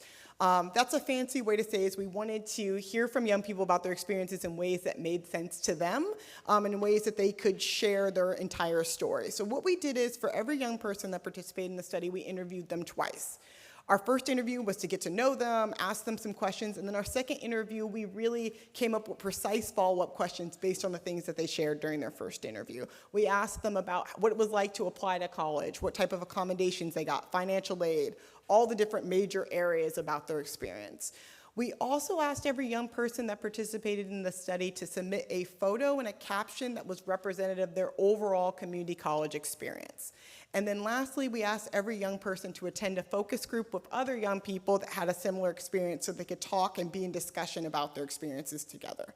All of our interviews and focus groups were actually conducted by young people who were impacted by foster care, which was another way of trying to create a comfortable environment for young people to share their experiences. So who'd we end up talking to? We talked to 17 young people that were impacted by foster care, all from California. The average age was about 23 years old. It was a really racially diverse sample with 75% of the young people identifying as either African American or Black, or Latino, Latina, or Hispanic or Chicano. And we asked young people to identify themselves. That's why there's so many terms there. We had a gender diverse sample with women, men, and non-binary youth represented. All youth identified as having a disability, which included physical, cognitive, or emotional disabilities. And about 50% of the young people identified as having an emotional or mental health condition. That doesn't mean that's all they identified as having, but 50% identified in that way. So I want to start talking about findings by starting with one of the photos and captions here. This is one of the amazing young people that participated in our study who went by the name Callisto. And they submitted this photo and this caption, and it says, Work and school take up most of my day, so even when I want a good night's rest, I can't because I have class or work in the morning. And I'm sharing this because I think it's a good introduction to the findings we're going to share today. So the big finding we want to draw attention to today is that our data analysis revealed that youth impacted by foster care with disabilities often faced significant challenges meeting their basic physiological needs of food and shelter while attending community college. These challenges greatly impacted their academic trajectories. Youth reported struggling with housing and food insecurity, and that these insecurities either directly or indirectly impacted their academic performance. Housing and food insecurity could be considered a central barrier of a set of barriers, which included increased stress levels, decreased ability to manage stress, and increased complications associated with their differences in abilities. And these things often led to decreased academic performance and the discontinuation of schooling for some of the young people in our sample. I want to take a second because this question is just so heavy for me, and I'm like, ooh, already for the day. So how do housing and food insecurity impact the academic performance of these students? Housing and food insecurity ultimate push out young people into impossible dilemmas, whether to take the action needed to succeed in school or to meet their basic physiological needs. Our research revealed a stark reality. Many students in our sample were forced to choose between education and survival. They couldn't commit to their studies because they were struggling to feed and house themselves. For them, school activities were a luxury. Can I say for us?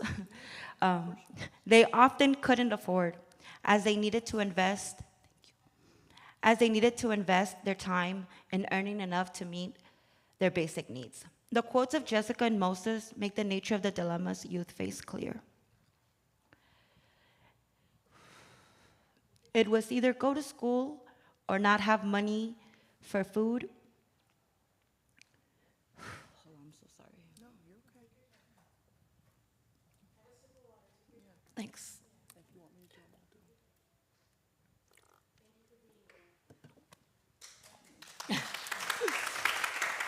Yo, I can feel this. That's what I'm saying. I'm like, ooh, okay. It was either go to school or not have money for food or clothing. So I had to make a choice, a decision. I was like eating at my fast food job. I wasn't really eating at school or anything. It was difficult for me when I was homeless, living in my car. So the dilemmas between meeting basic physiological needs and succeeding in school that youth impacted by foster care with disabilities experienced are similar to the dilemmas any low-income student might experience or many young people impacted by foster care in general experience. However, these young people are uniquely detrimentally impacted by housing and food insecurity because of how the stress and trauma associated with these insecurities can negatively impact their ability to navigate a world that isn't built for them. It can cause them to experience new complications that are associated with their difference in ability, or for those differences to get even more in the way than they were before. And I think this phenomenon is really made clear by Jack, who shared this during their interview. No health care, no primary physician, no access to quality mental health professionals. So my condition definitely got worse. It was untreated because it just wasn't a priority at the time. I wasn't worried about that. I was worried about paying my bills, having somewhere to sleep, food, passing my classes, and going to work. Jack ultimately did complete community college, but did it while living in her car. Before beginning the study, both Evelyn and I hypothesized that we were going to hear a lot about accommodations, academic accommodations, different types of accommodations to get through college, and that was going to make the difference for a lot of young people about whether they were able to finish community college. While we did hear about accommodations, that was really only part of the story. Most of what we heard about was housing and food insecurity, which is why we're sharing that today. When young people can't meet their basic needs, they can't thrive in college, they can't complete their classes. And in addition, when we're talking about this population, we're also talking about their health and wellness being at risk. Young people in our sample discussed that the significant challenge they faced meeting their basic needs resulted in them feeling forced out of school. As a result, youth questioned whether it was in their best interest to leave school, and a subset of youth left school due to these circumstances. Youth like Jack and Nate described feeling forced out of school with devastating clarity. Looking back now, in those times, I really was in survival mode. I was homeless. And living in my car. I was still attending classes, and I had so much anxiety when in class. I felt like I needed to leave classes. I need to go to work. I need to make money because I'm about to be homeless. I don't have anywhere to live. I definitely contemplated dropping out, like, do I drop out and make some money and then go back to school? But then it delays my schooling. And Nate said, it was a mix of a few things that made me drop out. Not being able to keep up with like paying for classes, I got sick along the way, just other life events of not having money to keep up the daily. I kind of ended up being forced to focus on keeping a roof over my head. So all of it just became too much, and I ended up stopping school.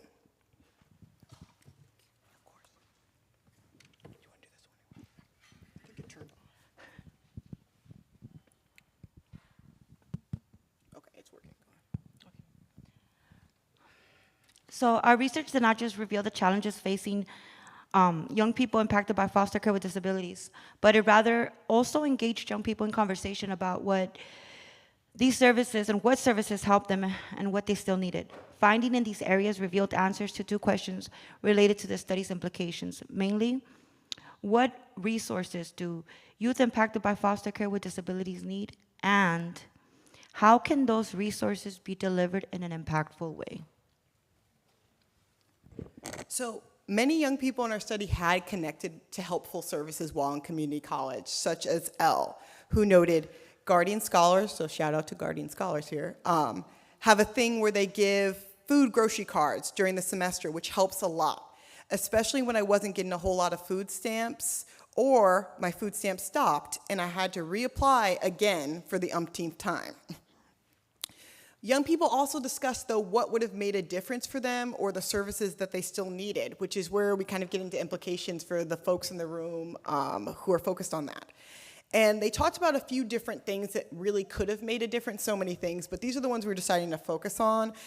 In particular, I think that these, when we're gonna talk about implications here, I think these recommendations go to different groups of people, both to people who work directly with these groups like caseworkers, but also these collegiate programs like Guardian Scholars Next Up. So the first one is to provide public benefit application and navigation support with a specific focus on housing and food programs. I think Elle makes it clear why that's important. Young people are getting kicked off of food stamps repeatedly and need help to navigate this system. The next one is to advocate for college housing policies that meet the needs of YFC. Not all community colleges offer housing, but some do. And young people talked about really needing them to have summer and break policies that make it actually affordable for them to stay in dorms.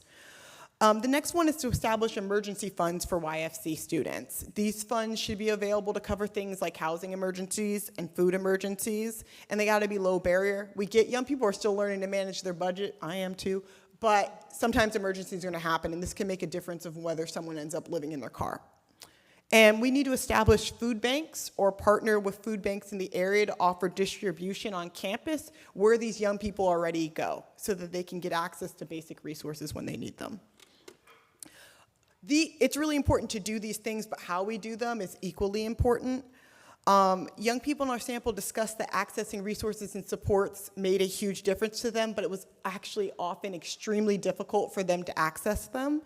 One of our young people submitted their photo about just that, and if you can't make it out, I'm gonna describe what's in the photo. So we have a person in the middle that's going like this, and they're balancing 2 things. So on one side, we've got a person like this, and they're holding up a sign that says help. And then on the other side, we've got a person whose eyes are covered and they're throwing a dart. And Moses said, I put these photos together because this is how my experience felt. Often I felt I needed help with navigation through community college and finding resources for myself. Easily accessible resources were hard to find, like they were being hidden from people who need it most. So I think that Moses makes it really clear we need these resources to be low barrier and high support. We got to think about the young people we're serving here. They're young people that are facing housing insecurity, food insecurity, and managing a difference in ability and trying to access supports. They need us to go find them. In terms of what that means, in terms of practice and implications, the first one is that we need to ensure that all of these young people get a reach out right after they apply for college and during the first semester. They need to know who on campus is there to support them. And that ideally would be, of course, for programs focused on youth impacted by foster care, but also we would love to see programs focused for students with disabilities reach out to them as well. The next thing is, and this is a hard one because there's so many community colleges, particularly in Los Angeles. I lived here for 5 years, so I get it, but we need our child welfare experts to have connections with people in the disabilities offices on college campuses. Because young people are struggling to navigate it. Even young people who are coming in with IEPs are being told they don't have the proper documentation to get services in college. The next one is that we need to ensure leaders of programs are familiar with those services on campus and actually make connections with those disability folks. So again, we can bridge that gap for students. And the last one is for the young people that succeeded or were actually able to move on from community college, all of them told us they had a team. They had graduation photos with their team, 5 people, 6 people. It's one caseworker or one amazing guardian scholars person alone is not going to be able to help a person get through college. It's too much work for any one person. So we need to help young people figure out who else is backing you, who else wants you to finish college, and help them learn how to actually take advantage of that supportive circle and get people to talk to each other so that they can succeed. In conclusion, our study has revealed that youth impacted by foster care with disabilities are motivated and capable of thriving in community college settings. However, far too many youth are not able to engage in school in alignment with their motivation and capacity due to shortage of support to meet their basic physiological needs. Establishing more supportive resources to meet their basic needs and ensuring young people have low barrier access to these resources could provide young people with the ability to demonstrate their true potential and achieve their higher education dreams. Thank you, everybody. Thank you.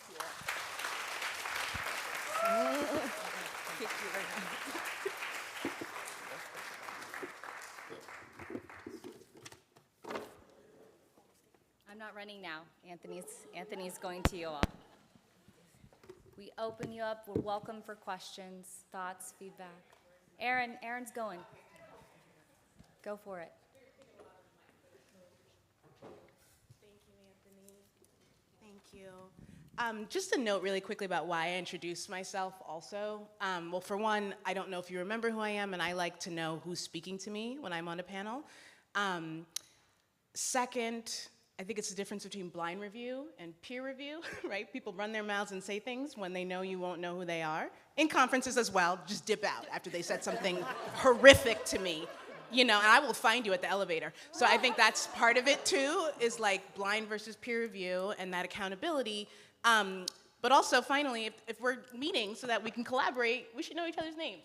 So, my name is Erin Carrison. I'm a professor in the School of Social Welfare at UC Berkeley, and I loved this. Thank you for invoking Moya Bailey and Michael Dumas, like the Photovos Project. Stop. This was so dope. I really, really appreciated this panel.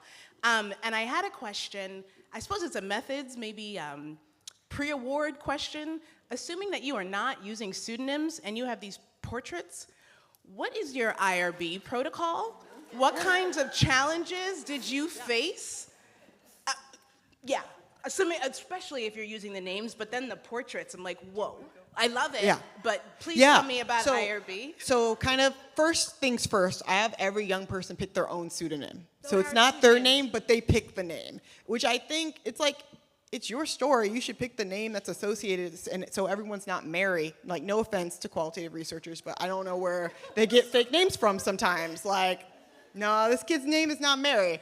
But In terms of photos, so the way that I do this, and I've done it at different institutions because I was a PhD student somewhere I did photo voice, and then now I'm at a new institution, is that I have rules about what types of photos young people can submit, so no illegal activities and no faces. So when young people do have, exactly, and sometimes I've had to help young people distort their faces in photos as well. So I don't know about you, my dear. I was gonna say yes. So all of mine are also pseudonyms, and like you, my youth also got to pick their pseudonyms, and so these were names that they got to choose. The photos were representative photos, but the maps were their maps. Yeah. Yeah, the maps were their maps, but they were redacted, and so that's why you'll see like name of college or teacher's name, because yeah, they were redacted. Totally get it. I was very, not alarmed, I was really excited. I'm like, we could never do that at Cal, like what's happening at these other places. Thank you. Thank you. Hi, thank you so much. Matt Levy with First Place for Youth. Thank you, Aaron. No, I just want to shout out and appreciate the panel. It's wonderful. It's wonderful to see like lived experience voice coming in, pictures and stories. So I just really want to celebrate and shout that out because I appreciated that. And I also just wanted to ask, and this is for both groups on the panel or anyone on the panel, but we're a service provider. We work with transition age foster youth. We know there's increased heightened mental health needs. We hear that from our young people, from our staff. Yet we struggle to find like any therapy, let alone culturally responsive therapeutic resources. And then also sometimes our young people don't have the motivation to engage or the interest to engage. So I was just curious, like if you were in our shoes, the shoes of providers, what are the questions you would ask? Who are the people you would talk to? Who are the partners you would speak with? Because I don't think this is just a problem we face. I think this is a problem across child welfare. Thank you. I can speak to that a little bit. So I definitely ran into a lot of the same challenges when I was a practitioner, so I completely understand. I think the social worker in me says self-determination. So if someone's not ready to engage in those therapeutic services, then they're not ready. Like trying to force them is not going to get the outcomes that we want. I think it's more about providing them the resources, and then when they are ready to access them, they can.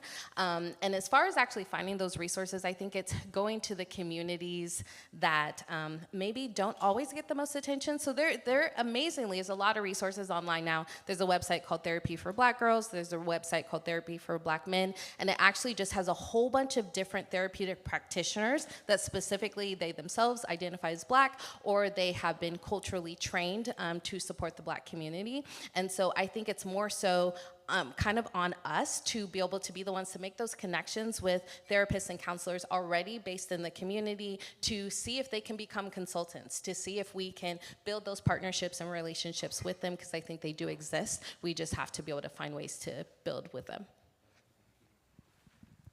I know Evelyn has a lot to say on this one, so I'm only gonna talk briefly about this, but I think one amazing thing I've learned through doing participatory studies with young people is young people wanna talk to each other about this stuff, and that's therapy and a form of therapy for them, and we need to support them to create healthy ways for them to do that.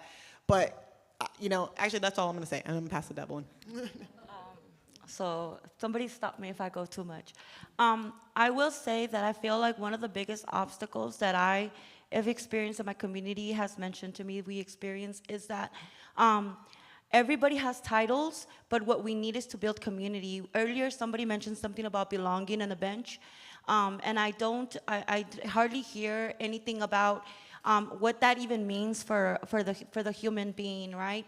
And so when we are put in these systems and we have to connect with folks, we already are at a disadvantage. So yes, folks should meet us where we're at and meet us, but it's not only one person. I am a true believer in not having a one-on-one dynamic, because I've had a lot of folks who didn't want to help me, who just didn't have the capacity. And so I feel like there's a team that needs to be built, a community that needs to be built. And I feel like we need to separate ourselves from these titles and actually show up as humans, first and foremost, because I feel like that's where we are going to meet. But I could keep going, but I'll leave it there. Thank you. I know I've been taking up a lot of space, but I'm not going to apologize for that. This has been by far my favorite panel, and it's really nice to see the youth involvement directly in the quotes and the stories that have been relayed in the research. This question is specifically for Dr. Harvey. It's really nice to see that your research had foundation in critical race theory, which in and of itself is really, really difficult. And so I'm wondering what level of awareness have you witnessed amongst your participants in regard to critical race theory tenets, institutionalized racism, internalized judgment, and the subsequent coping mechanisms, and what efforts were employed to offer education around these categories? Wow, that is a beautiful question. First of all, thank you so much for that. I think it's interesting because we put like these very theoretical names and big names on things, but really when I was talking to the youth, like it was conversations. Like they're just telling me about experiences that they faced and that they dealt with, and sometimes it was me helping to maybe put context to an experience that they already had. Like, hey, what role do you think race played in the way that that school administrator engaged with you? And it's like, oh, actually, I hadn't really thought about that, but I think it was this. And then it's starting the conversation of what role do you think anti-Blackness played for you while you were in school? And so sometimes I think that the youth were already getting at all of the things that we talk about from a theoretical perspective, but they just didn't necessarily have the terminology or the names. So I think for me, it was just trying to find ways to help them kind of understand, like, you're sharing these experiences that very much align with this theoretical framework and what we're seeing happen in the day-to-day. And so for me, it was really just drawing from their experiences and their perspectives and helping them to kind of navigate and understand what it is that they went through and what that means historically and systemically and on like a broader level. Yes, thank you. And then in regards to like the atypical symptomology of depression that we often see in Black women, did you see like a strong awareness amongst your participants that like, oh yeah, that is a coping mechanism, or like still being married or attached to that coping mechanism while being aware of it? I would say still very much married to it. I think we have a hard time divorcing ourselves from this idea that achievement or excellence is coping. And so I think for many of them, they're like, no, but I was just really, school was like a place where I felt heard and understood. And even when I'd say, well, do you think it had anything to do with like school being the space where you actually felt acknowledged or like you had control? They're like, yeah, but also I just was always really good at school. And so I think that sometimes we're still very much married to this idea of achievement and excellence as like, this is just what you do. And so I think we're still trying to get there. And, you know, hopefully maybe I'll come out with a publication that will talk a little bit more about that.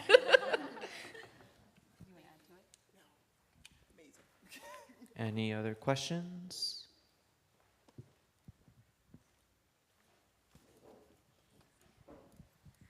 Thank you, Doctors Harvey and Montgomery and Evelyn. We appreciate you. I heard a word, I wrote it down, and I want to pose the question. And we have already talked about therapy, but the phrase you used, Brianna, is therapeutic interventions. And so, in my mind, a whole host of things come to mind. And so I'm curious to hear from the three of you, to the extent that you'd like to share, beyond, you know, I'm going to sit and talk with you and you're going to talk, you know, what else are you hearing from young people? Evelyn, I love the look on your face, is helpful. Yeah, what else is helpful? Evelyn, you spoke to community as well, so yeah. Okay. What is helpful?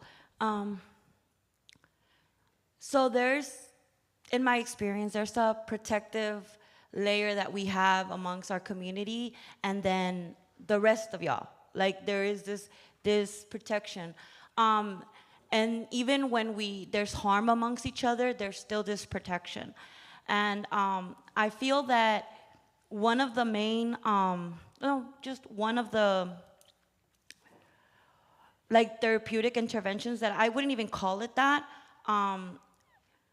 I would say removing or trying to or challenging our own biases about like what's appropriate or what's right or what should be done or what should not be done. When I can get, okay, well, when I met my alternative therapist in 2016, I was in a wild place, and so I told them, you cannot abandon me, you cannot change jobs, you cannot leave me, you cannot, you cannot change your relationship with me based on where you are in your life. And yes, it sounds very irrational. And now that relationship has changed into a different type of relationship. They are no longer my therapist. However, they showed up for me in ways that we had to navigate very challenging things like reporting, like reporting stuff that I would say, or making sure that I didn't find myself in dangerous situations. But instead of like telling me what to do, they were there with me through it.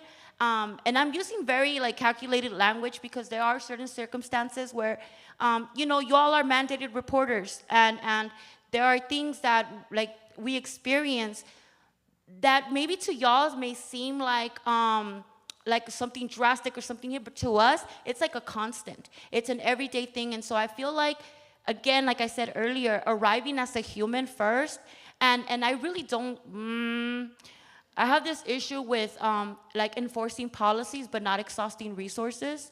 I have this big issue there. And so I feel like it's more so, I feel like the systems that we're in don't allow us to meet where we need to be. And I feel like when we talk about therapeutic interventions, like a young person knows, I mean, in my experience, I knew what I needed. I knew what I needed, I knew what I didn't have, but it's also just being heard. It's also being acknowledged. It's also not trying to be molded into something, and also I feel like a lot of folks like feel that like there's this achievement in doing something, and I've had to say no to a lot that would have made me look better, that would have made me be more supportive, but instead I chose to say no, and risking the fact that because I can't show up the way people want me to, that I will not have that support. So it's just, honestly, for us, it's just accepting the reality.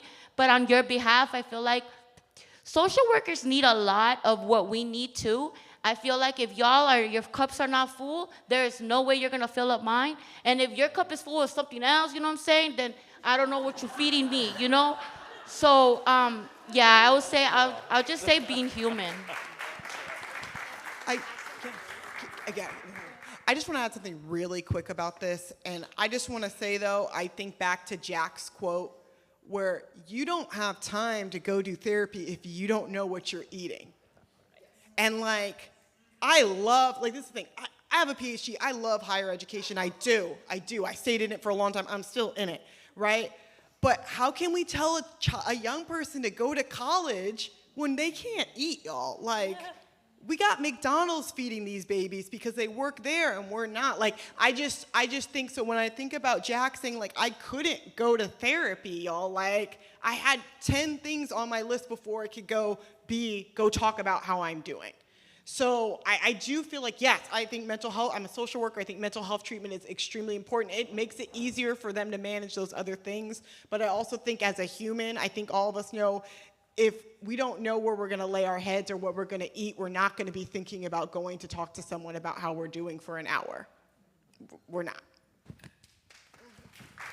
I just want to add super quick, especially when I was talking about therapeutic interventions, I was especially talking about the things outside of just traditional therapy. So thinking about other ways that we find ways to heal and to process trauma. And for many, it could be sound bath healing. It could be music. It could be movement. It could be community and time with friends. And so that's what many of the youth talked about when I was discussing with them, like how they filled their cup, what kept them filled and grounded was those things. And so even aside from being able to process these things through a traditional like therapy model, it was like, well, you know, I run or I dance and I listen to music, and that's how I'm able to really process what's happened. I just want to add that when I was a child between the ages of 12 to 17, nobody would listen, so I did graffiti. And graffiti, I expressed myself in the ways that I needed. Yes, I ended up in juvenile hall, but those spaces can be really extrapolated and taken into consideration. I've been in many hip hop courses, and there is something about listening to young people and what they need and going from there.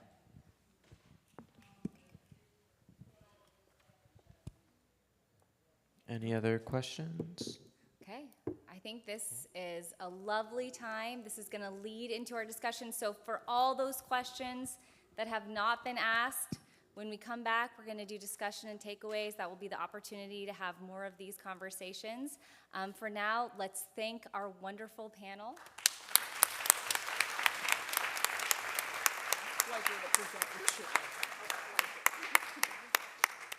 We may all go have, we have more snacks, so please enjoy. We'll come back together and reflect on what we have learned at 2:45. 2:45. Thank you.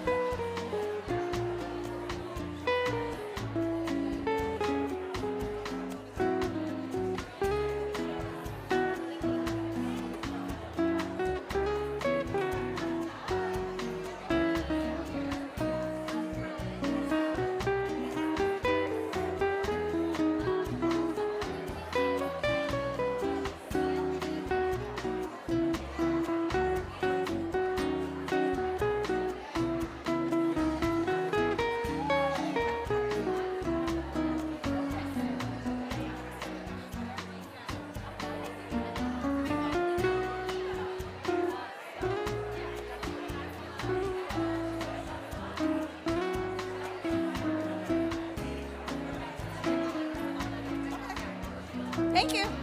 Thank you.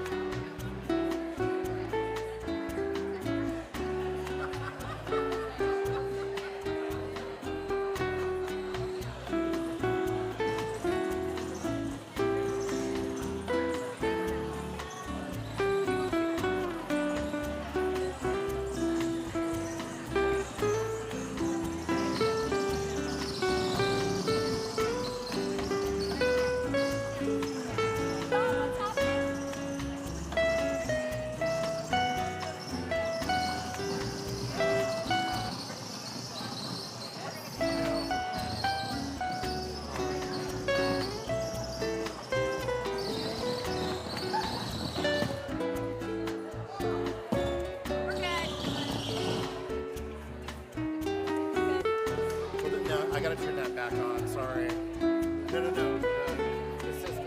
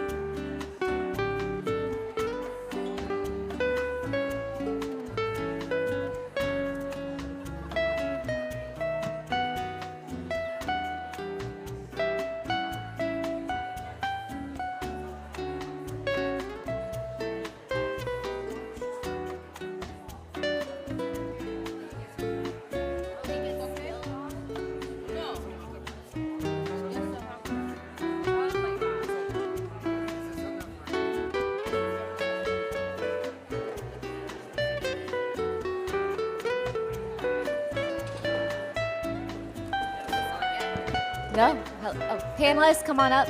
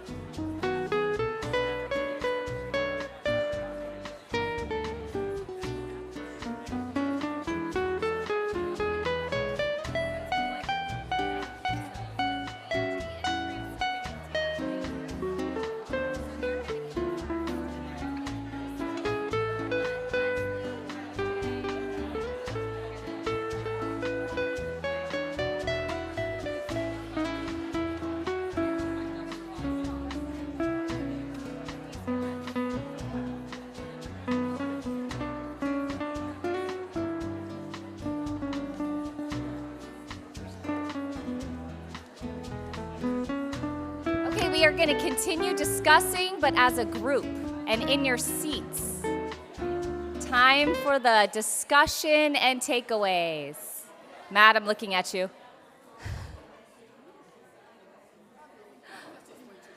Go ahead and find your seats. Mark's going to lead this panel.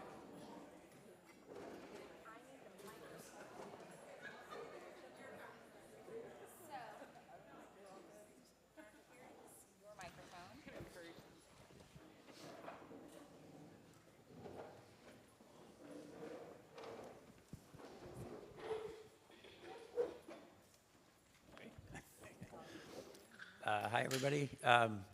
Thanks again for coming. This is just before I introduce our last panel here. A little over 2 years ago, we had a meeting somewhat like this. There were some folks there, and the purpose was to bring together, for lack of a better word, the child welfare services community and a lot of folks involved in it in other ways, to let us know what they were wanting us to answer in terms of questions. You know, what are the questions really pressing to you? And we organized that, and you know, we shared it with various folks, and then we shared it with the folks who we put the word out saying we wanted some partners to do research. And I just, at the end of the day, I can say that I couldn't be happier with the response of the folks who gave us proposals and those who did this work. And so I just want to thank all of those folks, and we can thank them together, the folks who came and thanked them. And you know, our funders, Daniel thanked a lot of people. In addition to that, I want to thank our little team. The little team at the TAY-Hub is really little. There's EQUIP folks support us. There is no TAY-Hub without the California Child Welfare Indicators Project. There's no Cal Youth. No evaluation of AB 12 the way we executed it without the Child Welfare Indicators Project. Their relationship with the state, the counties, knowledge of administrative data allowed us to identify the populations, to interview the workers, to survey. We're going to do that again. Those folks deserve a lot of credit. The TAY-Hub is like a really little team. This one right here, without Andy Elaine Eastman. Without Andy, I'm retired. I kid you not, really. I'm retired. And then, you know, Anthony, Ivy, Asta. We've had some undergraduates work with us. Christian Sotomayor this year, Judy Babbitt. It's really been some graduate students. Now one of them's a graduate, the other one soon will be, and undergraduates. And so, you know, Anthony, Ivy, thank you. By the way, they kept the trains running here as well with Andy. So what we're doing with this last panel is we wanted to give, you know, and you all have an opportunity to weigh in as well as you have been. The Q&A here has been great. Folks who represent, you know, in important ways, parts of that child welfare services community. And I'm going to just briefly introduce them. We have bios that, the presentations, the bios, everything are available. But you know, Angie Schwartz is, as I think everyone knows, the Deputy Director of the Child and Family Services Division at the California Department of Social Services. She leads the work of that division. I've known Angie since I was sort of brought into studying the implementation of AB 12. And again, if AB 12 is implemented well, it's because the architects of that law had the sense to say, give us at least a year to try to sort out what this brave new world might look like. And Angie deserves a lot of credit for that and for straightening out, you know, getting SSI to young people who are eligible for it. So she's been an advocate for a long time. It's great to see her, and it's been great to work with her. Chris Stoner-Mertz is the CEO of the California Alliance of Child and Family Services and its Catalyst Center. They've been phenomenal partners for us. And actually, you were a great partner for us before we had the TAY-Hub, when the providers were willing to look at their own outcomes in terms of education, employment of THP providers, and that's a brave thing to do, and so the Alliance has been invaluable. But like pretty much everybody on this panel, Chris Christine was, involved. She started Lincoln Families. I think it was called Lincoln Child Center. Yeah. No, you were there, right? And helped start the Seneca Family of Agency. So this is somebody who, knows the provider community pretty well. Jay Johnson's a special initiatives manager at the California Youth Connection, and CYC members helped design the Cal Youth Survey. We had, we go way back with CYC, and we've been lucky to have them as partners along the way. Leslie Heimoff, Executive Director of the Children's Law Center of California, been there for a long time. I won't date her too much. But again, she began her career. She's done, legal representation of parents and children in the dependency systems. Okay, everybody here is kind of, we call it lived experience, relevant lived experience. Ranique Ross has worked for Los Angeles County Department of Children and Family Services for 26 years, several capacities. Currently the executive assistant to the director. Again, she began her career, I won't date it, as a children's social work trainee assigned to what is now continuing services. So this is somebody who's been there, done that. And who did I forget here? Jay, you were on the first page. That's the problem. Jay Johnson is the special initiatives manager at CYC. I already mentioned you, Leslie. Sorry, I did it. Now I'll shut up. So each of these, it's been a long day, and it was a long drive from Atascadero last night. So I'm going to hand it off. We're going to go this direction. Chris and Angie need to leave a little bit early, so keep that in mind as you hold on to your questions for when we're done with their presentations. So. Hello.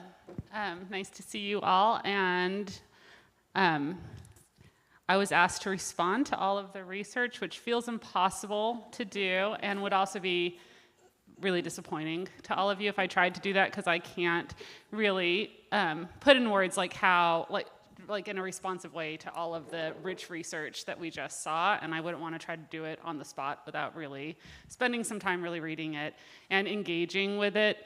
But I just want to say how much I appreciate hearing from all of you and the presentations. They were very rich, and they give us so much to think about, and we literally can't do the work we do without it being informed by the experiences of the individuals that are impacted by our system, and having researchers that can help to quantify and to help extrapolate and provide that feedback to us in a way that we can really digest it and then be responsive to it and create policies and systems that actually change in order to meet the needs of real children and families is the work that we're trying to do. So at the Department of Social Services, and for the 20 years that I spent as an advocate before I joined the department, that is what we've been advocating for, is systems change in a way that is responsive to real children and real families, and that makes systems work for families. In the very last panel of the day, I think it was you who said enforcing policies but not exhausting resources. I wrote that down. I was like, that's amazing. And we really have to think about how to make sure, thank you so much for saying that. I'm going to put that on my computer. How to make sure that we're creating systems that are really providing the resources and enabling people to have streamlined and easy access to resources. It's not about creating bureaucratic processes so that we can sort of say, we've checked all the boxes and we know that now we're going to get some sort of outcome, because what we know is when we do that, we don't get the outcomes that we want. So my reflections, at a 10,000-foot level, after listening to all of the presentations, instead of going presentation by presentation, is that so much of the research that was presented today is very informative for work that we're doing right now. So as we're looking at our mandated reporting to community supporting systems, the research that you all shared helps us think about, well, how do you develop a system of community supporting that is truly responsive, that is actually sort of helping to look through, when is there sort of neglect in the sense that we can intervene through a community response system, and then what should those services and supports be, and how can we actually be responsive to that family, so not leave kids in a situation that continues to be unsafe, or sort of have adolescents that are calling the hotline on themselves and not giving an adequate response. So like, what does a real community response system look like, and sort of like, what are the proper interventions? I of course, loved the presentation that was really focusing on relationships and connections and families. I would say that's the #1 priority of our division, is to move to a kin-first culture. If you know anything about the work that the department's doing right now in the child welfare space, it's to make sure that every child who can stay out of our system and be effectively supported within their home has that opportunity to be supported within their own family structure, and that children that have to come into our system remain connected to their own relatives, their own family members, their own tribes, their own communities. We've built a Center for Excellence that Erin Thuston, who's sitting right here, is leading on behalf of the department with UC Davis, in order to try to really intervene at the county level and make sure that we're looking at their data. So we started with data. I feel like you'll all be proud of us, researchers in the room. We made a profile for every county with their data. We held webinars to help them understand the data. The partners at the Child Welfare Indicators Project have been huge in helping us sort through the best way to really understand what is the kin-first culture of each of our counties, where's our starting point, where's our baseline, and then where can we go in order to really effectively intervene. And what I really loved about that presentation is we're focused right now. I was saying to Erin at one of the breaks, we are so at the surface level. Let's just make sure kids have placement with relatives, right? Because we know from the data, again, that kids that have a first placement with relatives are far more likely to be with that individual and not experience placement disruptions. They're far more likely to be with their entire sibling group. They're more likely to reunify. They're less likely to reenter. So in terms of some of the sort of surface level outcomes that we look at, they're all better for children that start with relatives and that have predominant placements with relatives. But the research today was on what are the deep and meaningful connections that we can help forge with families, and making sure that there's not just one connection, but multiple connections to their family members, and thinking about how to really invest not just in the placement, not just in making sure a kid gets to a placement, but in terms of the relationship building and how we really do that in a way that is really responsive to what that child needs, and building that network of people. So I so appreciated your research, and I've already reached out to say can you help us with the Center for Excellence in building some of the work that we'll be doing within our county. So what else? We're in the middle of redesigning our entire rate system. Some of you know that. And research will also help us to figure out how to develop our immediate needs program, and to think about strength building, and to think about sort of what's the service array that we need and how do we deliver those services. As we are implementing that a few years from now, we will definitely need research and evaluations to make sure that it's having the impact and the effect that we are hoping that it has by reforming our rates in the way that we're doing it. Dr. Courtney said at one point, the intersection between all of your research is something I would very much like to hear more about. So when I was listening to one panel and then the other panel, I was I wish they would merge their research so that I could understand the youth's perspective and why the transitional housing program is sort of not having the capacity to meet the needs of the young person, or how are young people with disabilities experiencing access to and support through our transitional housing program. Or when you think about, I wrote it down, understanding the outcomes of youth, but let's understand them in the context of which services did they actually access, and which programs did they actually access, and which ones did they not access, and why did they not have access to things that we think about as a system as being sort of readily available. From a state lens, we often just sort of put money out there. We're like, here you go. And then like we see what sort of develops. And I think we talked at the beginning about how it's very county by county and it's very variable. And so you have to think about that. If you're designing a system that's a state-led, like a state supervised system, but it's county administered, what does that mean about like system design, and how can you design it in a way that has the flexibilities but actually gets you the things that you really want to get? So your research is so helpful in terms of understanding what those impacts could be. And I really, really, really appreciated the studies that were really focused on the youth perspective and how to sort of bring that into our policy making and our policy decisions. So just shout out to like the ways that you're engaging with young people and helping us understand like the experiences of young people as they navigate through our system. And that kind of research, I think we need it, and we need to know like where the barriers are to access. And that's all I have to say. I'm going to stop talking.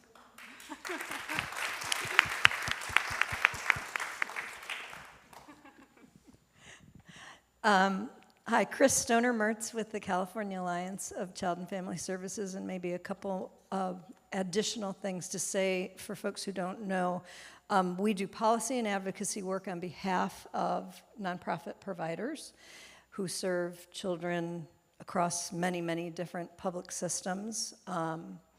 And our Catalyst Center, as Mark said, does training and technical assistance in collaboration with the Department of Social Services, the Department of Healthcare Services, and HCI. And one of the reasons we started that was because we really saw how critical it was that once you create policy, you also have to ensure that the field is able to successfully implement that. And then you have to also evaluate and assess what's working and what's not, right? We really see it as a circular process. So much appreciation to all of the researchers that shared information at so many different levels, like very, very quantitative and also very qualitative. Like all those perspectives feel so important to me. So a few of the things just that I couldn't help but think about was how critical belonging is. That really came out in so many levels. One thing I did not say about myself is I'm also a former foster parent who really has an extended family as a result of that. And there's no question that that is such a critical part of the success of youth, that are growing up in or coming out of a foster system that really, as Angie said, connecting them to their family members. This is a little off topic, but I'm going to say it because I think it's meaningful.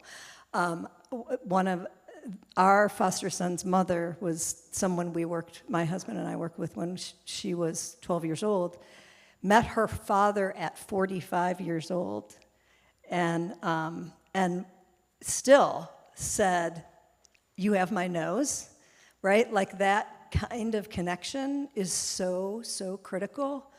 And we do forget about that when we're building systems and responding to other things that need attention. So being able, like you said, to be able to try to keep that at the center, but also figure out how do we help government actually respond to that, right? And get the services. So belonging, stability really came through, and the importance of that. I couldn't help but think about Maslow's theory. I know one of you said, how are you going to get somebody to do therapy when they haven't eaten, right? It's and we have to be focused on that. Of course, in California, we have sort of the challenge as a state of county-administered programs, and this certainly came out in a few of the different studies that we have to find a way to get more, both consistency in some areas, but also allow for the kinds of variability that we see across different regions, right? There's a both and there. I was so struck by someone saying there's the application for housing was 45 pages. Like, that's criminal. We have to change that as a system. It's just simply wrong. So I'm taking away a few things for like, okay, what can we do policy-wise around some of these issues? I also walk away feeling like we've had some really good connections between some of the things that you all said about what's needed and some of the policy work that we're doing. We passed a bill last year that requires that resource parents are able to be trained in creating an affirming and welcoming environment for foster youth who are LGBTQ.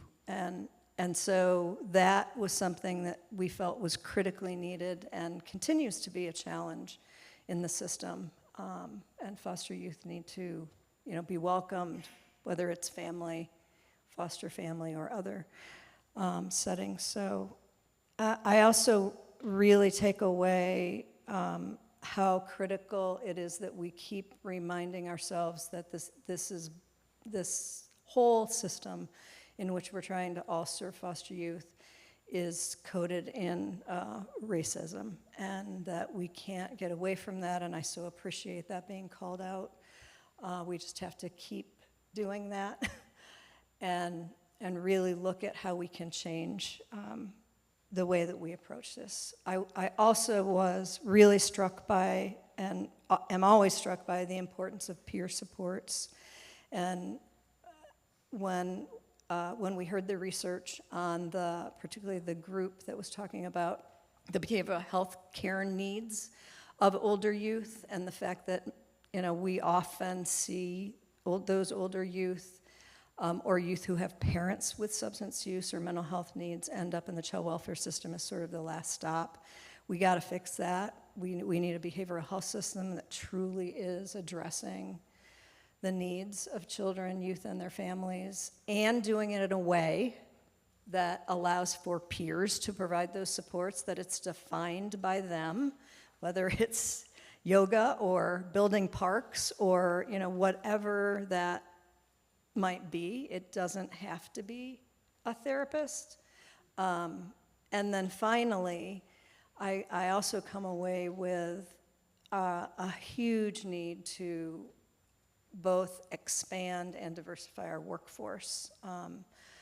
One of our projects through our Catalyst Center in partnership with Chabot Community College is an apprenticeship program. That supports young people who are in community college, many of whom are former foster youth, and we are partnering them with our community-based organizations to get apprenticeships and get that experience, because we need them in this field. They bring their hearts and their minds and that commitment. So would love to see us do more around workforce and how to link former foster youth into positions where they can really make a difference in this system. So, and I think that's all for me.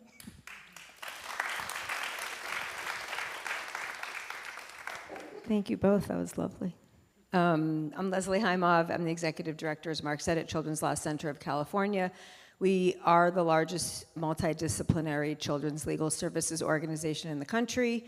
We represent about 20,000 young people, mostly here in Los Angeles County, but also Sacramento and Placer counties. And just for a quick, making sure people understand the context, what I mean by a multidisciplinary legal office is that we employ lawyers, social workers, investigators, case managers, peer advocates, and a variety of other specialists so that we can provide multidisciplinary legal services to our clients, which is fairly unusual still. And there are many other children's legal offices that would like to do this work, but they don't have the funding to do it. So our size gives us an advantage and some disadvantages. But it is a unique practice and one that we believe is best practice, and the field believes is best practice, but is not readily available in most of the country. Which is my segue to something we were talking about at our table, which is that when many of us travel around the country and go to conferences and convenings and talk to our colleagues in other states, they're always so impressed with California's laws and policies. You have the best laws. You have the best policies. Every kid gets a lawyer. That's amazing. In my state, only kids that are over 14 get a lawyer, or every parent gets a lawyer. Or you have THP. We don't have anything after age 18. My state didn't even join extended foster care until last year. Or maybe not at all. I don't know. Are there some states that still don't do it at all? All right, so not at all, and we were first, right? But we still have all these terrible outcomes, and we still have children who are suffering and who are not thriving, who are not supported, not nurtured, not loved in the foster care setting. So all of our great laws and policies are not translating one-to-one to serving children and families in the way that they should be served. I am struck by we have all heard the Maya Angelou quote about now that we know better, we can do better. So we've learned a lot today. And I think little differently than my colleagues here who spoke, rather than talking about each presentation and what my takeaways are, I instead have some requests. And what I think we need from you, the research community. For starters, most of the people in the room are researchers, which is awesome, but we need you to help us learn how to implement all of these recommendations. And I will tell you from a practitioner standpoint, when we started doing addressing structural racism in child welfare at Children's Law Center in our organization, one of the first things we did 5 years ago is we trained all of our lawyers on talking to their clients about racial and ethnic identity, because we realized that we were basing our stats off the county stats, which were based off a social worker's impression of a family or a child. Nobody ever asked anybody. So we decided we're going to ask every client, how do you identify? It was really hard. People were uncomfortable. People didn't know how to do it. They couldn't understand why. So now, 5 years later, we have fully implemented, we have race data that comes from our clients' mouths, 90% of our clients, which is great. We're proud of that. But our lawyers don't know they don't understand why we're doing it. Like, our policy team understands, right? And our leadership understands, but on the ground practitioners don't understand the point of data. And they don't connect it, unless they can connect it to their day-to-day work. And their day-to-day work is, I'm walking into court today, I have 7 kids whose cases are on calendar. One I just met yesterday, the other one I've known for 4 years, one who's unhoused, one whose therapist just left town and they need a new therapist, one who's on their 7th placement, and one who's going home next week. So we're super excited about that, but the services they need when they go home aren't in place yet. And you want me to talk about what? Data and stats and analytics and So my sort of call to action to all of you is, as you complete your research, help us who are doing policy work and who are leading the practitioners to translate that into what can I do for my client next week? What should I be asking of the court? What can my organization do to make me a better lawyer, social worker, whatever the person's job is? Because we need your partnership to do that. So that's my first ask. My second one is something that I think is noticeably missing from the room is the legal. Nobody's research talked about the impact of the courts or court process or representation or models of representation or client engagement in the court process. And the court's the gatekeeper. None of this is enforceable or happens without the courts. And the courts are rarely the subject of child welfare research, and we need to be, because we can't do better ourselves unless we know what we're doing wrong or what we should do differently. And I shouldn't say none. There are a few researchers that have been looking at, I apologize, who have looked at intersection between child welfare and juvenile justice, but not child welfare process specifically. So we want to be studied. Study us, please. Please help us do better. I'm serious. I'm volunteering my 640 staff to be your first subjects in terms of how we're doing our jobs, because we would really like to do better. Let's see. Let me just look at my notes real quick. I think the other thing that, 2 other things that I heard, and it was actually, I think Angie mentioned the study that talked about forging relationships. And so now I will have a response or reaction. We have to forge relationships because we disrupted them. If we didn't disrupt them, we wouldn't have to forge them. So I really would love to focus on ways that we can maintain rather than destroy and then rebuild, because that's obviously more than twice as much work. And it's something we think about a lot, and we think about it in the court side from day one. When we walk into the courtroom on the first day, our first question is, should this child be separated? Right? And if we can get them unseparated and return back home quickly, we know we're going to do better and have a less heavy lift for the benefit of the child and the family. And it's the trauma not only to the child, but to their parents and their whole family as well, which then translates out to community, right? I also didn't hear, and we also, there was a little bit of talk about EPI. There's some great work being done around preventative legal services for teenagers who are becoming parents and how we can keep their babies out. So there's something else for you to study and learn more about. We're having some great on-the-ground successes, but we don't have the data and the research to go along with it. And then my last thing is that I think especially with TAY-Youth, and this came up in the study about lack of response to youth who say they need help as they're 16 and 17 years old, and the system says, no, you don't really need any help. We lose. With each day that a child is in the system's sense of urgency towards that child's needs depletes, right? I have a judge who talks about our hair should be on fire, right? Our hair should be on fire all the time. My hair is on fire, usually. People hear about me, pounding my fist about that a lot, but we need the support to do that and encourage all of you to, keep your hair on fire. So thank you for doing that. I think all of the research and the data does help us continue to push for the things that we need in terms of policy and funding and legislation, et cetera. So thank you, and it was really enlightening, and I'm happy to be here and appreciate being asked.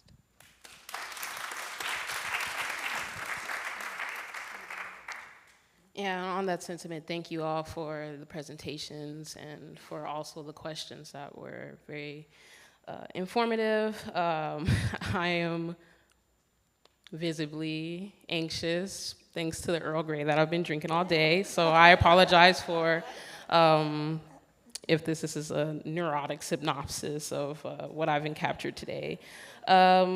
I'm Kwajay Jay. I come from California Youth Connection. I have lived experience. I've been in the foster care system from age 3 and aged out at the beginning of the pandemic in 2020. I was a member of CYC when I went to Berkeley. I didn't really understand what the whole policy-oriented thing was, more so that this was a community of folks who had that lived experience that I didn't really express as, a part of my identity. I was kind of ashamed of it, something that I had hid, and it took from being in that space to going into CYC and finding a sense of empowerment of my experience and just a general sense of community and family that I had been missing in my understanding of what family dynamics looked like. So I went from going there just for the solace of community into being in leadership roles, developing workshops, focus groups for conference, and ultimately becoming staff of the Special Initiatives Department, which focuses on youth participatory action-based research. And what's so special about this is that this job came about from a youth who was a parent, and we're talking about how this specific niche wasn't really acknowledged or really talked about.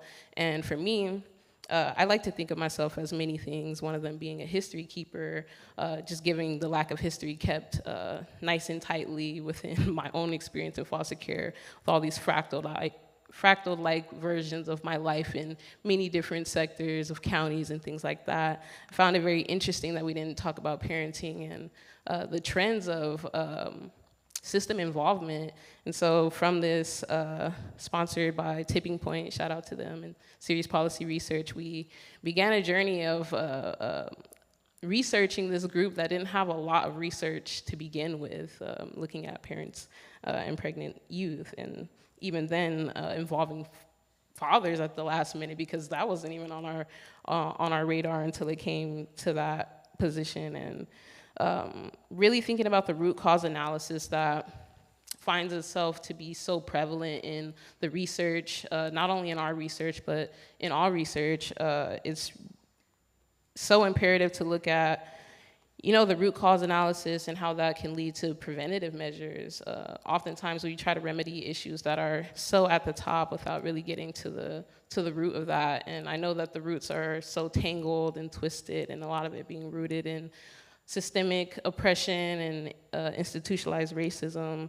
It gets really hard, but it's necessary if we're going to really carry out what we intend to, being in these positions. And what I found to be so joyous to hear is just a lot of talk about individualized approaches. I feel like research puts so many bins on a lot of things, a lot of different labels, and even beyond that, it can't capture all experiences, and that makes the individualized approaches that much more important. And I feel like even as we're doing this research, being mindful of our egos and how they show up in the research is so critical. I feel like the quality of the healing that can come from our work is rested in our ability to listen. That's what our young people need, is just somebody to listen to their experiences. And then from there, you can start to really tailor, you know, how you are offering those tools as a healer. And I do identify myself as a healer, but not in the sense of I'm doing healing to someone, but more so I'm cultivating an environment for them to know themselves as their own true healer by providing those resources and those tools. And so throughout CYSC, I found myself in these mentorship positions. I myself am not a parent, but being able to hold space for people's experiences, and that experience in itself feeling like a healing experience in therapy for a lot of people. And when it comes to individualized approaches, the work that's being done in CYC to really understand enrichment activities in and of itself being medicine. And what does that look like outside of the traditional models that have been offered and pushed to a lot of the youth. So it's nice to hear folks talk about, you know, the experience not being a monolith for our young people that we're serving. And I feel like it's also important that the tools in which we employ to support the youth are not solely working for the satisfaction of the observer, like caseworkers and things like that, but actually work for the purpose of supporting the health and stability of the youth that we're serving. I found myself embodying a lot of the labels that were pushed upon me, and I can jump through many different spectrums of what can be found in a caseload, from a troubled youth to, oh, she's independent, she doesn't really need a lot of help. And that has impacted my adult trajectory and my experience even navigating college, asking for help, dealing with anxiety and depression and the atypical ways that showed up, and people not really being privy to that. So being met with a lot of impatience around that.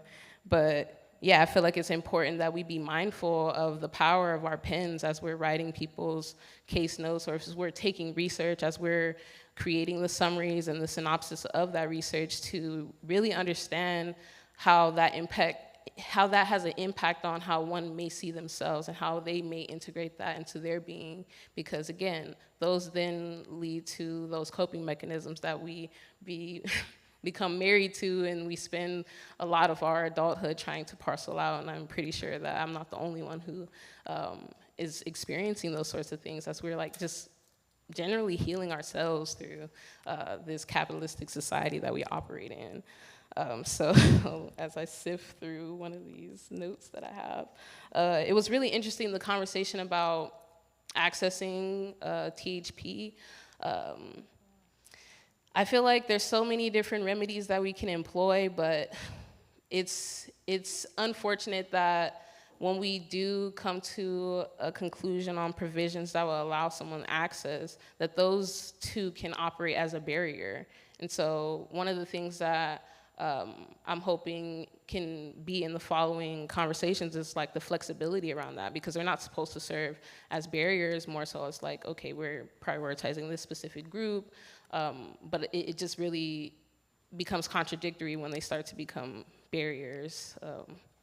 yeah, that's just one of those things that I find to be really complex, especially when it comes to parenting youth, not accessing those. Because in the research that we executed, we saw a lot of homelessness that our youth experience, and a lot of that coming from a lack of relationship with the provider, and that being a premise of fear in even accessing resources due to, fears around bias that will put them in a position to reenact that cycle of involvement in the system. So we saw a lot of parents knowing where to go to get those resources, but because of the fact that they couldn't relate to the service provider, or they were met with a specific energy and being protective over their child, they decided to struggle instead of pursue those resources. And some who did pursue resources ended up having referrals and a case opened against them, and that should never be the case. They should feel safe in their pursuit of those resources, so that they are not ingrained into this understanding that they shouldn't be asking for resources, and in asking for resources is somewhat correlating to a lack of strength or their ability to take care of their kid. Excuse me, I'm sifting through more notes. Yeah, just on the note of the large gap in parenting foster youth research, I highly encourage those intersecting aspects to increasingly involve and look at the family dynamics in terms of mental health. I feel like that is a huge one that has been a topic of conversation today. But not only the maternal aspect, but the paternal aspect as well. Family relationships, lifelong connections, that's one of our pillars within CYC that as a member I had advocated for. Really understanding that it doesn't necessarily have to come from a biological family, but some sort of structure of support, and the consistency of that directly correlates to the trajectory of one's success. And that's within foster care and without foster care. But I would like to see that in the upcoming research as well. And again, it was just such a great, rich conversation to be able to be a part of today. Let's see if I have anything else worth noting. Yeah, Dr. Harvey's presentation really, really stuck with me. And I feel like there is such a huge issue around both high-risk traditional and the hyper-independence narrative, because this traverses to deep effects that come into play in adulthood, mental health-wise, especially around Black female identifying participants within our research experience depression with atypical presentations, and that directly correlated to them getting resources, seeking resources, or feeling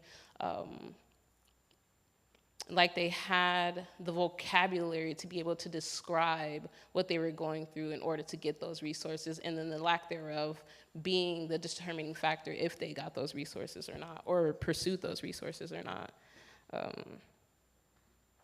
Yeah, I think that's all that I had. Thank you.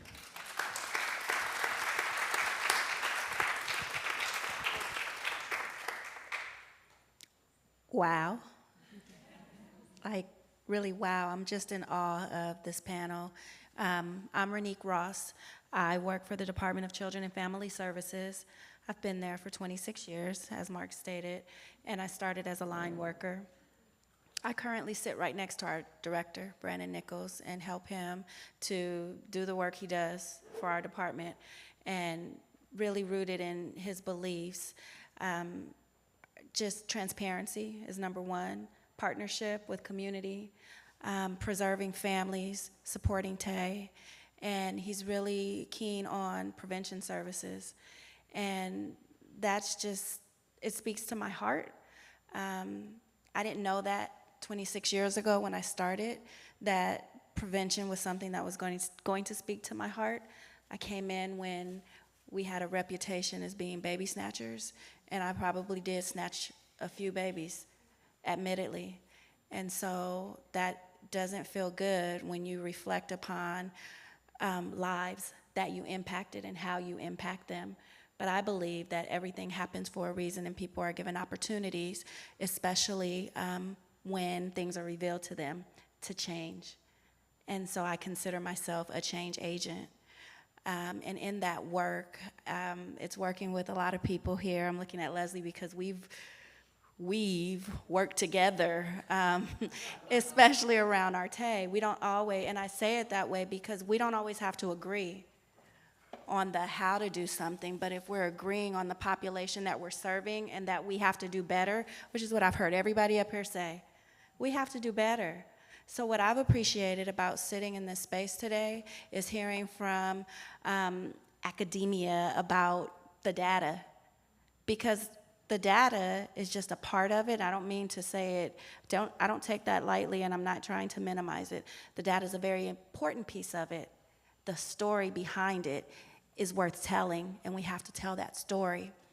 And what I think is an important part about storytelling, Dr. Harvey, thank you, and everyone else who told stories, is making sure that you include the voices of those who have lived the experience, whether it is the youth, whether it is the parent, whether it is the caregiver, whether it is the service provider that touched the life of any of those people who I just named, or whether it is the DCFS social worker or FFA social worker, but everybody who touches that child, that parent, that care provider, we need to hear from them. Because without their input, the story is incomplete. And so as I listen to some of the information that was shared, I too would say that there's a next step that I'd love to see, which is making sure that we have included everybody who's relevant. And by relevant, it's anybody who's touched the life of what we're talking about. Try our best to include their voices so that it tells the story that we can dig deeper into to find out where we need to improve. Mark asked a question, and I was just, and it was about mental health. And the question was about whether or not we are looking at child welfare agencies to address this. Mark, was that you? Lindsay, about I'm sorry, but you said something else, and I'm gonna go back to it.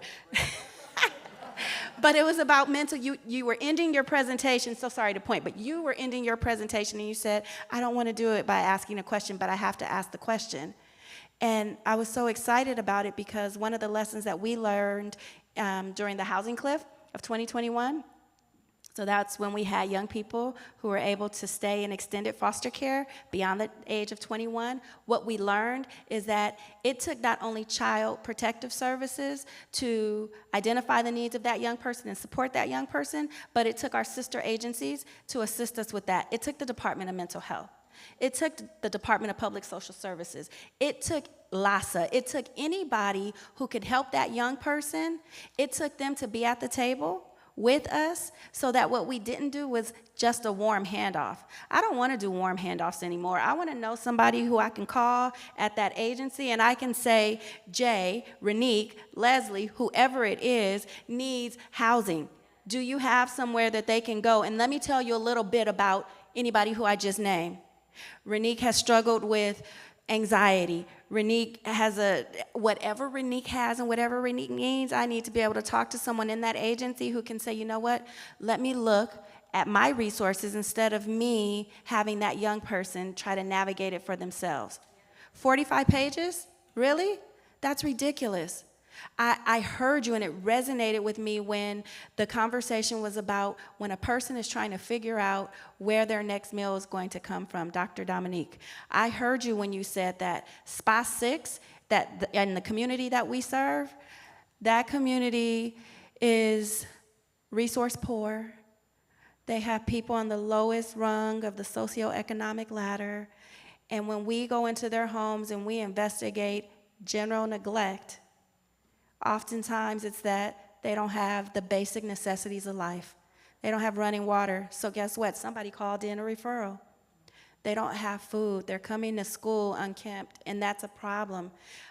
But I have to say, through our work in the department with looking more at from hotline to helpline, so when our child abuse hotline gets a call, and it's something like that, we have screeners. We've trained our staff to where they are referring to community-based agencies instead of generating referrals for investigation.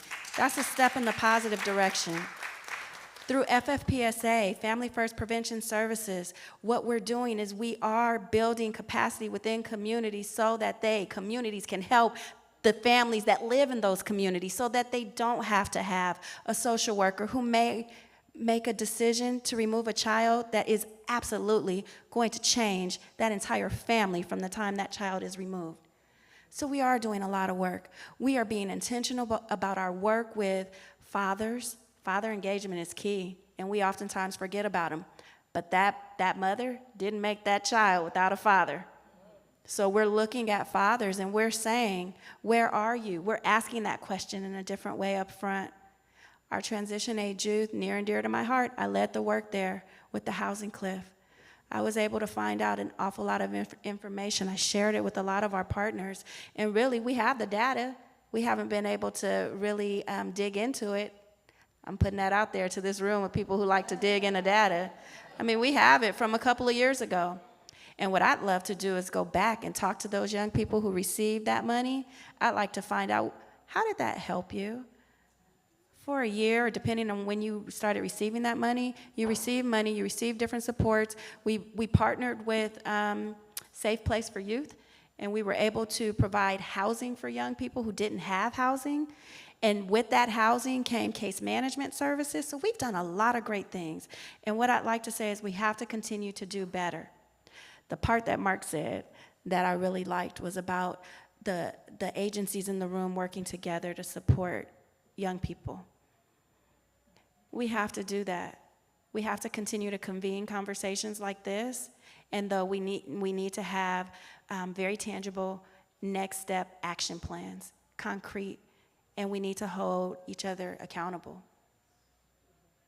Two last things I'll say is this. In 2020, our department committed to authentically engaging youth.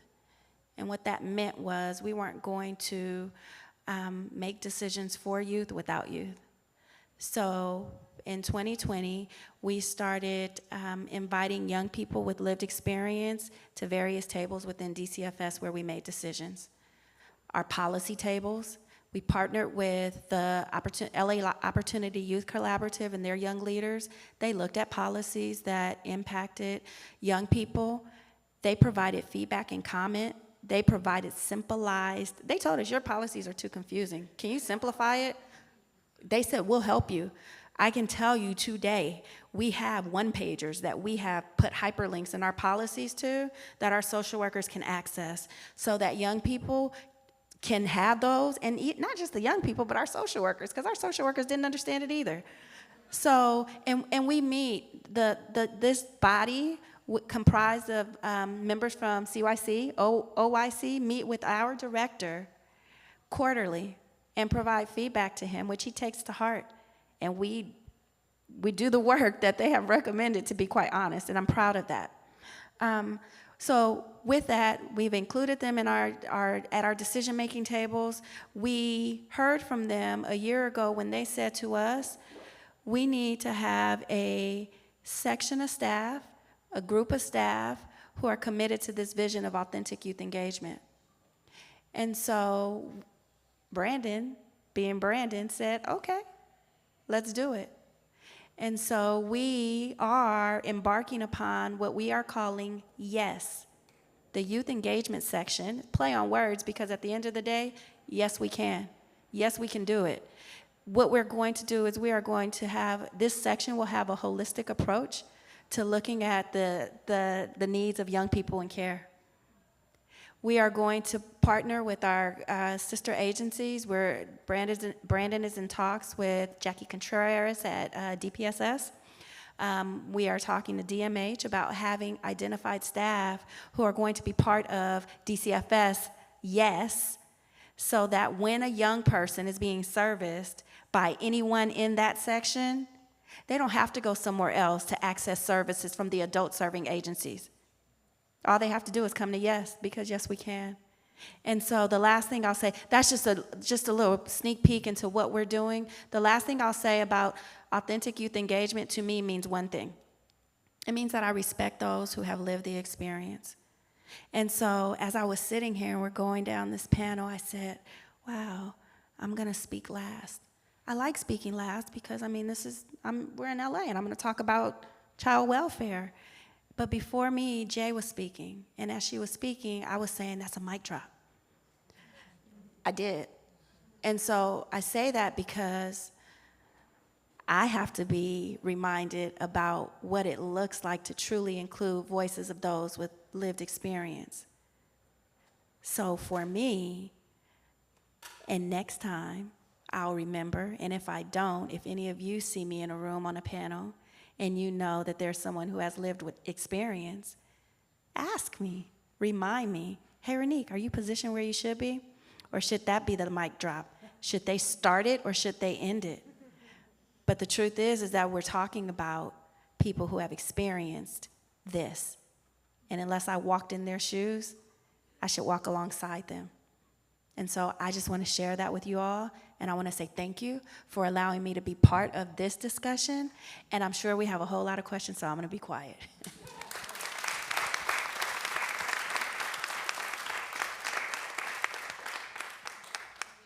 And I know you have a flight, so please. We welcome questions from everybody. For anybody about the panel, Angie and Chris are going to have to take off. But any other questions?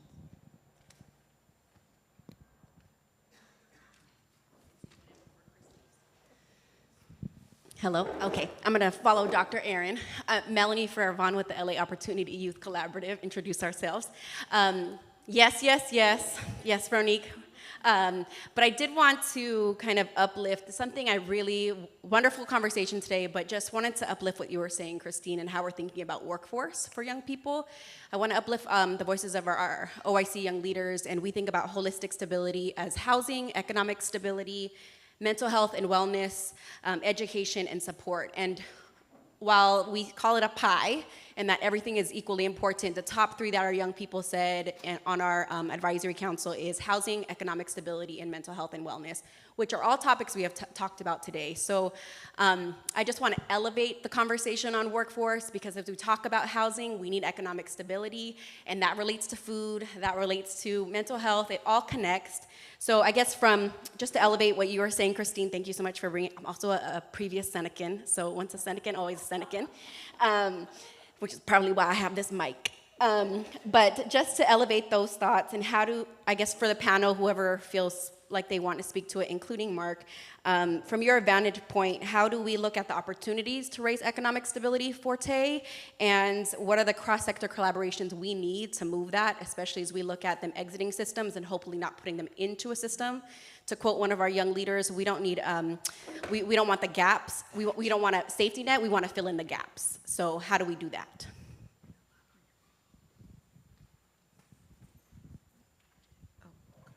That was a great question, and this is just coming from conversations that I've been having around this topic, is really the transition plans. The intentionality behind them needs to be a lot better when it comes to really the development, and one of the suggestions that are coming from youth is for that to begin a lot earlier. We see this happening around 17, 18, where, folks are already aging out, but a solid plan starts earlier, and we think about, what would you want for your child? You want to start planning as early as possible what their transition could look like. You don't want to start in the last couple of years. So really starting earlier, some of the suggested times are like 15, 16. I know IOP has its own age restrictions when it comes to the resources, but taking a look at those age barriers that have been employed and really starting to interrogate if that is successful or not.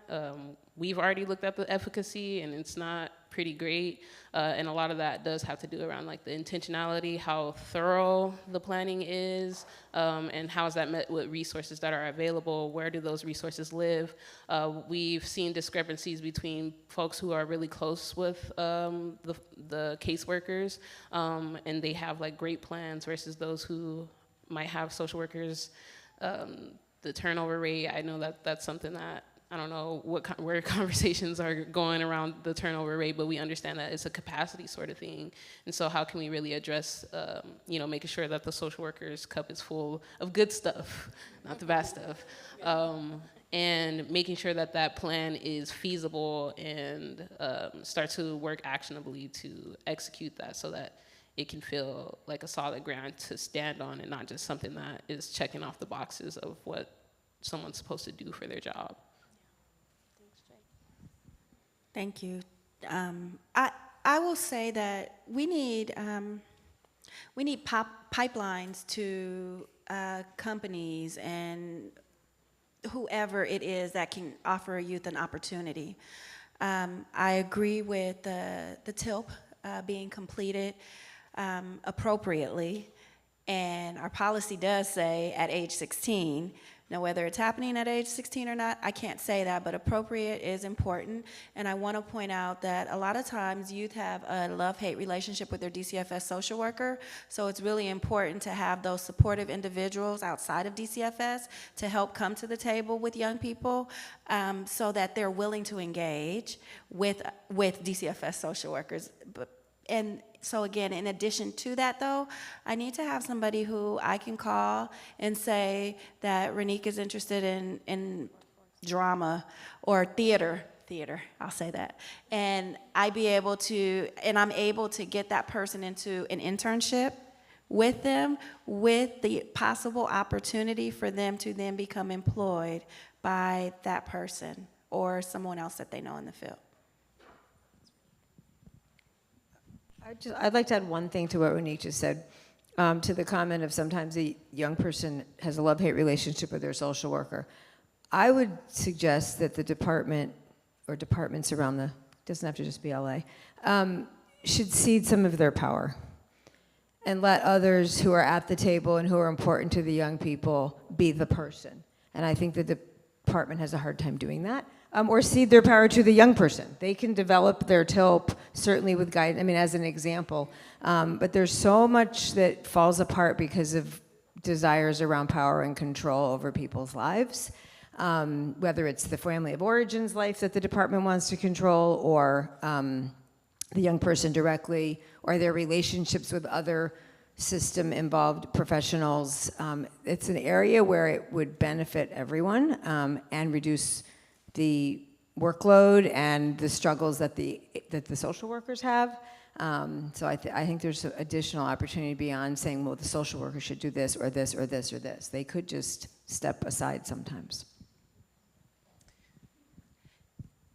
I just wanted to say in response to what you raised, Jay, about the most important pillar of all of this being the lifelong connection and relationship that, CYC has been setting the way for such a long time. And I always think, I love the research, and to me the research always is like the substantiation of what youth have been saying for decades and decades and decades. And so sometimes we need the data to convince people that it's for real, like this is actually true.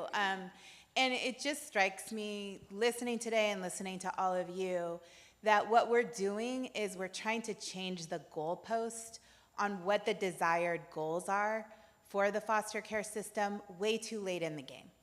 So we're suddenly saying for transition-aged youth, the goal is lifelong connections, belonging, relationships, well-being, happiness, where what we said previously, foster care systems are operating and saying our goal is to not have another incident of abuse or neglect. It's not to expose the department to further liability. And, we started, the Youth Law Center started maybe 15 years ago, the Quality Parenting Initiative now, with the goal of trying to say, let's realign child welfare systems around, you have one job. If you decide you have to remove a child from their family, then your one job is to make sure that every single day that that child is in foster care, that they receive excellent, loving parenting, and that you don't interfere with breaking up any relationship that they have. You do everything possible to maintain all of their existing relationships. You facilitate those relationships between the birth family and the resource family. You grow new relationships. But in every single moment of crisis, here in California, I think we're working with almost 30 counties on that work. We're working with 80 jurisdictions across the country. And I will tell you, every single time there's a crisis in the system reverts right on back to avoiding further abuse or neglect, avoiding liability. And so it's possible to do that work, but it actually requires changing everything in the system. People will say, like, well, what are we supposed to do? Recruitment and retention differently? No, you do every single thing differently. You think about how you put a child in a home differently, not a placement. You ditch the term placement. You don't think about beds anymore. You don't think about roofs. You think about where's the relationship. You do every single thing from the moment you touch a family and a child's life to the moment they exit entirely different. You think when a child has to leave one family and go to another, even if it's a positive move, how can you make sure that they maintain those relationships, that you don't subject to further abuse and neglect? You see the human, right? Like you strip all of these fancy words that we use away and you say, what would I do for my own child? What would I do for a child that I loved? So it sounds so simple. It's really, really hard. Really, really hard work to do. And so I just wanted to offer up, though, that from that work here in California, that is touch and go work. We have counties that make progress, and then we have counties that revert back. I think we have a lot of lessons learned about what to change upstream and all the way through, but it actually takes everybody. It takes every single person in the system, whether you're a lawyer or you're the person who supervises. You could say visitation, I'll say family time, right? Whether you are the person who does those moves, whether you're the peer worker, everyone has to have this vision that our goal and our job is to make sure that that young person is connected and loved and nurtured and held to be a full human being. And that's what it's going to take. So I think what you raised earlier, Leslie, about how do we inspire people to do this is so important. Every one of those data points that were up on the screen, that's a child. That's a young person who agreed to participate in this research because they wanted change, right? And so I just think for all of us, there are lots of researchers in this room. I don't know that this rests on you, but it certainly rests on all of us who are advocates or running systems to really take that seriously and to go back to whatever power we have and influence. It's not just telling the system what to do. It's us thinking about what can I do in my daily job to make sure that I am protecting, preserving, expanding children's relationships, their ability to belong, and preventing us from getting to this place where we're desperately trying to get systems to fill in the places that systems were not designed to fill in. Families, humans, like community was designed to hold people in this way, and we can do it. It just takes everybody. So I guess I just wanted to say part of this work is there's some concrete things, but we need to change the goals too, and we need to change them as early as possible. Just a quick expansion on what you said there. I agree that with the goal entirely. And I think it goes beyond, and I don't think you meant to restrict it this way, but you talk about everybody in the system. I actually don't think even if everybody in the system wanted to do what you're talking about, that it would happen. The system is what it is because the society's organized itself to make the system that way. Racism, capitalism, all that, right? And I feel like it's important for us to acknowledge that, because in the absence of acknowledging that, somebody working in the system is subject to moral injury throughout their entire participation in that system. You know, we need our communities to care about everybody, not just the folks that they choose to live with because they're able to afford to live there and all of that. We need all these other systems, mental health, housing. California is a shameful place to be in terms of the cost of housing. Child poverty is twice here what it is nationally, right? So, and a system that's supposed to do what you're saying isn't going to be able to succeed at doing that without those of us in the system acknowledging that and communicating with folks in all these schools, everything, our neighbors. I totally agree with you, but I just felt the need to say, you know, this is a bigger context that we operate in this system.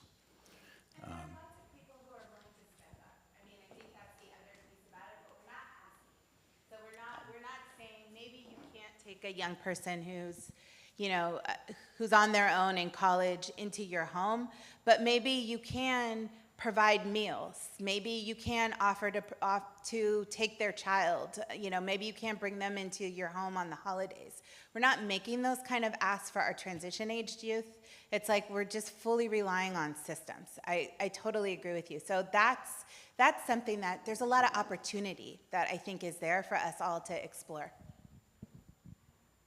So I agree with you, and I'll say this, what the department has done. The department has started working with the entertainment world. We call it an entertainment collaborative. We have gone to them, and it just so happens that there was a resource parent who worked for a major music label.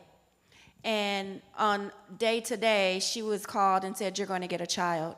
And her experience told her, like, she called her village, and it got her to thinking, who do resource parents have that are their village that they can call? And they mobilized. They brought over everything that she needed for that infant, and it made her start this journey of bringing people together in the entertainment world. We just got back from Washington, D.C., going to have a conversation with at the White House about this collaborative, and what they said is that what the entertainment world signs on to, then the rest of the world gets behind.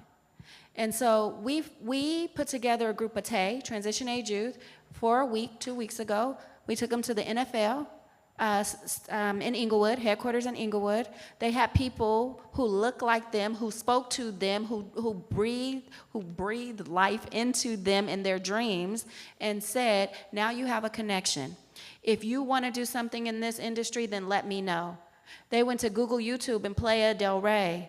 Same experience. So what I do agree is that we have to speak up and advocate. We have to be able to use the channels that we have at our disposal to say who's willing to help to support people who are involved in systems, not just DCF, but systems, period. And though we do have to recognize that there is a disproportionate number of African American kids in care, that people who have been impacted by multiple systems are disadvantaged when it comes to the services that are available to them, and even when it relates to, and as it relates to kin care, because you have generational kind of stuff happening there, and it disqualifies some people from caring for their own relatives. So we do have to look at I think we have to look at the big picture, and we all have to acknowledge it first.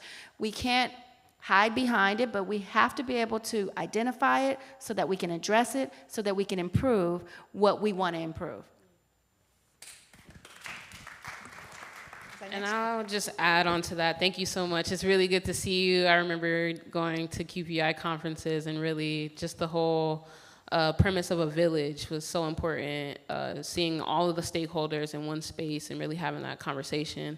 I've never been a fan of reform. I've never seen the system as something that could be reformed. It is rooted and built on a foundation that is sand. It's not working.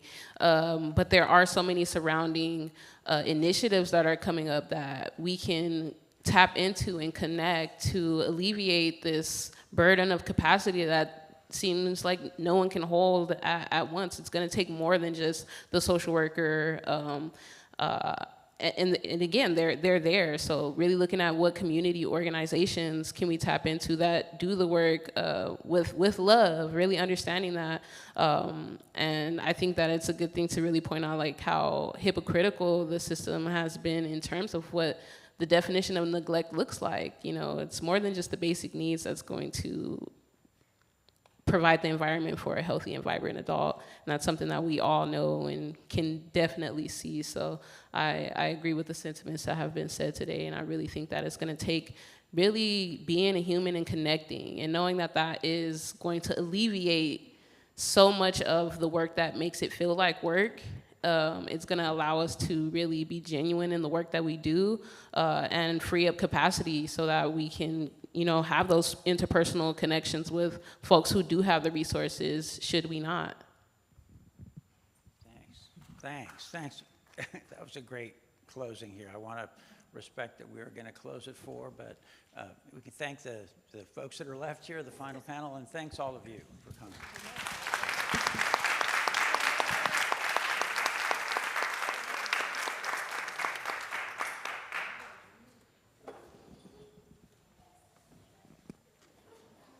Thank you everybody for coming. There is still quite a bit of food, so please take some on your way out. The restrooms, I think you've probably already found, are over there. If you have trouble getting around campus, just let us know. Thank you very much.